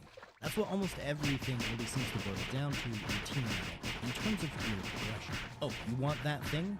Okay, go farm this mob in this area until this drops, because that's part of what's required to make your thing. After I had crafted and leveled up all my new armor, I was pretty happy with my character's appearance. Using daggers and a great sword, I felt like a sort of reckless rogue. And the hooded leather gear definitely fit that vibe. Anyway, a little while later, I got to level 20, and this is actually quite a big moment, because you unlock what's known as the Dimension Circle, or essentially group dungeons. Now, if any of you played Terrace Land, or watched my Terrace Land video, you might recognize this system. It's almost identical in appearance. There are dungeons that you can start matchmaking for. On the right side, you'll see all the listed potential loot you can get from completing that dungeon. Underneath is a party matchmaking button where you can choose your role, tank, DPS, or healer. There is a minimum combat power requirement to be able to access any dungeon. For the level 20 dungeon, it was just 600, which was no problem. And in my entire time playing, there wasn't a dungeon I couldn't access once I had the level for it. Now, interestingly enough, when I queued up, there was actually 6 total party positions, not the standard 5 that you find in most MMOs. So a healer, a tank, and 4 DPS for every party. The matchmaking was obviously fairly quick due to the game having literally just released, but I'm not sure what this is going to look like in a few weeks or months. Hopefully these lower level dungeons aren't just completely inactive. Either way, I made my way inside with this lovely group of 5 other players, and we started to take down some of the trash mobs. Design-wise, it seemed like we were in some sort of old abandoned church, fighting Archaean soldiers. They were not difficult, but admittedly it took a while for us to actually take them down. Now, most dungeons are generally made up of 1 or 2 mini-bosses, before you fight the actual boss. So far from what I had seen, the mini-bosses would have 1 or 2 pretty inconsequential mechanics, but the boss fights at the end were actually somewhat difficult, especially for the level 50 dungeons, which we'll get into later. At the first mini-boss in this particular dungeon is where I realized that sometimes I just have skills on cooldown, and there's not much else I can do but wait for my cooldowns to come back. Bear in mind, I have no real build in mind just yet. I'm just playing the game to the best of my ability. Visual clutter during fights is definitely a bit of an issue, especially due to the constant motion blur, but most of the enemies' mechanics are pretty well choreographed with indicators. Throughout these dungeons, you're going to find fire pits which you can light and sit at in order to regain HP and mana. After some of the long-winded fights, you definitely won't be topped up on mana. And even though you can use potions, they have a minute-long cooldown and are not as common as in Regen is actually pretty slow in Throne and Liberty, and it could take a few minutes to actually regain all of your HP and mana if you're just standing idle. But after probably 15 minutes of trash mobs and the other 2 mini-bosses, we finally made it to the final boss room to fight Payon. He's basically a Death Eater that will teleport across the room using his scythe to send waves of shadowy stuff in a random direction. He also marks a character with a black circle, which will follow them around, and everyone in the group has to stack together to reduce the damage it deals. Besides that, it's a fairly simple fight. Obviously, it's the first dungeon you're introduced to in the entire game. When the boss is finished, a chest spawns in the room, and this is how you get your loot. I got my first piece of rare equipment, some cloth boots, as well as a ton of other resources from abyssal contract tokens to training dew for my weapon masteries. By using the training dew, I actually got my first mastery level in both daggers as well as my greatsword, which would allow me to begin speccing into both those weapon types. However, here is where I need to mention a huge gripe I have with Throne and Liberty. Dungeons are dailies. There is a finite amount of dungeons that you can participate in every day before you will no longer get a reward for completing them. As you can see up in the top right corner of my screen, we have abyssal contract tokens to the right, but to the left is a currency known as dimensional contract tokens. When your dimensional contract tokens reach 0 or below 0, you will not receive any rewards from completing a dungeon.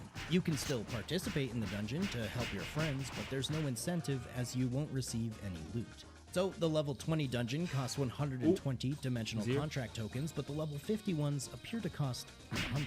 As you level up, you receive more and more dimensional contract tokens every day. At level 50, you get 900 per day, meaning you can receive loot from level 50 dungeons 3 times per day.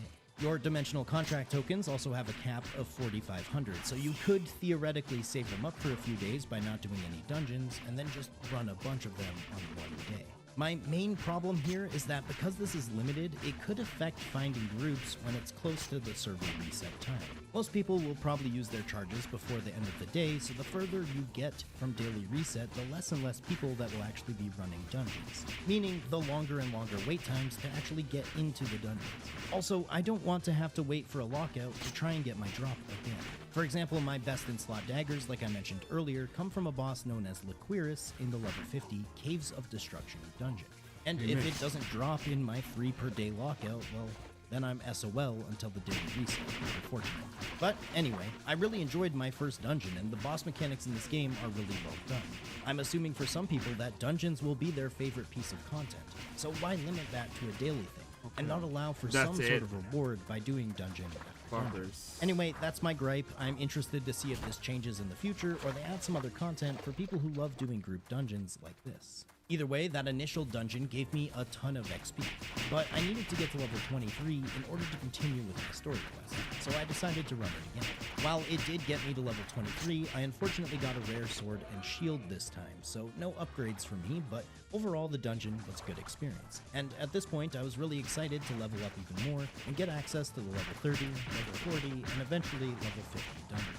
So I story quested to level 25. I participated in this awesome timed puzzle in which you had to make your way around these temporary staircases in order to get to the memory orb at the top of the area. This quest finished off with an awesome boss fight that got me to level 26 and rewarded me with this new sword, and actually introduced me to the Guardian mechanic. Basically, from completing certain bits of content in Throne and Liberty, you're going to get access to Guardians. These are essentially an ultimate ability with a 10-minute cooldown. Your character will actually shapeshift into your Guardian, and depending on which Guardian you're currently using, you will gain some sort of buff or ability, and some of these Guardian abilities will massively increase your damage. Some of them will provide you with a shield, etc. There are currently 7 Guardians available in the game, and all of them will provide a massive amount of power for a short period of time, which can really save you in a lot of tricky situations. Around this point in time is when I also learned about some of the solo instanced PvE content, which you can find in the secret dungeon ending. There are 2 options, Title's Tower as well as the Gate of Infinity, which is locked until level 50. But Title's Tower is accessible at level 15, and it's essentially a tower where each floor features a 1v1 encounter against a boss, starting with a level 15 boss at floor 1, and I'm assuming a quite challenging level 50 boss on floor 20. Doing these will reward growth stones, potions, as well as solent and experience. I took down the first boss quite easily as I had already over-leveled this content, but he was a level 15 orc. And afterwards I proceeded to the second floor where I fought a level 19 spider. Despite being 7 levels higher than the spider, it was still a somewhat difficult fight, so don't expect to just face roll through this tower. Each boss has its own mechanics and challenge. At some point, a couple of friends of mine had logged on to try the game, and we were messing around. We all transferred to the Sanctum server in order to play together, as Throne and Liberty had provided everyone with free server transfer tickets for the first 28 days, due to some of the issues that they had with the servers. It was a pretty nice gesture, and it's an easy way for you to play with your friends, even if they started on a different server than you. Anyway, we decided to make a guild, which only cost about 30,000 solent.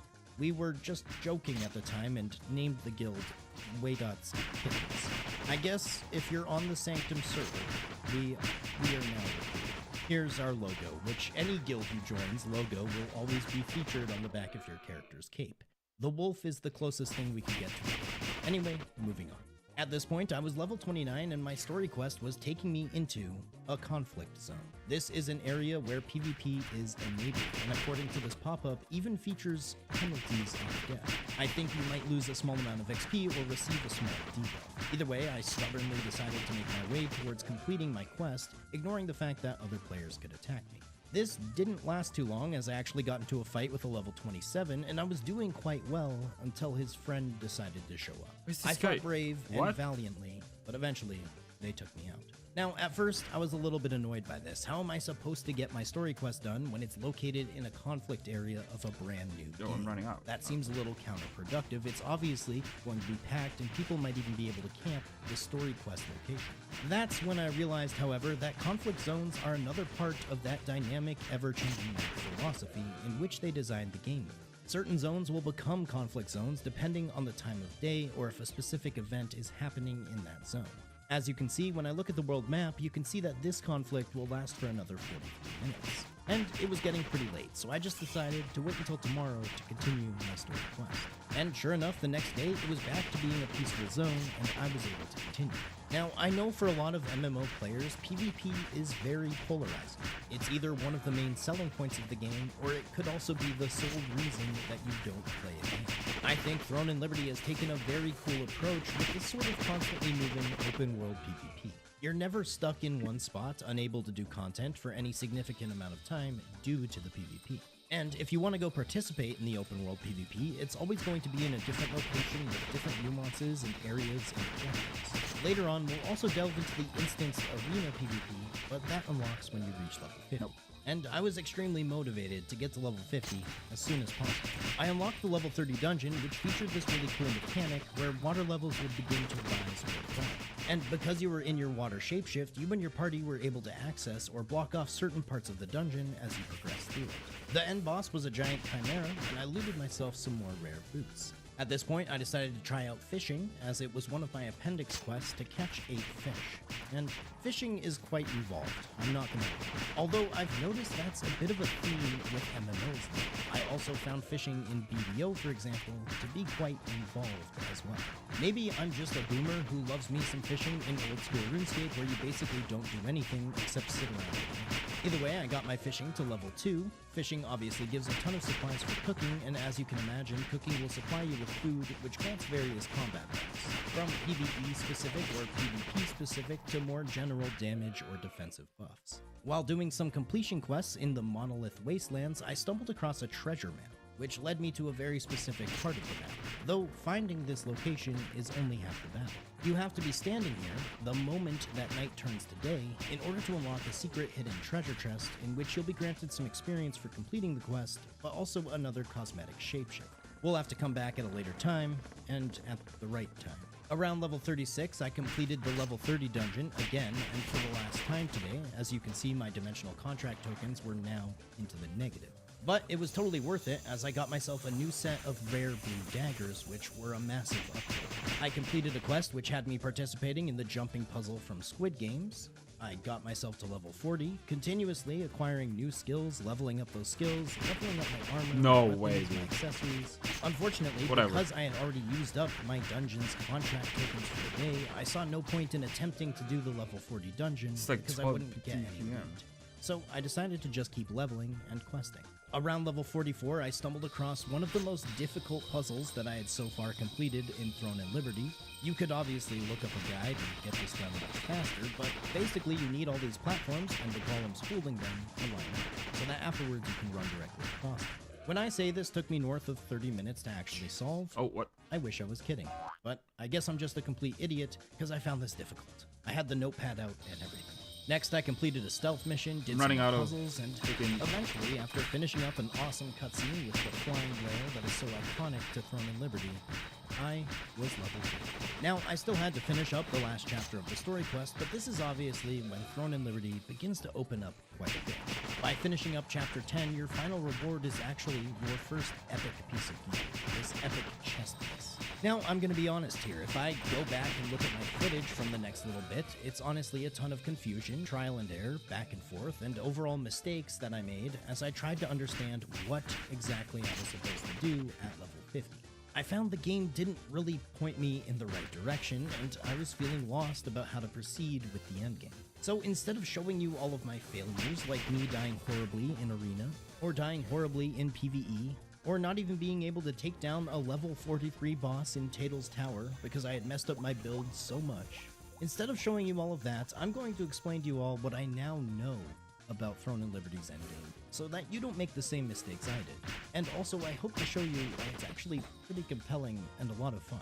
So here goes. As with any MMO, once you reach the max level, you're gonna really want to start to narrow down the build you want to go for. Find out what items and goals you might want to achieve, and then begin working on that. Now, at first, I found a PvE build online for Ravagers like myself using a greatsword and daggers, but it turns out this build was completely awful. The game is still in its infancy for the Western release, so I must have stumbled across a source that didn't really have much credibility. But eventually I found a build for a PvP and PvP all-around Ravager that could participate in most any involved content, and that's what I began to shoot for. I found a list of the best in-slot items, I learned how to acquire all those items, I changed around some of my abilities and masteries in order to come up with a higher DPS rotation, and now I'm going to show you guys how I went about getting some of these best in-slot items and figuring out what the gameplay loop really looks like once you're max level in Throne and Liberty. So one of the most obvious things to do first is to try out your first level 50 dungeon. Currently there are 6 available dungeons for levels 50 and up, and each have their own loot. My best in slot list actually required me to go into 3 of these 6 dungeons. And depending on what type of items you're going for, you could easily have to go into the other dungeons as well. Now, the level 50 dungeons are definitely a step up in difficulty from the dungeons that I had participated in prior while leveling. Each of the bosses in the level 50 dungeons have one-shot mechanics that can easily wipe a group if you have no idea what you're doing. The first dungeon I went into is the Cave of Destruction, where basically you fight lots of ants and spiders and other bugs before reaching the final boss, Liquiris, which you might remember drops my best in slot daggers, but also my best in slot bracers. Unfortunately for me, or mostly my team, I had no clue what I was doing, and I spent the entire fight dead on the ground. So I looked up a video to watch and learn the mechanics. Basically, this boss has a one-shot AoE that requires you to climb up some of the pillars in the room. It's a little more complex than that, but that's the basic idea. Fair enough, lesson learned, don't be that guy going into a dungeon without knowing the mechanics in the slightest. You'll probably die and probably annoy your group. With that being said, and I'm sorry to say this, but my best in slot bracers dropped, so I literally got carried for my first night. The next dungeon I decided to go for was called Butcher's Canyon, where an epic greatsword drops from the last boss. And in between waiting for dungeon queues to pop, I decided to work on contracts. I found the contracts up in Greyclaw Forest and Akadu Valley to be really easy, as most of the objectives were found really close together. This way I could farm resources to level up my new epic equipment, while also farming Abyssal contract tokens. Eventually, I did get into a group for the Butcher's Canyon dungeon, and let me tell you, this boss, Duke Magnus, is no joke. We wiped time after time after time. But my group was persistent, and through trial and error, we were eventually able to start making sense of the mechanics. Basically, Duke Magnus has a set of 3 rings around him. At different phases of the fight, you'll need to jump and avoid these rings in order to reach the outside, where you fight an ad. If you accidentally get stuck in one of these rings, it will freeze your character's movement for a few seconds, and if you stay too close to Duke Magnus in this phase, he will also do a one-shot AoE. Suffice to say, we were in this dungeon for about 45 minutes, if not longer, before eventually I didn't get the greatsword I wanted. But honestly, I had a ton of fun. Initially, I didn't know what to expect from the difficulty of this game. But this dungeon was perfect, because once you really started to understand the mechanics, the fight really began to flow, and it was overall a really well-designed boss. Anyways, afterwards, I was still researching how I could receive more epic gear, and stumbled across something that might be really useful for newer players. Basically, if you take a look at the in-game store, there's going to be a section where you can spend a currency known as ornate coins. Now, ornate coins are acquired in-game for completing collection or map completion content. Somehow, during my entire leveling period, I had acquired almost 900 ornate coins. And these can be used on an item known as the Precious Blessing Pouch. This pouch has the chance to drop epic gear. You can actually buy 15 of these pouches every month from the in-game store using your ornate coins. So I did just that and opened all of them. Unfortunately, I only received one epic item, a chest piece, but not any of the items I was actually looking for. Oh, and remember that secret location I found in the desert in order to unlock a new shapeshift? Well, I went there at the correct time this time, the moment when night turns into day, and I was able to complete the quest and unlock this shapeshift. Awesome. There's actually a ton of cool time-based content like this all over the game. For example, if you're on top of the ruins near Starlight Observatory during the beginning of a new day, you can actually jump onto the flying whale. I made a little joke here with this group of other players looking to fly the whale, but no one seemed to find it as funny as I did. There's actually a quest to complete up here by finding a doll, a ton of mineable resources, and overall a really cool view of the world as you fly around the southern part of the map. The entire ride probably lasts about 10 minutes, but honestly, it's stuff like this that really makes an MMO feel like a livable, breathable, existing world. This was such a cool experience, especially with the 20 plus other players who jumped onto the whale with me. It was just a ton of fun. Anyways, I attempted the Caves of Destruction dungeon again, this time actually understanding the fight and actually able to teach some of my group mates who had never done it before. Unfortunately, my daggers didn't drop this time either, but afterwards I was interested in trying something known as the Shadow Crypt. This is an open world dungeon known as an Abyssal Dungeon, and this is where my best in slot cape and boots would come from, 2 of the mobs inside. Also, just so you guys are aware, if you ever want to see what certain mobs drop in certain areas, by using your world map, you can always look up these areas and you'll see a mob list on the right side, which contains all sorts of useful info, including the items the mobs actually drop. Now, I tried to enter the Shadow Crypt solo, and I was able to take down some of the enemies in this area, but this is definitely content that you're going to want to do in a group. Luckily for me, the game is so active at the moment, it was really easy to find a group, and we got to work. This dungeon is absolutely massive with multiple floors, but there was probably another 20 groups going around trying to tag as many enemies as possible. From what I can tell, basically every single class has at least one best in slot item coming from this Abyssal Dungeon. Okay, you know so what? while you're in this dungeon, every time you kill an enemy, you're going to notice a decrease in your Abyssal Dungeon contract tokens up here on the right. If these reach 0, you can still attack the enemies in this dungeon, and you can even still receive loot, though it's going to be at a drastically lower drop chance. So it's always good to do contracts in order to farm these tokens. You don't want to spend much time in these dungeons if you don't have the absolute best chance at receiving the items you're going for. Another thing to bear in mind is while you're in these dungeons, during the day, they are completely safe for you and your group to continue grinding.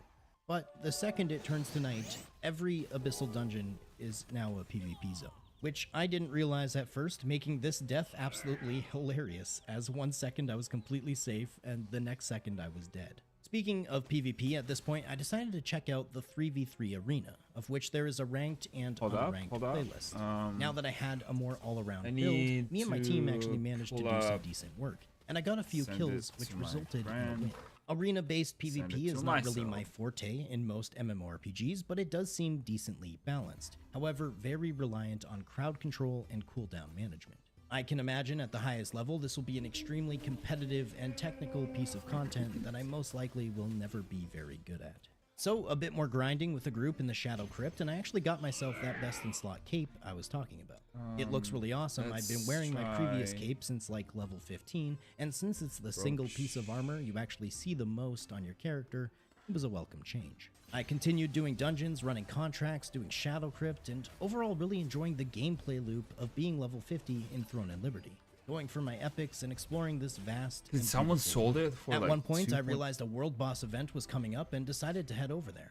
The amount of people in one location, all fighting the same giant boss, with next to no lag, on epic graphic quality, mind you, was awesome to see. This giant boss, Malakar, was no real challenge as long as you mostly remained with the group and stood in the area of effect heals. The fight overall probably took between 5 to 10 minutes. He kinda teleports around and does some mass AoEs. I didn't end up dying during the fight, but a few of my group mates did, and it seemed that they were able to respawn and join the fight again immediately. Afterwards, it appeared that one player out of the entire group received an epic drop.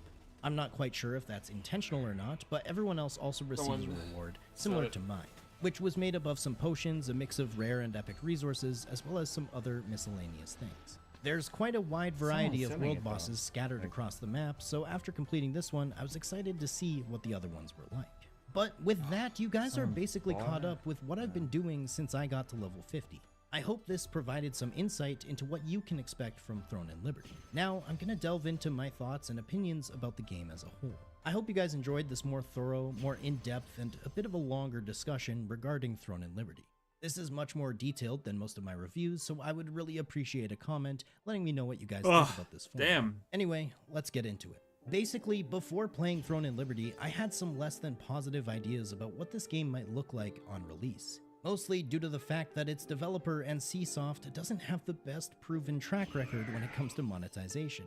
and the fact that this is a Korean game which was being published by Amazon for a Western release, similar to Lost Ark. And while many of those initial assumptions about potential pay-to-win have yet to come to fruition because the game simply hasn't been out long enough for most players to reach any true bottlenecks yet, we can still safely assume that this is going to be the case later on. But first, I'm going to talk about the game's positives, what sets Throne and Liberty apart, what makes it worth your while, and after I'll talk about some of the things that I disliked or think could be worked on and changed. And I mean, first off, I did not expect the level of depth, detail, and attention that was placed on the graphical design of the world, the beautiful soundtrack and sound design as you explore the world, and even the storytelling and lore that is placed throughout the world. Couple that with the lack of loading screens, the dynamic ever-changing map with a day, night, and weather cycle, and you have yourself a really immersive experience that, for a free-to-play game, is quite impressive. Secondly, Throne and Liberty really surprised me with the amount of open world content that's available to explore, from dungeons to world bosses to dynamic events to mysteries such as flying a giant whale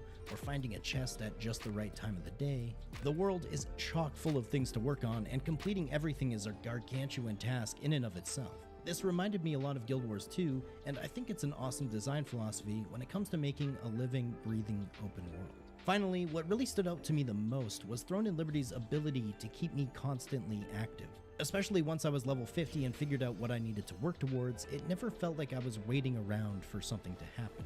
I never felt like there was not something immensely productive that I could be doing right now. This was a problem that I had in Lost Ark, as once I finished most of my dailies and my activities, I really didn't know what to work on next. But in Throne and Liberty, whether it's through your dailies, weeklies, grinds for certain items, dungeons, tower floors, working on secondary skills, sending out your amitoys, going for map completion or collection goals, I really felt like I wasn't running out of content anytime soon. This obviously might change later on with hundreds or even thousands of hours of gameplay as you begin to complete everything, but couple that with the constantly moving event schedule of the day, and honestly, I had a more difficult time deciding what not to do instead of what to do. Now, on to some of the things that I disliked a bit about Throne and Liberty. First off, as a big fan of challenging 5-man group content, being limited to only receiving loot from 3 dungeons per day is a huge problem for me. There is a massive section of MMO fans who will only play MMOs for the challenging dungeon content, and by time gating this, I feel as though they are massively stifling a large portion of the player base from enjoying their favorite content.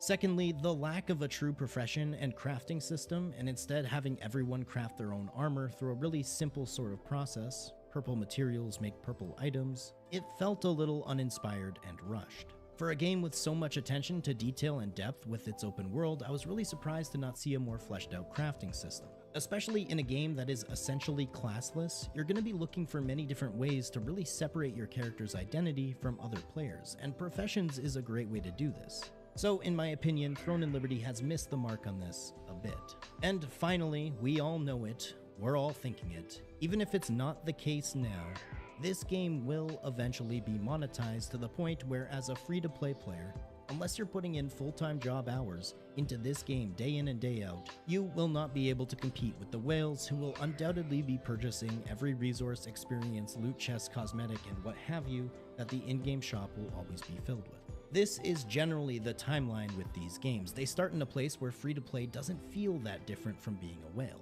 But as time goes on and more content is added to the game, slowly but surely the gap between a free-to-play player and a whale grows as well.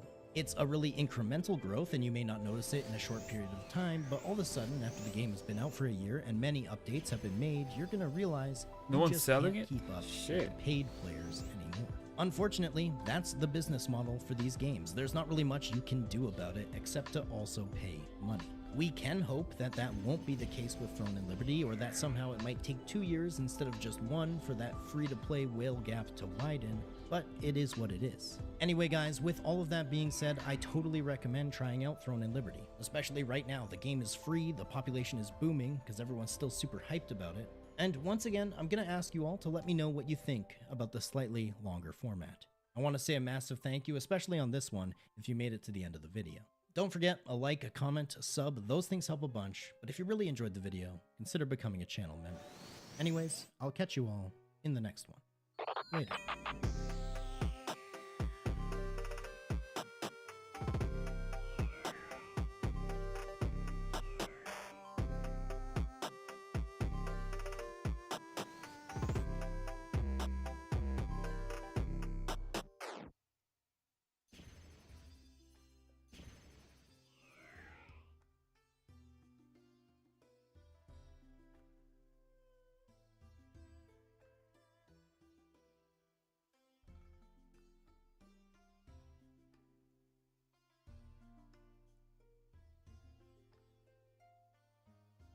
that it? Damn.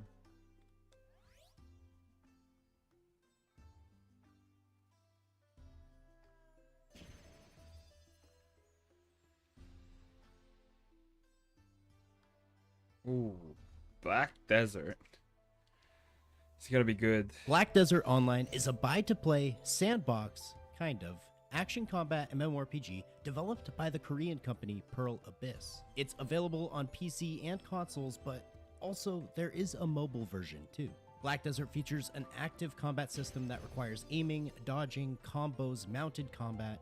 It's a lot, and we're gonna get into all of it. We also see an immense skilling system known as life skills, which can have you traveling around the world, gathering, processing, sailing, breeding. If you can think of it, it's probably an activity that you can do in BDO. Now, I've always heard that BDO is an absolute pay-to-win grind fest filled with horrible RNG systems that provides unrewarding gameplay. But now, after having spent some time with this game, I don't think you should always take the first thing you hear as fact. Sure, some of those systems exist in the game, but there is so much more to BDO. The game is absolutely massive, and as someone who makes new player videos on MMOs, BDO has been by far my biggest undertaking. In terms of just understanding the game, what you can all get into, the best and worst of it, and then Damn, somehow trying to find a 30%? way to condense that down into a digestible video format. My first time spent in this game was that of mass confusion and being overwhelmed at the sheer size and the amount of systems and information that's required to really get into this game.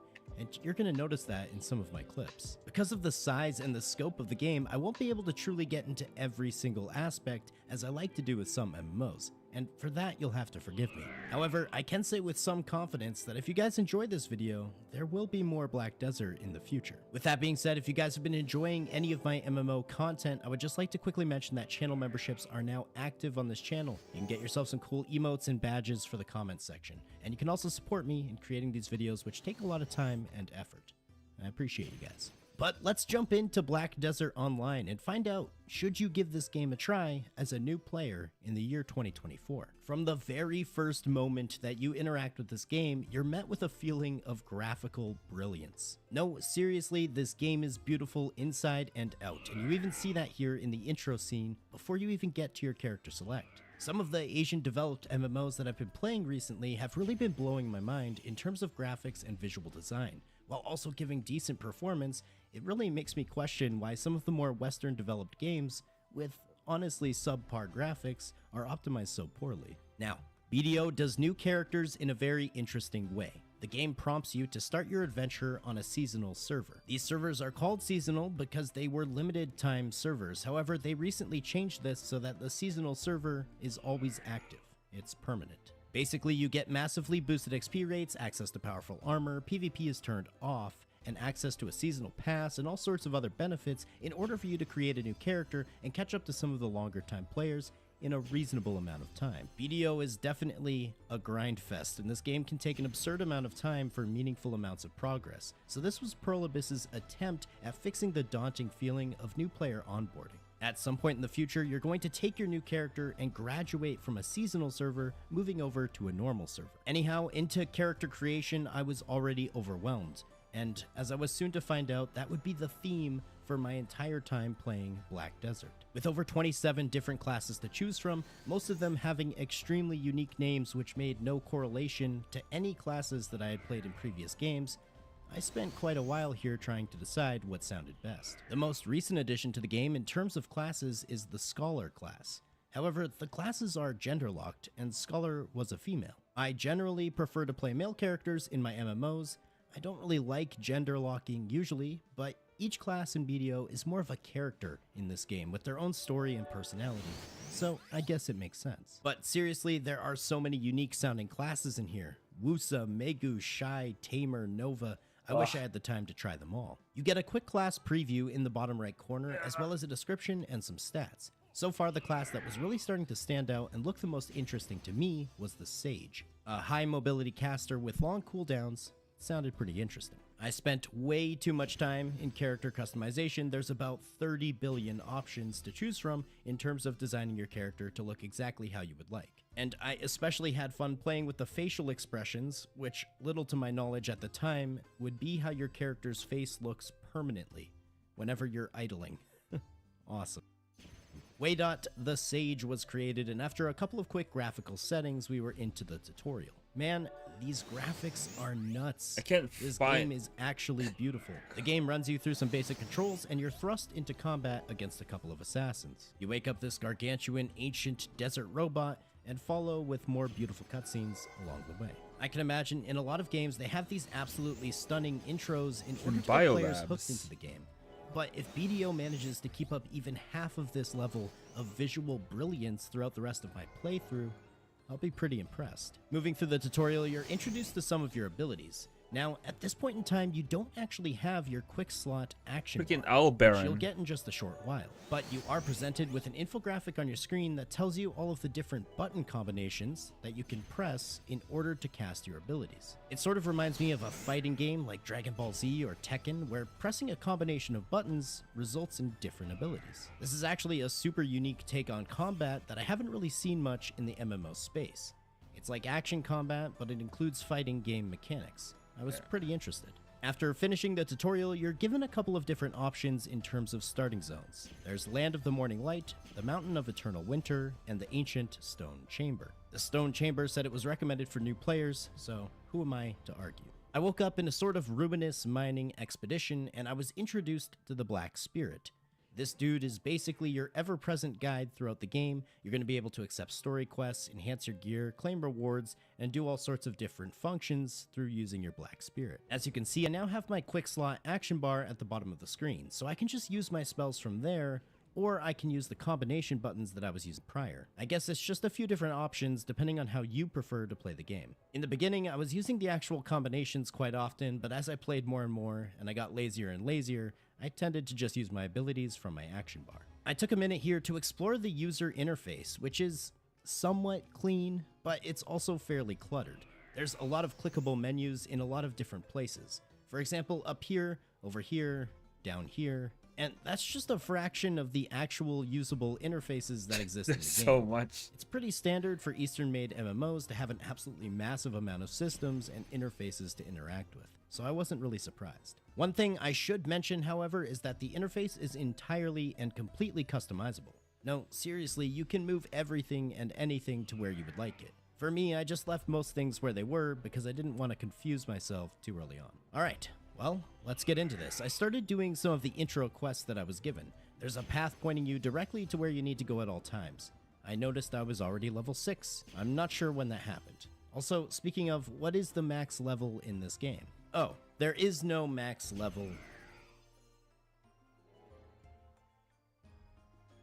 Really. However, there are a couple of soft caps. Apparently, at level 56, you will receive a huge upgrade that changes how your account plays. And you will find leveling significantly slower, much slower, all the way up to level 60, upon which you will once again hit another soft cap where leveling will once again become significantly slower. Apparently, the highest level player in the game is 67. At some point past level 63, it starts to take ridiculous amounts of playing to acquire levels. People literally spend years playing this game in order to just get one level at a certain point. So for all extents and purposes, people generally consider between 60 to 62 to be your typical max level. Within a few minutes of playing, I quickly realized that by pressing T, my character would just automatically run to wherever my quest location or marker was. You can just auto-run.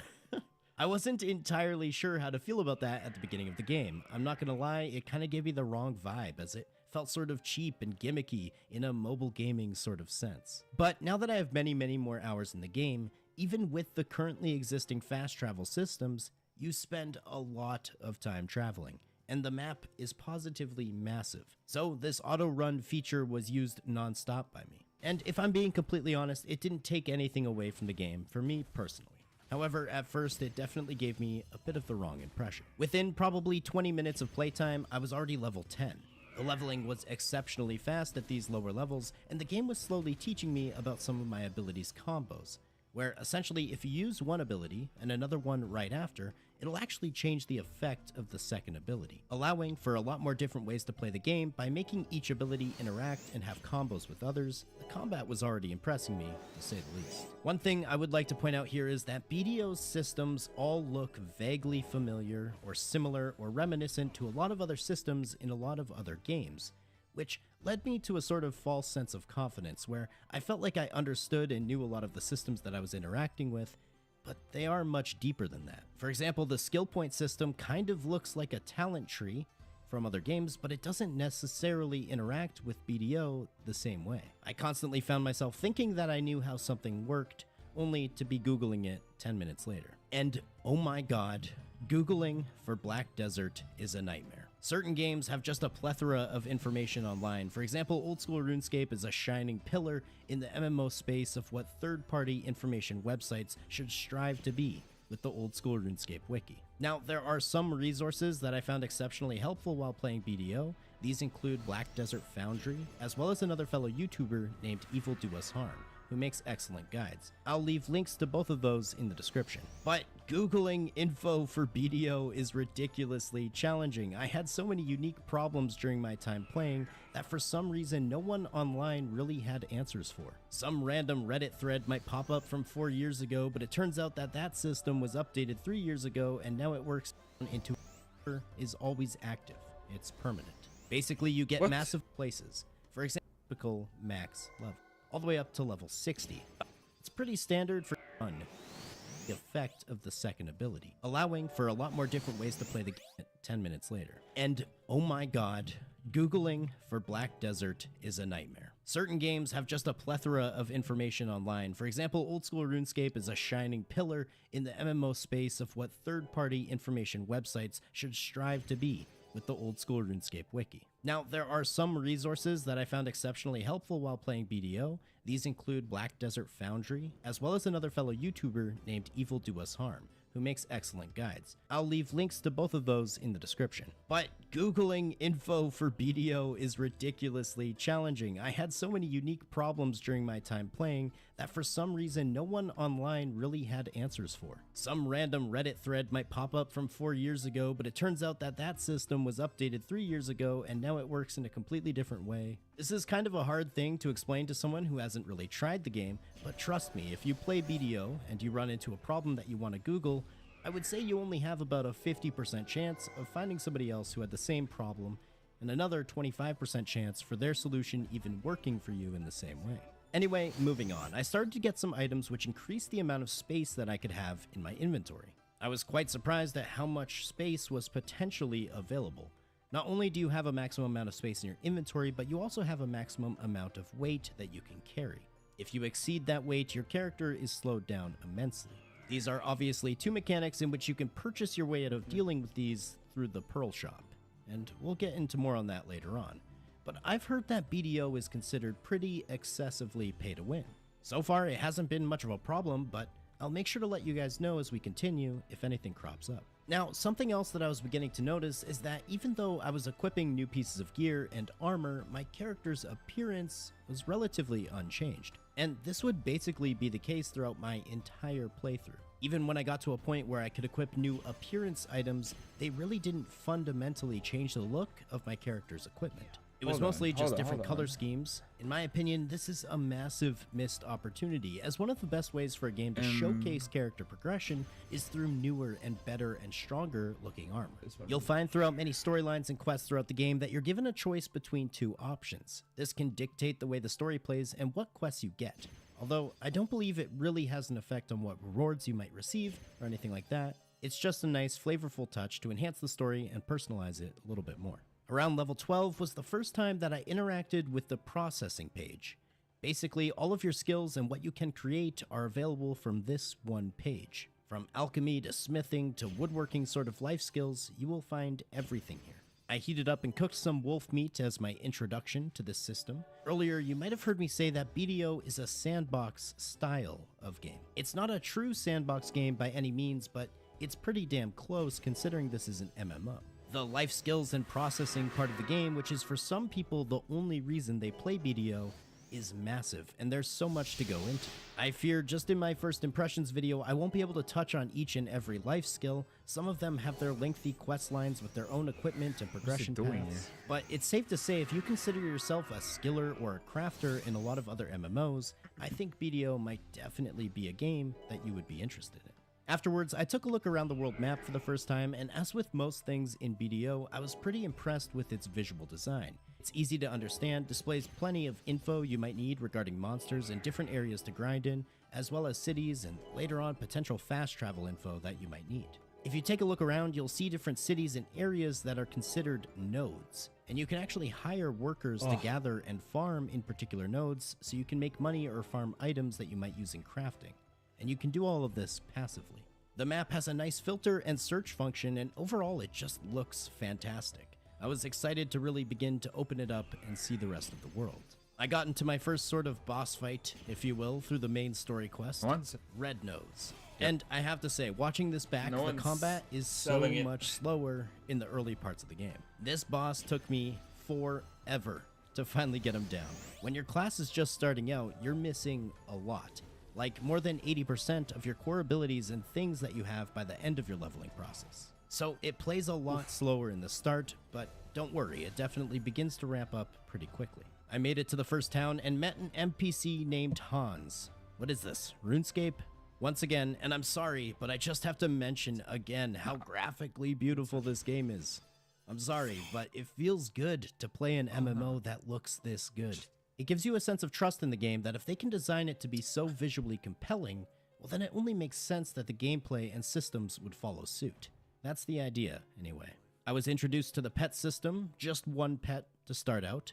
They can actually loot items off the ground for you, which is super handy, and later on you can have up to 5 pets with you at a time to speed up the looting process. After that, I was asked to choose a family name. A family is obviously a group of your alternate characters, and by them being in a family, there's certain cross-family rewards that your alts in the future can benefit from.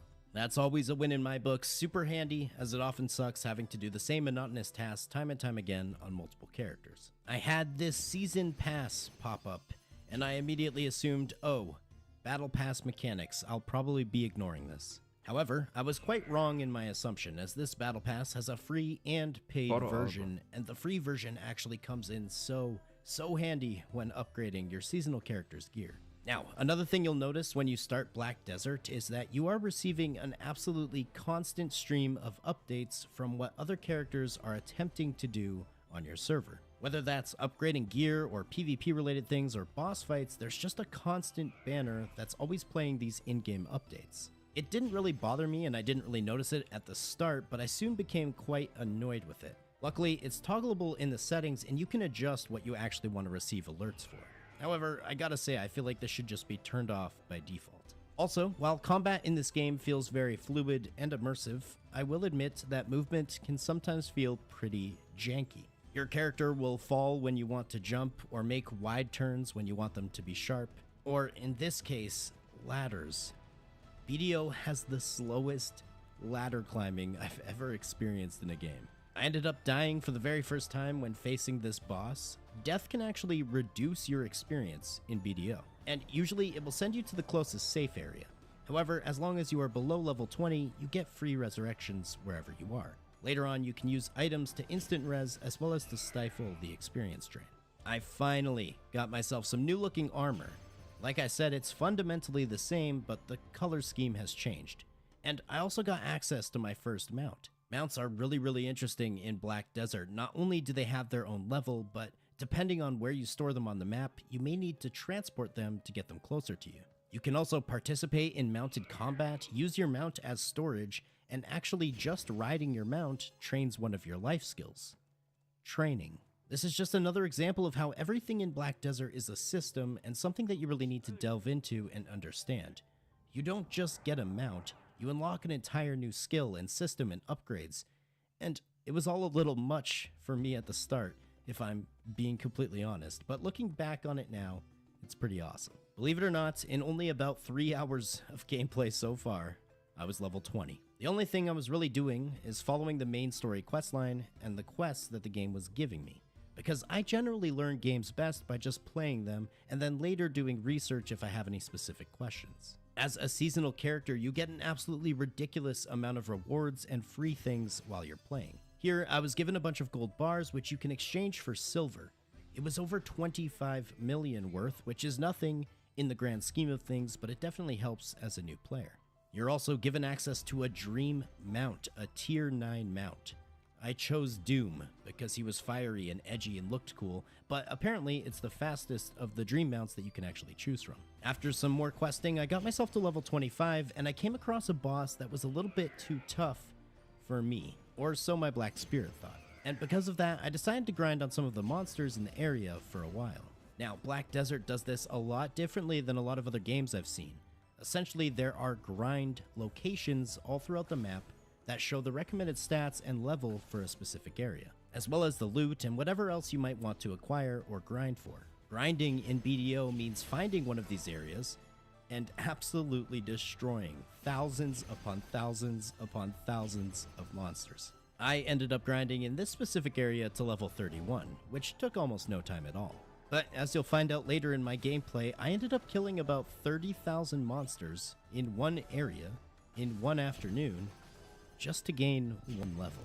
At this point in my playthrough, it was the first time that I interacted with the gear enhancement system. On a seasonal character, you are given a full set of armor and accessories known as Naru. This armor can only be used while your character is still on the seasonal servers. Using resources that you're going to get from questing and grinding, you're going to want to upgrade these from level 1 to 15. And then after they're level 15, you're going to start upgrading them from pre to duo to tri to tet, and finally pen. Once you hit duo, you run the risk of actually downgrading your armor every time you try to upgrade it. Once your Naru gear is fully upgraded to pen, you can then convert it into Tuvala gear, which you will once again upgrade all the way to pen. And eventually, when you graduate from the seasonal servers, you can exchange this armor and these weapons and accessories for tet boss weapon armor and accessories that you can use in the normal servers. Now, if you're a brand new player and what I said doesn't make any sense to you and doesn't even sound like English, don't feel bad at all, because in the clip that you're watching right now, I felt the exact same way. To put it into simple terms, you're going to get seasonal armor that through the enhancement system you can upgrade to full-on endgame armor that you can take with you once you're ready to graduate your character beyond the season. I've heard awful things about BDO's gear progression system, and trust me, it's chock full of insanely low chance RNG situations that are bound to make you angry and take hundreds of hours of time and grinding to even acquire the resources to attempt in the first place. But it's not as bad as I originally thought. For some reason, I had always heard that when you fail to upgrade in BDO, your armor gets destroyed. This isn't really the case. Your accessories, yes, you have a chance to lose those, but your armor and weapons will never fully be lost if you fail to upgrade them. So it's a bit of a silver lining, but we'll get into more on that later on. Back to my progression, I had been receiving tons of new titles and figured this one would be quite fitting. I finished off day 1 at level 40 already. The progression was ridiculously fast in the early game. I don't think any other MMO that I've played on this channel thus far have I reached level 40 in just the first day. Personally, at this point, I was tired and overwhelmed and I felt stupid. Because as I said, BDO just has so many systems and so much to dive into, and I recommend to any new players to learn from my mistake here. Do not try and learn everything at once and try to understand everything. You're gonna fail at that. Just pick a quest, enjoy the game for what it is at the start, and then as you run into questions and things, do some research then. Alright, starting day 2. I was looking disheveled, but trust me, that's because I slept like a rock, and I was ready to continue. I made it to Calphion, my first real time seeing a true city in BDO. It's everything you would expect, every NPC you can imagine, plenty of other players roaming around doing their thing, and overall it was a really cool, immersive looking place. I continued questing and continued upgrading my gear. I stopped when I only had a 90% chance of upgrading because I falsely was still under the impression that my gear might be destroyed if I failed. That's the problem of hearing things about games before you try to play them. And eventually I got to level 49. And it wouldn't let me progress to 50. You have to complete this oddly placed quest in order to actually get to level 50. I was a little bit confused about that at the time, but the reason for this is because at level 50 on a normal server is when PvP becomes active. So some characters might want to stay at level 49 for particular reasons while they finish specific quests or tasks before activating PvP. After level 50, I must say it definitely felt like my experience was slowing down. And then I was introduced to the Magnus questline, which gives you no experience, by the way. And boy, oh boy, let me tell you, I hated everything about this questline. Looking back on this moment now, it's actually essential, really, to your character's progression to do and complete the Magnus questline. But as I had been leveling and fighting and questing around the world, I was beginning to develop a rhythm and a cadence of gameplay that I was really enjoying. And the Magnus questline throws a giant wrench into that feeling of progression. As a new player, I didn't understand the importance of the Magnus or why I was doing this, or even what it was. Let me explain. The Magnus takes place on an entirely different world. So even your user interface options change when you're in the Magnus. You can't look at the world map because you're in a different world. You can't access your normal armor or inventory. It's like an entirely separate dimension. The Magnus questline has 100 separate quests inside of it. 100. But the rewards are well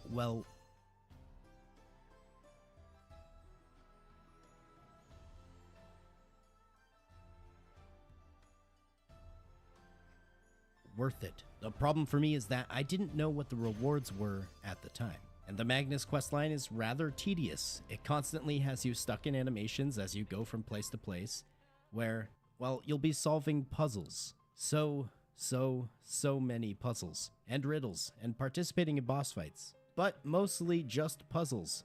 And when you think you're almost done, you're not. Teleporters and abyssal pearls and shooty cannons and wizards that go through gates. What the hell happened to my questing and progression? I was flying through levels and now I'm stuck playing Zelda. It was very jarring as a new player who didn't fully understand why I was there. The Magnus questline essentially has you opening portals throughout the world, which grants you access to a fast travel system that, using just silver, allows you to get around the world so much quicker. Which is huge because traveling can take a very long time in BDO. You end the Magnus questline with a boss fight, which I tried to do on hard mode, but failed immensely. And afterwards, it even gives you access to one piece of pen boss armor, which you'll be able to use once you graduate your character. To put into perspective how long the Magnus questline actually took, I had doubled my playtime from the time I started the questline to the time I finished. Granted, my playtime had only been between 6 to 8 hours at that point, and I probably could have done it a lot faster if I followed a guide for most of the puzzles, but I just figured them out on my own. And here's where hindsight is 2020. It was actually kind of fun, but at the time I felt like it was stifling my progression and I didn't understand why I was there. I think BDO could probably do a bit of a better job here of explaining to new players why they should participate in the Magnus questline. Anyways, after finishing with the Magnus, I was level 52, I had access to fast travel, and I was ready to continue questing and upgrading my gear and levels. At this point, the main storyline is mostly finished up, and so quests that grant experience are gatekept behind further levels. You can check your quest log to see recommended quests. Some of the quests will give you things like further advancement to your inventory space, and I decided to go knock out some of those. One of them had me try fishing. Oh my god, fishing. First of all, I think there was some event going on as there was a ton of players fishing in this location. But let me explain fishing a bit to you guys. First of all, you can do this activity AFK. That means you drop your lure in, and whenever you get a bite, after 3 minutes your character will automatically reel in that fish. This was not something that I originally knew existed. The only fishing that I thought you could do is known as active fishing, and it's fucking ridiculous. Essentially, a fish bites your lure, and you have to precisely time your spacebar at the precise right moment in order to catch the fish. I thought to myself, hey, that's pretty annoying, and it's also kind of difficult, but I figured, you know, once I press my spacebar at the right time, I'll catch a fish, right? Wrong. Once you press your spacebar at the right time, you enter phase 2 of the catching a single fish boss fight, where you have to play Guitar Hero with your WASD keys, and you have to do this seriously fast, otherwise you don't catch the fish. I failed not once, not twice, but 3 times before I finally caught a discarded glass bottle. It's actually kind of a useful item, but still, I was floored at how difficult active fishing was, so I quickly moved on my way. Some more grinding and questing later, and I finally achieved level 56, which is a pretty defining moment for your character in BDO. You see, this unlocks the Succession and Awakening questline. Every class has access to this questline, though it's different for each class. Essentially, after you complete this questline, you're given access to a new weapon and a plethora of new abilities. Afterwards, you can switch between these weapons. Using your old normal weapon would allow you to use all of your abilities that you were using before. However, when you switch to your Awakening weapon, you can then use all of your Awakening abilities. As a sage, my new weapon granted me access to a bunch of ridiculous AoE abilities. And to be honest, from this point on, I just generally played with my Awakening weapon. Though I think more long-term players will tell you that the best way to play is to properly switch between your two weapons at opportune moments. At level 57, I unlocked the Valencia questline, which had me travel into the desert. While you're in the desert, you will periodically receive debuffs. You either get hypothermia or heat stroke, depending on the time of the day, in which case you're going to need purified water or star anise tea to get rid of the debuffs. However, I just had a ton of health potions on me at all times, and I would use those to keep myself alive whenever the debuffs were taking damage. During this questline, I met up again with that same giant robot from the tutorial. And also, my black spirit changed appearance. Now he has ancient desert stuff. Cool.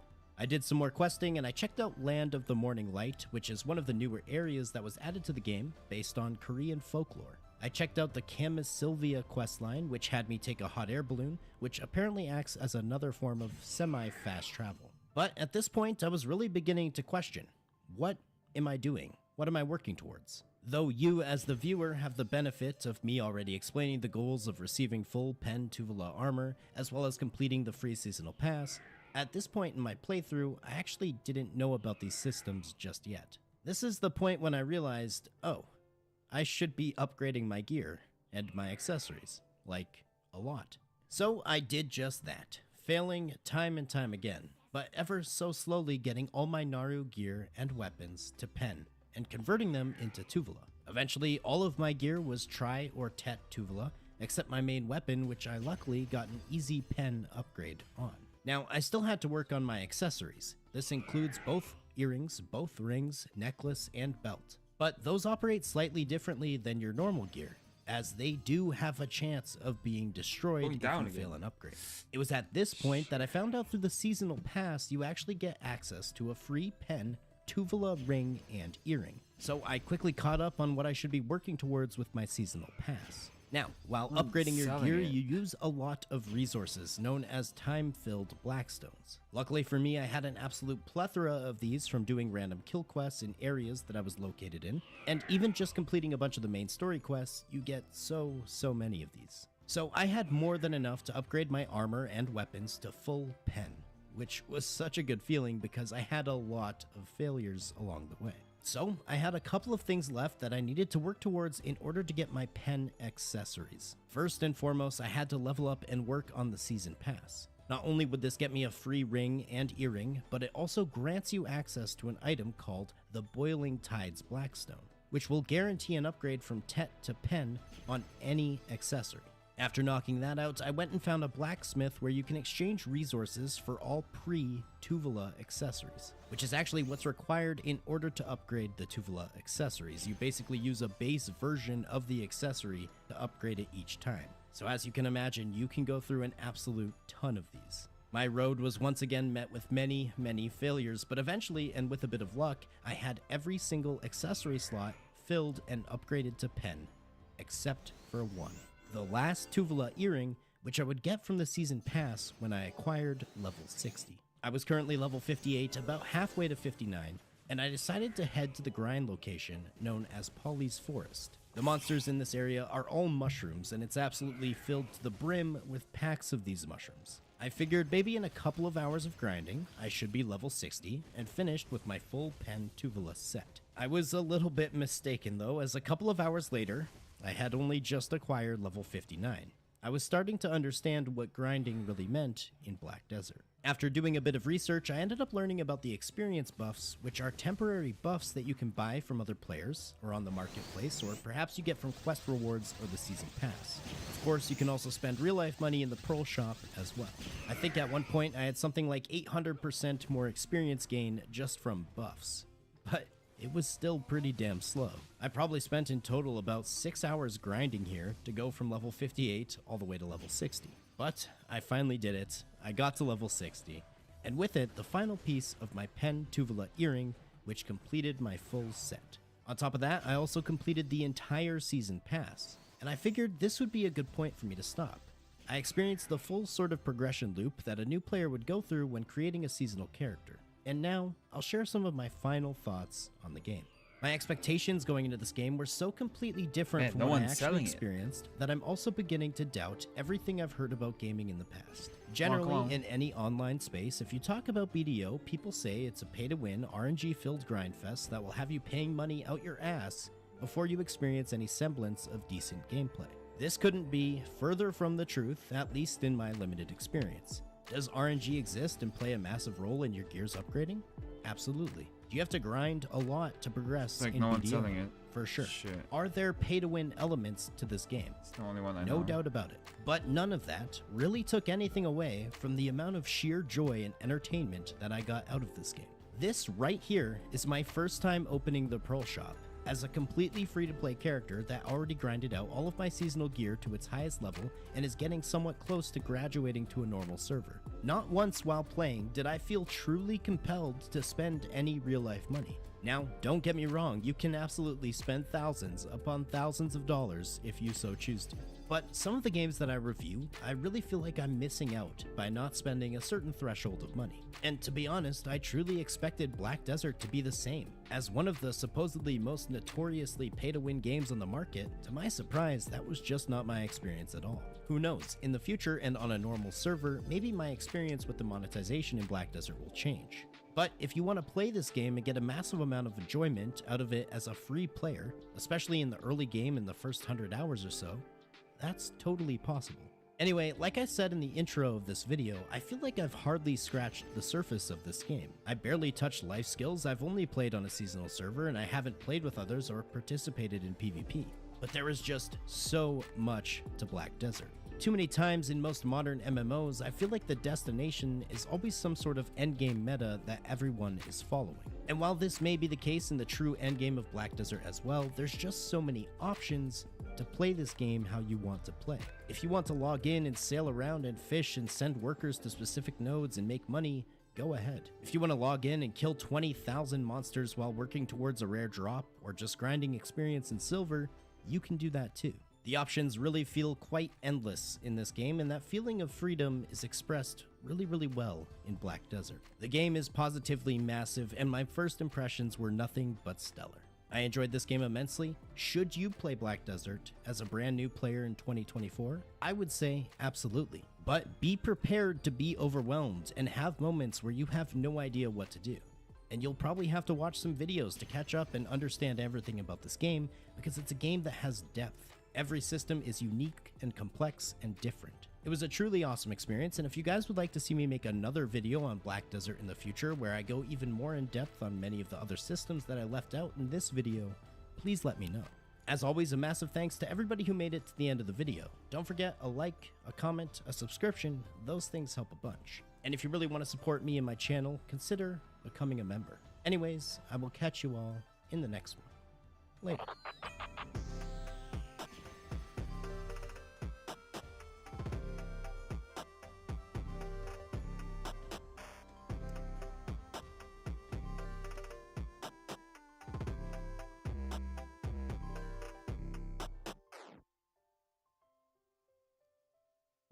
Lost Ark is an ARPG MMO, meaning it's your typical top-down action role-playing game. However, it's also massively multiplayer. Originally released in South Korea in 2019 by Smilegate, they partnered up with Amazon Game Studio and offered a Western release in the year 2020.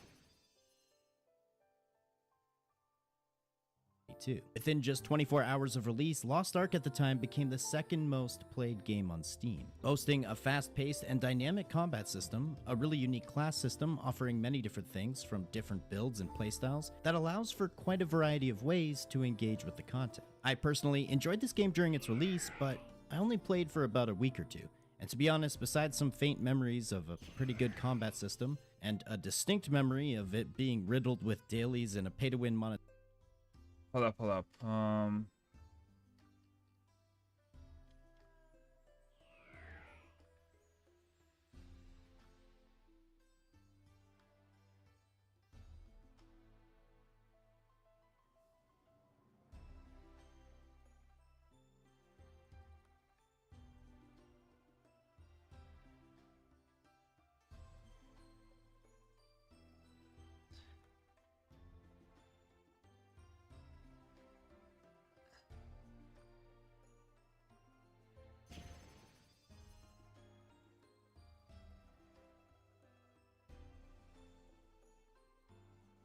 Be back. Hold up.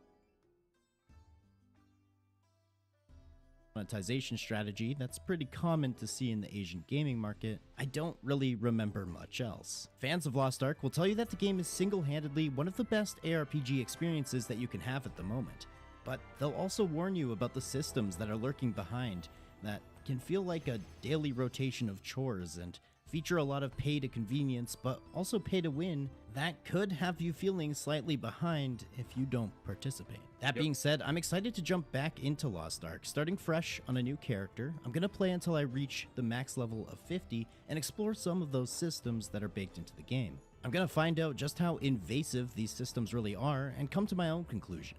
Is this game worth your time? Should you try it out? Is it fun despite some of the systems, or do they bog the game down to a slow, tedious, boring snooze fest that just incentivizes you to pay to escape that nauseating monetization hell? Now, Lost Ark features 6 different archetypes which feed into your class selection. For example, the warrior archetype features 5 different classes from a gun lancer to a paladin.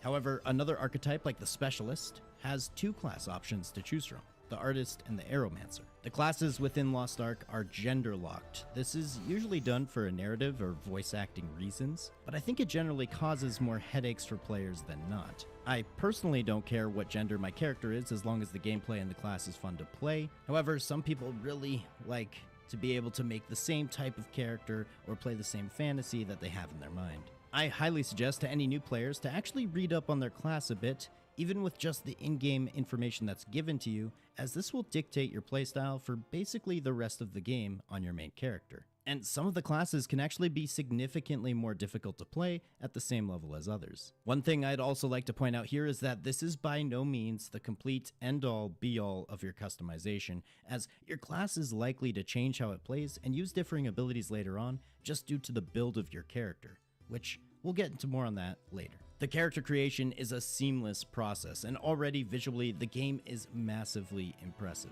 I mean, you'll see as this video carries on, but the game is just beautiful. And not only that, I can play this game on the maximum graphical settings and almost experience no issues related to performance. That's on top of recording and doing other things on my PC as well, so really it's just optimized quite nicely. I personally ended up choosing the Berserker class, the massive two-handed greatsword, and the way your character handles themselves, it really reminded me of Orin from Final Fantasy X, and for that reason alone, I was hooked. Also, the game gives this class a difficulty rating of 2 stars out of 5. Listen, I can give you all a lot of opinions about video games, but I never claimed to be good at actually playing them, okay? After spending some time in an intergalactic fever dream of class creation, I was teleported into the world of Arcasia. And I found myself in a very unique place, somewhere you could never expect when creating a new character for an MMO. Such an original and cool... I'm on a boat. Yes, another game where I'm on a boat. When you're a new player, you have this tiny little seed next to your name that signifies that you are new to the game, I guess to communicate to other players that you might need help. There's actually a similar system in Final Fantasy XIV as well. Personally, I think it makes me look about 73% less badass, so I'm not a huge fan, but it's okay, we can roll with it. One of the first things that I noticed when taking a look around my user interface is the absolutely ridiculous amount of red dots. Due to the psychological addiction that you, me, and basically everybody has to their mobile phones because of the dopamine acquired when receiving and opening notifications, this messed with my Zoomer brain. I had no idea how to clear all of the red dots, as some of them were basically not things that I could click on, or were things that would basically be redundant to click on, as within a few seconds of gameplay you would probably receive another red dot. Now, this is actually a legitimate tactic that we see used excessively in the mobile gaming market to not only send you push notifications, but to also replicate that notification dopamine. It's there in order to make you feel like there's always something that you need to be doing. It was extremely annoying at first, but I got pretty used to it after playing for a little while. I started my character fresh on a new server, but it seemed that I had a couple of gifts left over from when I had played the game prior during its release. Nothing too crazy, a little bit of currency and a couple of chests filled with a random assortment of items, which I had no idea what they did. Besides all that, however, the UI is actually fairly clean and fairly easy to understand from a gameplay perspective. The minimap and the quest tracker are small, easy to read, and understandable, the same with your action bar and abilities. There is an absolutely absurd amount of different interfaces that you can access from your menus though, And even after playing 100 hours, I'm not entirely sure what every single interface is used for. I can say, however, especially for the intro to the game and your first long time playing, you're not really going to need to interact with all of these. So I would suggest just learning about them as you go, and don't spend too much time in the beginning trying to understand every underlying system. Just go have fun. And that's exactly what I did. I just began following the story quest. Interestingly enough, this game actually starts you at level 10, not level 1. I don't know why this is, I can't really think of any logical reason, but I mean, okay, cool. I met up with a priest and we hacked and slashed our way through swaths of the enemy forces. Oh yeah.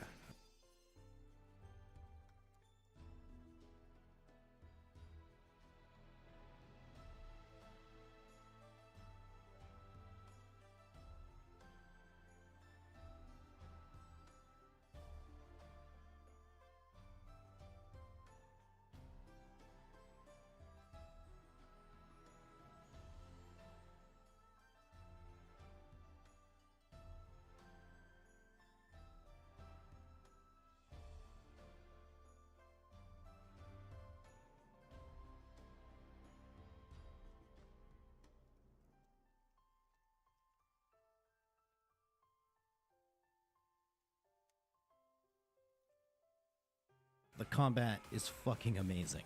I don't think I've played another game with combat that is quite as satisfying as Lost Ark. Granted, I'm not and do not claim to be an experienced top-down ARPG player, so I may be ignorant, but just comparing the combat here to other MMO experiences that I have, Lost Ark kinda has it figured out. Slamming my giant greatsword into a pack of 10 plus enemies at the start of the game really just had me hooked. I couldn't care less about anything else except just getting into the next fight. And there's really something to be said about a game that does combat right. Because too many times it turns into just another chore or thing that you have to do to continue progression. But if you can make combat into something that players are actually looking forward to participating in, well, I think that's a recipe for success. Already, I was given access to a mount. This is something I think at some point games can just give you by default.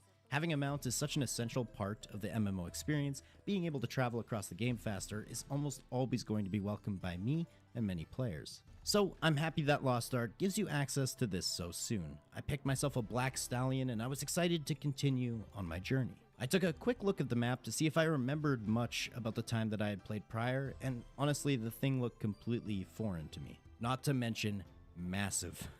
This game is pretty huge. Later on, you'll find yourself literally sailing between continents, and that takes quite a sizable chunk of time to actually do. To be honest, I was already feeling like I could end up spending a lot of time playing this game. I found my first Mokoko seed. That is one out of 1,235 Mokoko seeds that you can find hidden throughout Arcasia, within dungeons, behind puzzles and locked areas, and that's just one of the few different massive collection systems that exist within Lost Ark. If you're a collector and you like completionist content, there's enough of that featured within this game to last you literally years. I always love to see this in games, from OSRS's collection log to Guild Wars 2 and the completionist aspect of exploring every map. Lost Ark also does this very, very well. And even if you don't feel like hopping into super hardcore endgame content, there's always something for you to do in terms of achieving more on your character. A lot of these systems are also roster-wide, which essentially means that when you make new characters or alts, they're assigned to a roster, where along with your main character or any other characters that you have, they'll receive benefits depending on your roster level. We'll get into alternate characters and how essential they are to Lost Ark later on, but for now, account-wide sort of progression systems are always a positive in my books. I got to level 11 and achieved my first assignable skill points. These can completely change how a certain ability you have might operate, and it's super fun to play around with. You can respec these points basically whenever you want, so while I was leveling, I was always experimenting and trying out different versions of the same abilities. For example, at certain level thresholds of an ability, you'll have a few different options, as each ability basically has its own talent tree. Of course, these things tend to end up in a meta with the endgame, but while leveling, I mean, just play around with it and see what you like. Also, Lost Ark does feature a fast travel system. As your character progresses throughout the game, you're gonna learn different songs. Some of these songs act as a sort of hearthstone to take you back to a select location, or a song that teleports you to your player-owned area. There's songs that'll teleport you directly outside of a dungeon that you're currently inside. But the one that you're going to use the most involves these triports. Anytime you see one of these triports, make sure to activate it, as essentially it's a teleport location. And as long as you're within the same continent as that said active triport, you'll always be able to play the Song of Triport and teleport there. Now, every class has this unique class ability, which you'll find in the center of your action bar. That has to be completely filled with a resource, usually gained during combat. For example, for my Berserker, when this bar fills up, I can enter a burst mode that makes me glow all fiery red. It greatly increases my damage and crit chance and movement speed, and it even speeds up all of my cooldowns. I'm not sure what all the class abilities look like for all of the other classes in the game, but being in this burst mode as a Berserker is like the epitome of fun. Nothing stands a chance. Around level 13, I entered my first dungeon and participated in my first sort of boss fight. You'll see from his health bar up top that you can see his total HP displayed in numbers. However, if you look to the right, it says times 7. All that means is that he has 7 health bars full of health, but all of them together is still just 6,945 HP. I don't know. It was a little confusing to me at the start. I think this is a typical thing to see in other Asian RPGs, but obviously it's a little different to what we're used to here in the West. Now, one of those items that I had actually received in my mailbox earlier on presented a 3-day crystalline aura pass. I decided to use it, which might have been a complete waste, because while playing the game, I didn't really notice a tangible difference between having this aura active or not. The only thing that I really noticed is that while I had the aura active, my triport teleports were free. But the cost for using those teleports is literally so negligible that they are essentially free anyway. But the crystalline aura is basically Lost Ark's version of a subscription. And after looking into it a bit more, it essentially gives you a cost reduction in a ton of different in-game activities. It also speeds up many of the time-gated things that you're gonna access later on. Bear in mind, this game is chock full of systems which feature daily energy limits and restore rates and 12-hour idle timers. Like I said prior, this sort of monetization is extremely common, especially in the Asian gaming market, so it's very much so to be expected within Lost Ark. But the point that I'm trying to find out with this video is, where is the bottleneck? At this point in the game, the crystalline aura basically provides me no benefit. But when does it start to benefit you? When does it become borderline necessary to purchase the subscription to continue? If ever. Now, the questing experience while leveling is really quite nice. It's pretty much mindless. You go to a new area, you pick up your story quest to continue with the main storyline, but there'll generally be between 1 or 3 side quests that are also available. During my time leveling, I picked up every side quest because they're literally always in the exact same area as your story quest. You hardly have to look at your minimap or really even think of where to go next. It's very objective oriented. Do this, kill that, pick up that, search this. It honestly feels like you're basically just power leveling. I ran through a few more dungeons. Interestingly enough, you always get these options to do the dungeon on normal or hard mode. I always picked hard and I found them to be pretty trivial anyway. You also get the option to join a sort of match finder and find a group for a dungeon. But I tried this a couple of times and I think these dungeons are just not very active anymore, as no one seemed to join my groups. That's hardly an issue though, because up to this point they were all extremely soloable. Within just a couple of hours of gameplay, my character was already level 20. I had acquired a ton of new gear and weapons and jewelry, which all has its own item level, which will form your character's item level. It's my understanding that item level is kind of the true level in this game, as once you're level 50, like everyone else, the real way to tell how strong a character might be is going to be through their item level. I took a short break now to play some World of Warcraft with the girlfriend, and when I came back, I couldn't help but notice that my character looked completely badass. Already. To be honest, as more of an old school MMO player, I would prefer my character to really look badass when I feel like I've earned a lot of that gear or armor. If you already look badass at level 20 with like 2.5 hours of gameplay, then that means that looking badass is devalued. Because basically everybody is going to look badass, and looking badass is badass, okay? A bit more leveling later, and I was introduced to the trade skill system. First, it showed me mining. There are ores riddled throughout the world, and you can gather those ores, which you can use as a resource later on to craft other items and to further progress with your player-owned area. We'll get into that system later on, but on top of mining, there's also fishing, logging, hunting, excavating, and foraging, all of which can be leveled up. You're given a certain amount of gathering energy that you can use every day, which refreshes at a rate of something like 30 per 10 minutes. So you could theoretically run out of energy and not be able to gather any further that day. However, for me personally, I never actually used all of this energy, but I haven't really tried to dedicate a full day to using my gathering skills. Speaking of gathering skills, however, I had heard of this horrible, awful problem within Lost Ark. Just rumors so far, as I had seen no evidence firsthand, that is, until now. When about 400 people with weird, gibberish names and all wearing the same thing with the same pet were fishing at this dock. Guys, I don't think there's much fish left in there. I mean, imagine trying this in real life. I don't think you'd get any bites at a certain point. But yes, these are bots, and I've heard before that Lost Ark has a major botting issue, though this was my first time seeing it firsthand. I think it's pretty safe to assume that this probably has some negative consequences for the economy, especially for trade skill items like this, but any further negative effects from the botting are still unknown to me, besides the fact that just seeing an army of players like this might be confusing to someone who doesn't understand that they're bots. Maybe some of you longtime players in the comments can let me know your opinion on the botting situation in Lost Ark. The next day I logged in, and just logging in gave me 1 million silver. I'm not sure why, but we take those. Lost Ark is a game of many, many rewards. Login rewards, playtime rewards. You are constantly clicking claim this or claim that. It can be a little overwhelming, especially to a new player, but I mean, I'll take it, I guess. I was also beginning to receive these cards. They vary in rarity, and I thought they were just a part of another collection system, and in a way they are, but they can also provide buffs to your character. When you have a certain amount of cards from the same collection, you get a buff. This is just one of those many more interfaces and systems that I was talking about prior. For example, certain sets of cards will give you a reduction in lightning damage or fire damage. I figured I would probably delve into this system later on, but for now, just collected cards.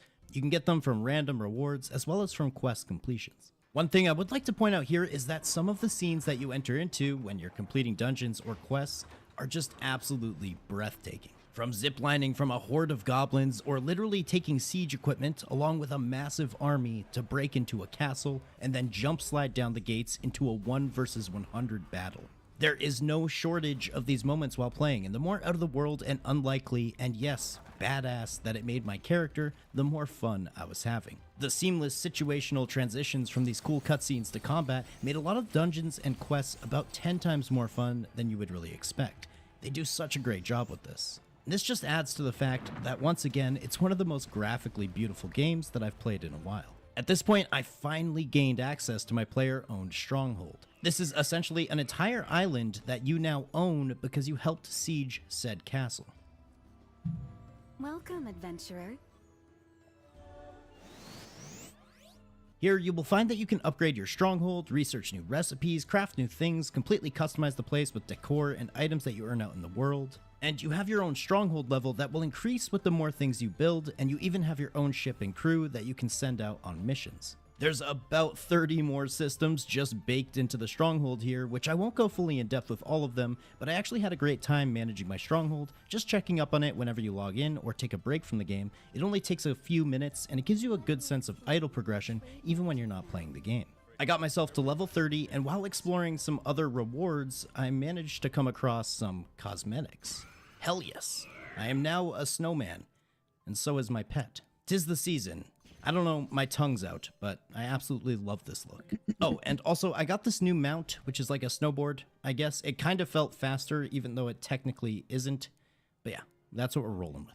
Around level 32, I got into a crazy fight with a demon dragon trapped inside a tower. This was one of the coolest fights that I had participated in so far, using the environment around as an ever-moving and escalating battlefield. It was pretty awesome. Within another few hours of gameplay, I had finally acquired level 40, and this is when I was actually finally introduced to the sailing system. At this point, I was pretty confused about how it worked, but essentially there are 8 different ships that you can unlock in the game, and many different crew members that you can take with you. Currently, I only had 1 crew member and 1 ship, but depending on the types of water that you may need to go through, you might want to change your ship or your crew to accommodate that. You can also further customize these with different colors and symbols, and honestly, sailing is easily one of the best parts of the game. The vast size of the ocean within the game is actually mind-blowing. It can take you quite a long time to travel from one part of the map to the other. Not only are there different continents you can travel to, but also along the way there's different islands, each with their own quests and collections and puzzles and stories and things that you can do. There's even certain islands that will only appear at certain times or when certain actions are triggered throughout the world. It's absolutely hands down the best sailing I've seen in an MMO personally. It doesn't feel like a chore or feel tedious, it simply feels like a means to an end in terms of traveling. And on top of that, along the way, there's just so many interesting things that you might find or discover. I think any game looking to add sailing to their repertoire in the future could definitely take a page out of Lost Ark's book. I'm looking at you, old school RuneScape. Anyways, I sailed to the island of Tortoik, where I was subsequently shrunk down to the size of an ant. Pretty cool. Does anyone remember Honey, I Shrunk the Kids? Same idea. And I mean, just look at the size of these giant Day 3, I was level 44, and I figured today would be the day that I finally get to level 50 and really begin to explore what the end game looks like in Lost Ark. So far, I had just been non-stop questing, grinding, doing dungeons, and it's been an absolutely wonderful leveling experience. It's quick and easy, and it feels good. I found a new continent where they had me participate in a tournament in order to prove myself and progress within the story. I even ran into my first world boss. That dude had a lot of health. Like, a lot. I don't think I could do that much damage if I spent 3 hours straight attacking him. I also ended up getting another ship, and I was nearing ever closer to level 50. I traveled to a steampunk sort of desert area, and I found myself in the city of Stern. Here, I went into a dungeon where I was able to control a giant mech suit and just blow shit up. It was awesome. And finally, I got myself to level 50, and I was told that I unlocked Guardian Raids, Abyssal Dungeons, and Chaos Dungeons. I assumed that these were more of the endgame progression systems, but I still didn't quite understand how I was supposed to access these just yet. I also found out that I was completely wrong. 50 is not the max level. It's 60. But the experience between level 50 and 51, for example, is about 1,000,000 times more experience than between 49 and 50. I learned that any of the levels post 50 is more considered to be a prestige level, and if you are 50, you're considered generally at the highest level, though you will still gain some skill points for every level up until 60. I finished up the story quests around the Stern area, and I was directed towards Vern. This would be where I would really be able to delve into a lot of the post-max activities. Though, as far as I could tell, I was nowhere near really being done with the main story quests either. I was a little unsure as to what I was supposed to actually be doing now that I was level 50. I didn't know what would be more beneficial. Sticking with the story perhaps, or just delving straight into other forms of progression. I noticed I had something called an Awakening quest, which piqued my interest, and after running and sailing around a bit, I actually unlocked an Awakening skill. It's basically another ultimate ability. You can actually unlock different Awakening abilities later on, though I'm not quite sure how at this point. Now that I was max and I had my Awakening ability, I felt mostly ready to try and jump into some of these Chaos Dungeons, Guardian Raids, and the like to really feel out what at least a little bit of the endgame looks like. Essentially, Chaos Dungeons are an activity that you can participate in and benefit from twice every day. You face off against a horde of enemy monsters, and depending on what tier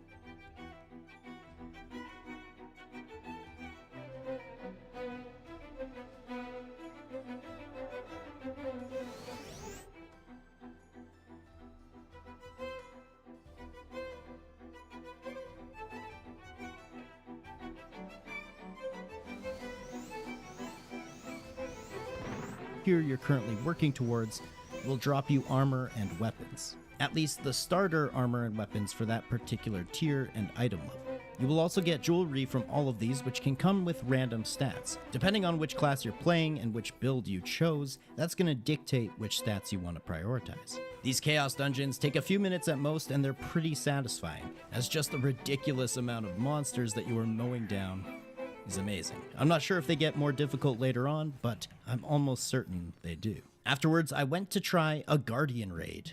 First Guardian, Urinal. Or Ernial, I believe is how you pronounce the name. These you can do whenever you want, and you can do them solo or within a group. Though it's important to know that you can only claim a Guardian Soul once per day. So if you want the best rewards from doing this activity, it is once again restricted by a daily limit. But essentially, you're placed on a giant map, and the Guardian is located somewhere on that map. Some of these maps are actually quite big, and it can be difficult to locate the Guardian. Unless you use an item called a flare, then you'll know its exact location. The Guardian actually has no health bar, which is a really interesting mechanic because you never know how close you are to being finished the fight. You always have to stay on your toes. Sometimes during the fight, the Guardian might move around. Each tier features a few different Guardians. Since I'm in the first tier, they're generally pretty easy. But once again, I'm certain these pick up in difficulty immensely later on. After playing around and having a lot of fun with these Chaos Dungeons and Guardian raids, I was actually given a quest to go and talk to an NPC about upgrading my gear. This is where the real power and character progression loop begins to take place in Lost Ark, and it's done through a system called honing. This will require a ton of resources to be able to upgrade all of your gear. Luckily, through leveling, you're actually given a massive amount of these resources. So the first little while you're going through Tier 1 is an absolute breeze, though your Tier 1 materials won't necessarily translate to Tier 2 and later on to Tier 3. One important thing to know about the honing system is you can actually use some of these resources, and it is anything but a guarantee. There are certain bonus items you can use to increase your particular chance of successfully honing into the next level, and at my current state, I generally have a greater than 70% chance of success. But I've heard that later on these percentages get worse and worse, so a little bit of RNG and resource usage that plays into the gearing up process of Lost Ark. It's not my favorite system by any means, and this is where you're going to see the majority of that bottleneck, which will really separate the paying version to the non-playing version of players. Afterwards, I was a little unsure of how to continue or what I should work on next. I wanted to continue working on my story quests, as honestly, traveling and questing and enjoying the vast world was slowly shaping up to be my favorite part of the game. However, I did have another activity that I could complete in town, and that was interacting with this tower system. Essentially, you can enter this tower, and there are 20 floors with 20 different rewards that Hold on.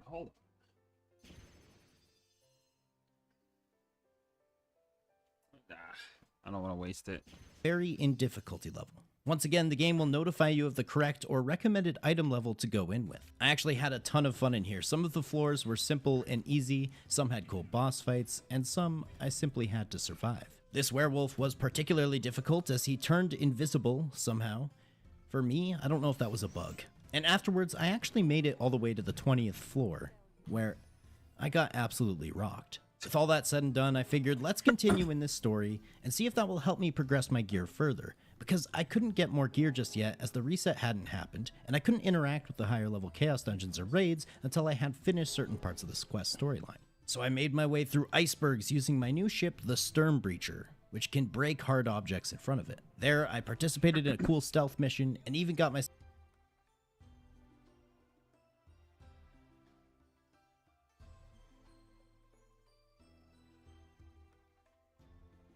a new mount, this awesome Frostwolf. Afterwards, I went to the zone of Rohendel. This was an exceptionally long boat trip, and you can't use any form of quick travel to get to areas of the map that you haven't been yet. I'm not kidding, this trip probably took me 15 minutes in total while avoiding certain dangerous parts of the ocean and just going through some of the non-avoidable parts. The final sort of dungeon in the Rohendel area had easily some of the coolest boss fights and interactions that I had ever partaken in, from solving chess puzzles to fighting on a constantly moving surface with dizzying camera angles. The immersion in some of these is literally a masterclass on how to do great boss fights. They were a ton of fun, and after finishing the Rohendel area, I unlocked yet another system. Did I say I was overwhelmed with systems yet? The skill transfer system, whereby adding these non-equipable pieces of jewelry kind of confusing, that you might get from Chaos Dungeons or other places you can actually upgrade your particular advancements that you can find under each of your skills. It's actually kind of cool and pretty simple. On to the next story quest. In the next zone, we went to hang out with some dwarves in the southwestern corner of the map and into the area of Yorn. Once again, beautiful zone, beautiful cutscenes, beautiful boss fights, and it was while finishing Yorn that I finally got to what I can assume is the first bottleneck. In order to advance to the next area of the story quest, Phaeton, I was going to need to acquire an item level of 960. My current item level being 811, because I spent a bunch of time honing my gear. But apparently, what I thought I needed to do is participate in the Chaos Dungeons unlocked by completing the Yorn area. I thought that completing those dungeons would actually give me gear which would be higher level than 960. But unfortunately, after taking a look at the Chaos Dungeon selection, I wouldn't actually be able to get any new gear as loot until Punica. Damn, no one's which selling would get me to tier Gakumbo? 3 and item Shit. level 1100. So I guess we're honing all the way to 960. I really 3 hope I million. have enough Too resources much. saved up, as this could take a bit. Luckily, I still had enough resources from leveling, though I was cutting it pretty close. And the honing chances were becoming slightly slimmer, sometimes taking 2 or 3 tries to finally get a piece of gear honed to the next level. Eventually, I got to item level 960, and the new area and quest immediately became available to me. Just a quick sail to the northwest laid Phaeton. Once again, questing through this area was a ton of fun, and I even started to see some higher leveled skilling nodes, which is something I was wondering about, as mostly it seemed like the world was just filled with copper ores and the same flour. But here I found iron ore, different mushrooms, bigger trees. It's interesting because in most MMOs, I feel like you start seeing the next tier of gathering nodes at a much sooner point than you do in Lost Ark. And here I actually got my first level post 50. Before, what was taking potentially felt like 10 to 20 minutes per level, level 51 actually took me probably 5 to 10 hours of gameplay. I'm unsure of the exact estimate, but these post 50 levels felt great, and the skill points were highly appreciated. I made it to the main city, which has some pretty awesome verticality, before continuing to quest around here. Another fucking stealth mission. My god. Okay, it was close, but I made it. I feel like I keep saying this all the time, but Phaeton has like the best cutscenes I've seen so far. An epic battle with a demon that fell through a portal in the sky, where you have to use the surrounding environment to your advantage, had me once again feeling like a complete badass. But at this point, I feel like I was really starting to see the gameplay arc, if you will. Essentially, you grind out the item level required to continue the story quest, and then you complete said story quest, and once again you return to doing Chaos Dungeons and Guardian Raids and other daily activities in order to gather resources so that you can push to the next item level to continue with the story. I think it's safe to assume that at some point you will reach the end of the story, and at that point you will be pushing your item level in order to access further Guardian Raids, Abyssal Raids, and dungeons. Suffice to say, I finished up in Phaeton, and sure enough, in order to continue forward, I had to work towards the item level of 1100. At this point, I feel like I've played enough to give a fair estimation of my first impressions with Lost Ark, and what you can expect from this game in the year 2023 and the beginning of 2024. Essentially, here's what's going on. You have some of the best gameplay in terms of combat, visuals, collecting, exploring, world navigation, endgame combat difficulty. Like, it's the full and complete package. This game is, no joke, one of the most fun MMOs I've ever played. It's like a hack and slash dungeon crawler, except you have an entire world to crawl, and it's multiplayer. If you want to turn your brain off and just fight through hordes of bad dudes, or focus on leveling up your skills, or travel around collecting items, you're totally free to do so. But instead, if you would prefer to get a group of friends, or perhaps just play solo and take on some exceptionally challenging content that's going to require you to really push yourself and learn the combat and learn your class, you can do that as well. This is easily one of the best free experiences that I've had so far on this channel in terms of the first 75 to 100 hours of gameplay. I was legitimately excited to hop on every day and continue my progression. Or if I only had a little bit of time to at least do some of my dailies, which are always helping me push my character into the next tier, which would unlock new fights, new dungeons, new gear, new content. But let's talk about some of the problems that you're going to run into past the first impression. I feel like Lost Ark is almost like the perfect bait and switch. And really, to be honest, a lot of mobile games employ this strategy really, really well. The first 75 to 100 hours are meant to be the hook. They're going to get you so mercilessly addicted to the gameplay loop and cycle of this game, and then they are slowly, ever so slowly, going to take away your dopamine.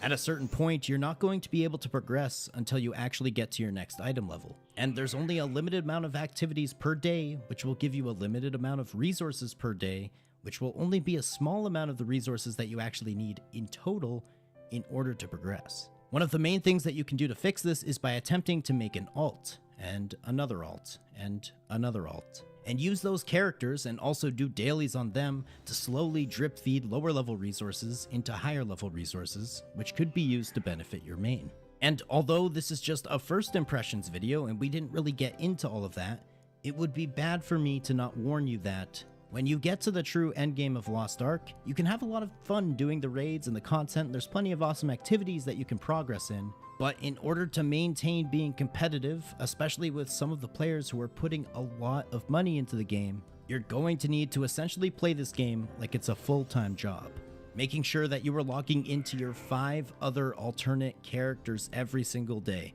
where you do the same few activities over and over again in order to get enough resources to your main character. This becomes a sort of treadmill where you can't necessarily push yourself to go any faster unless you spend money. There's a finite amount of progress that you can really make each day. All of that is to say, is Lost Ark worth playing in the year 2024? Well, like I said, I got at least 75 hours of some of the most entertaining and enjoyable gameplay that I've ever gotten out of an MMO, and I didn't pay a single dime. This game is free to play, and it is very easy to get sucked into paying money, but that doesn't mean you have to. There's very few other things in life that will give you 75 hours of enjoyment perfectly for free. But let me know, what do you guys think of Lost Ark? Is this monetization strategy justifiable in a free-to-play game with so much content? Or is it predatory, and does it hurt the overall gaming market by normalizing these things? Thank you to everybody who made it to the end. Don't forget, a like, a sub, those things help a bunch. And if you guys really enjoyed the video, please check out my Patreon. To further support me, there is a link down below. But I'll catch you guys in the next one. Later. That was a good video. Holy shit.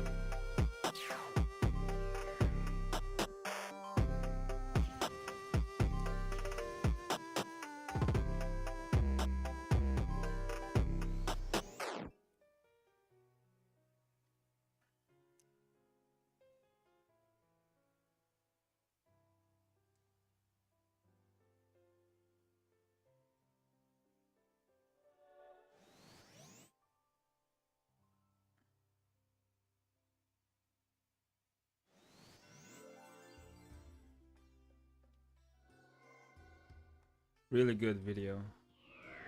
I'm gonna watch that later.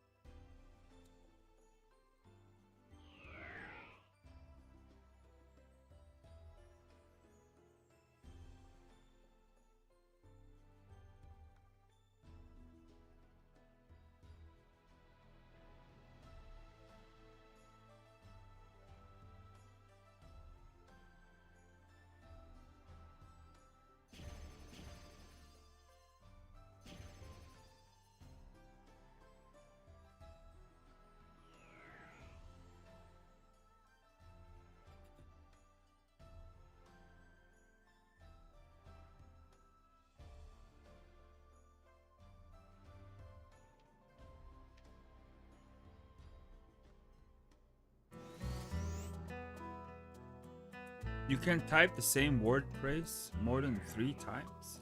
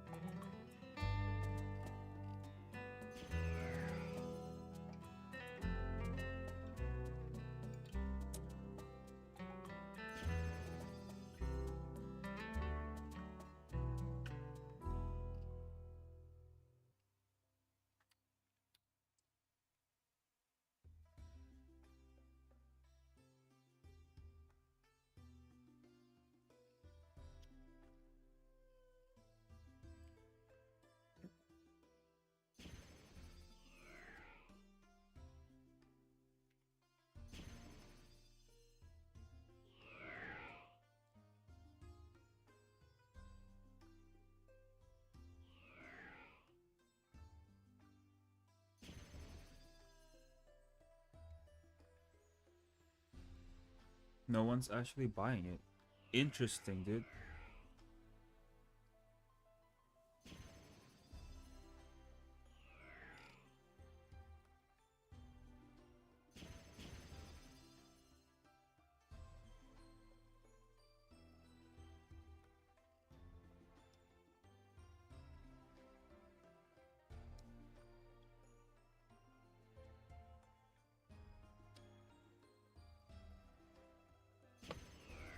Well, apparently no one wants to buy it.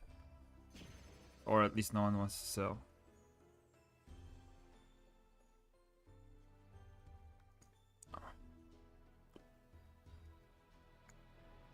$1 million?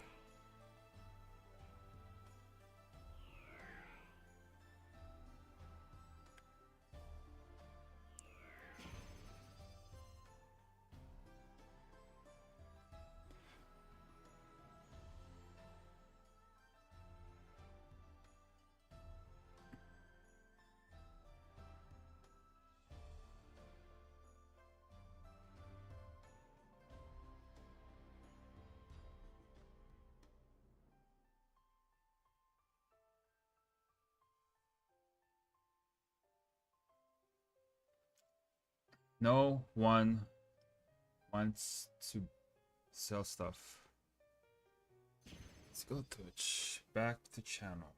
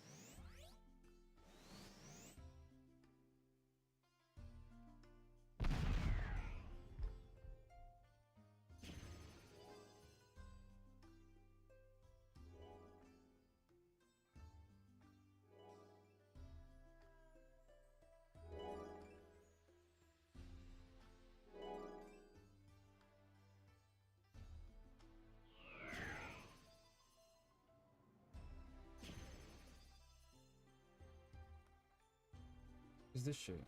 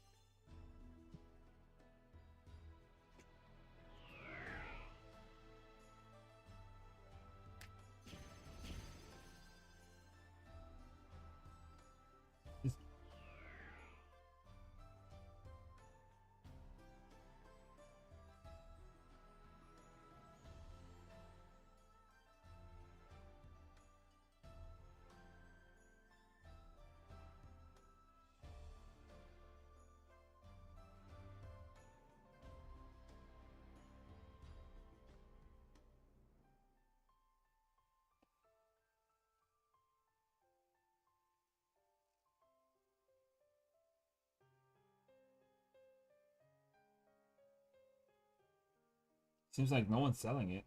Damn.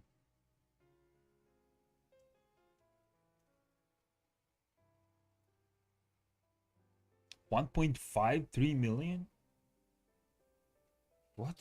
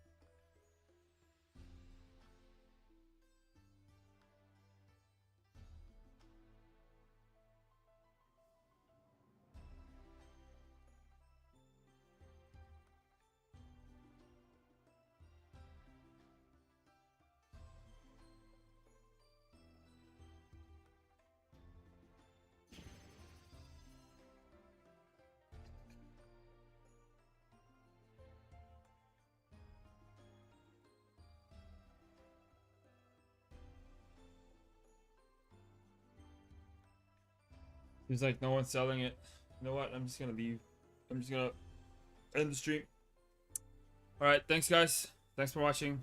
Thanks for tuning in. I'm gonna stream tomorrow again. If you're on YouTube, subscribe. If you're on Twitch or Kick, follow me.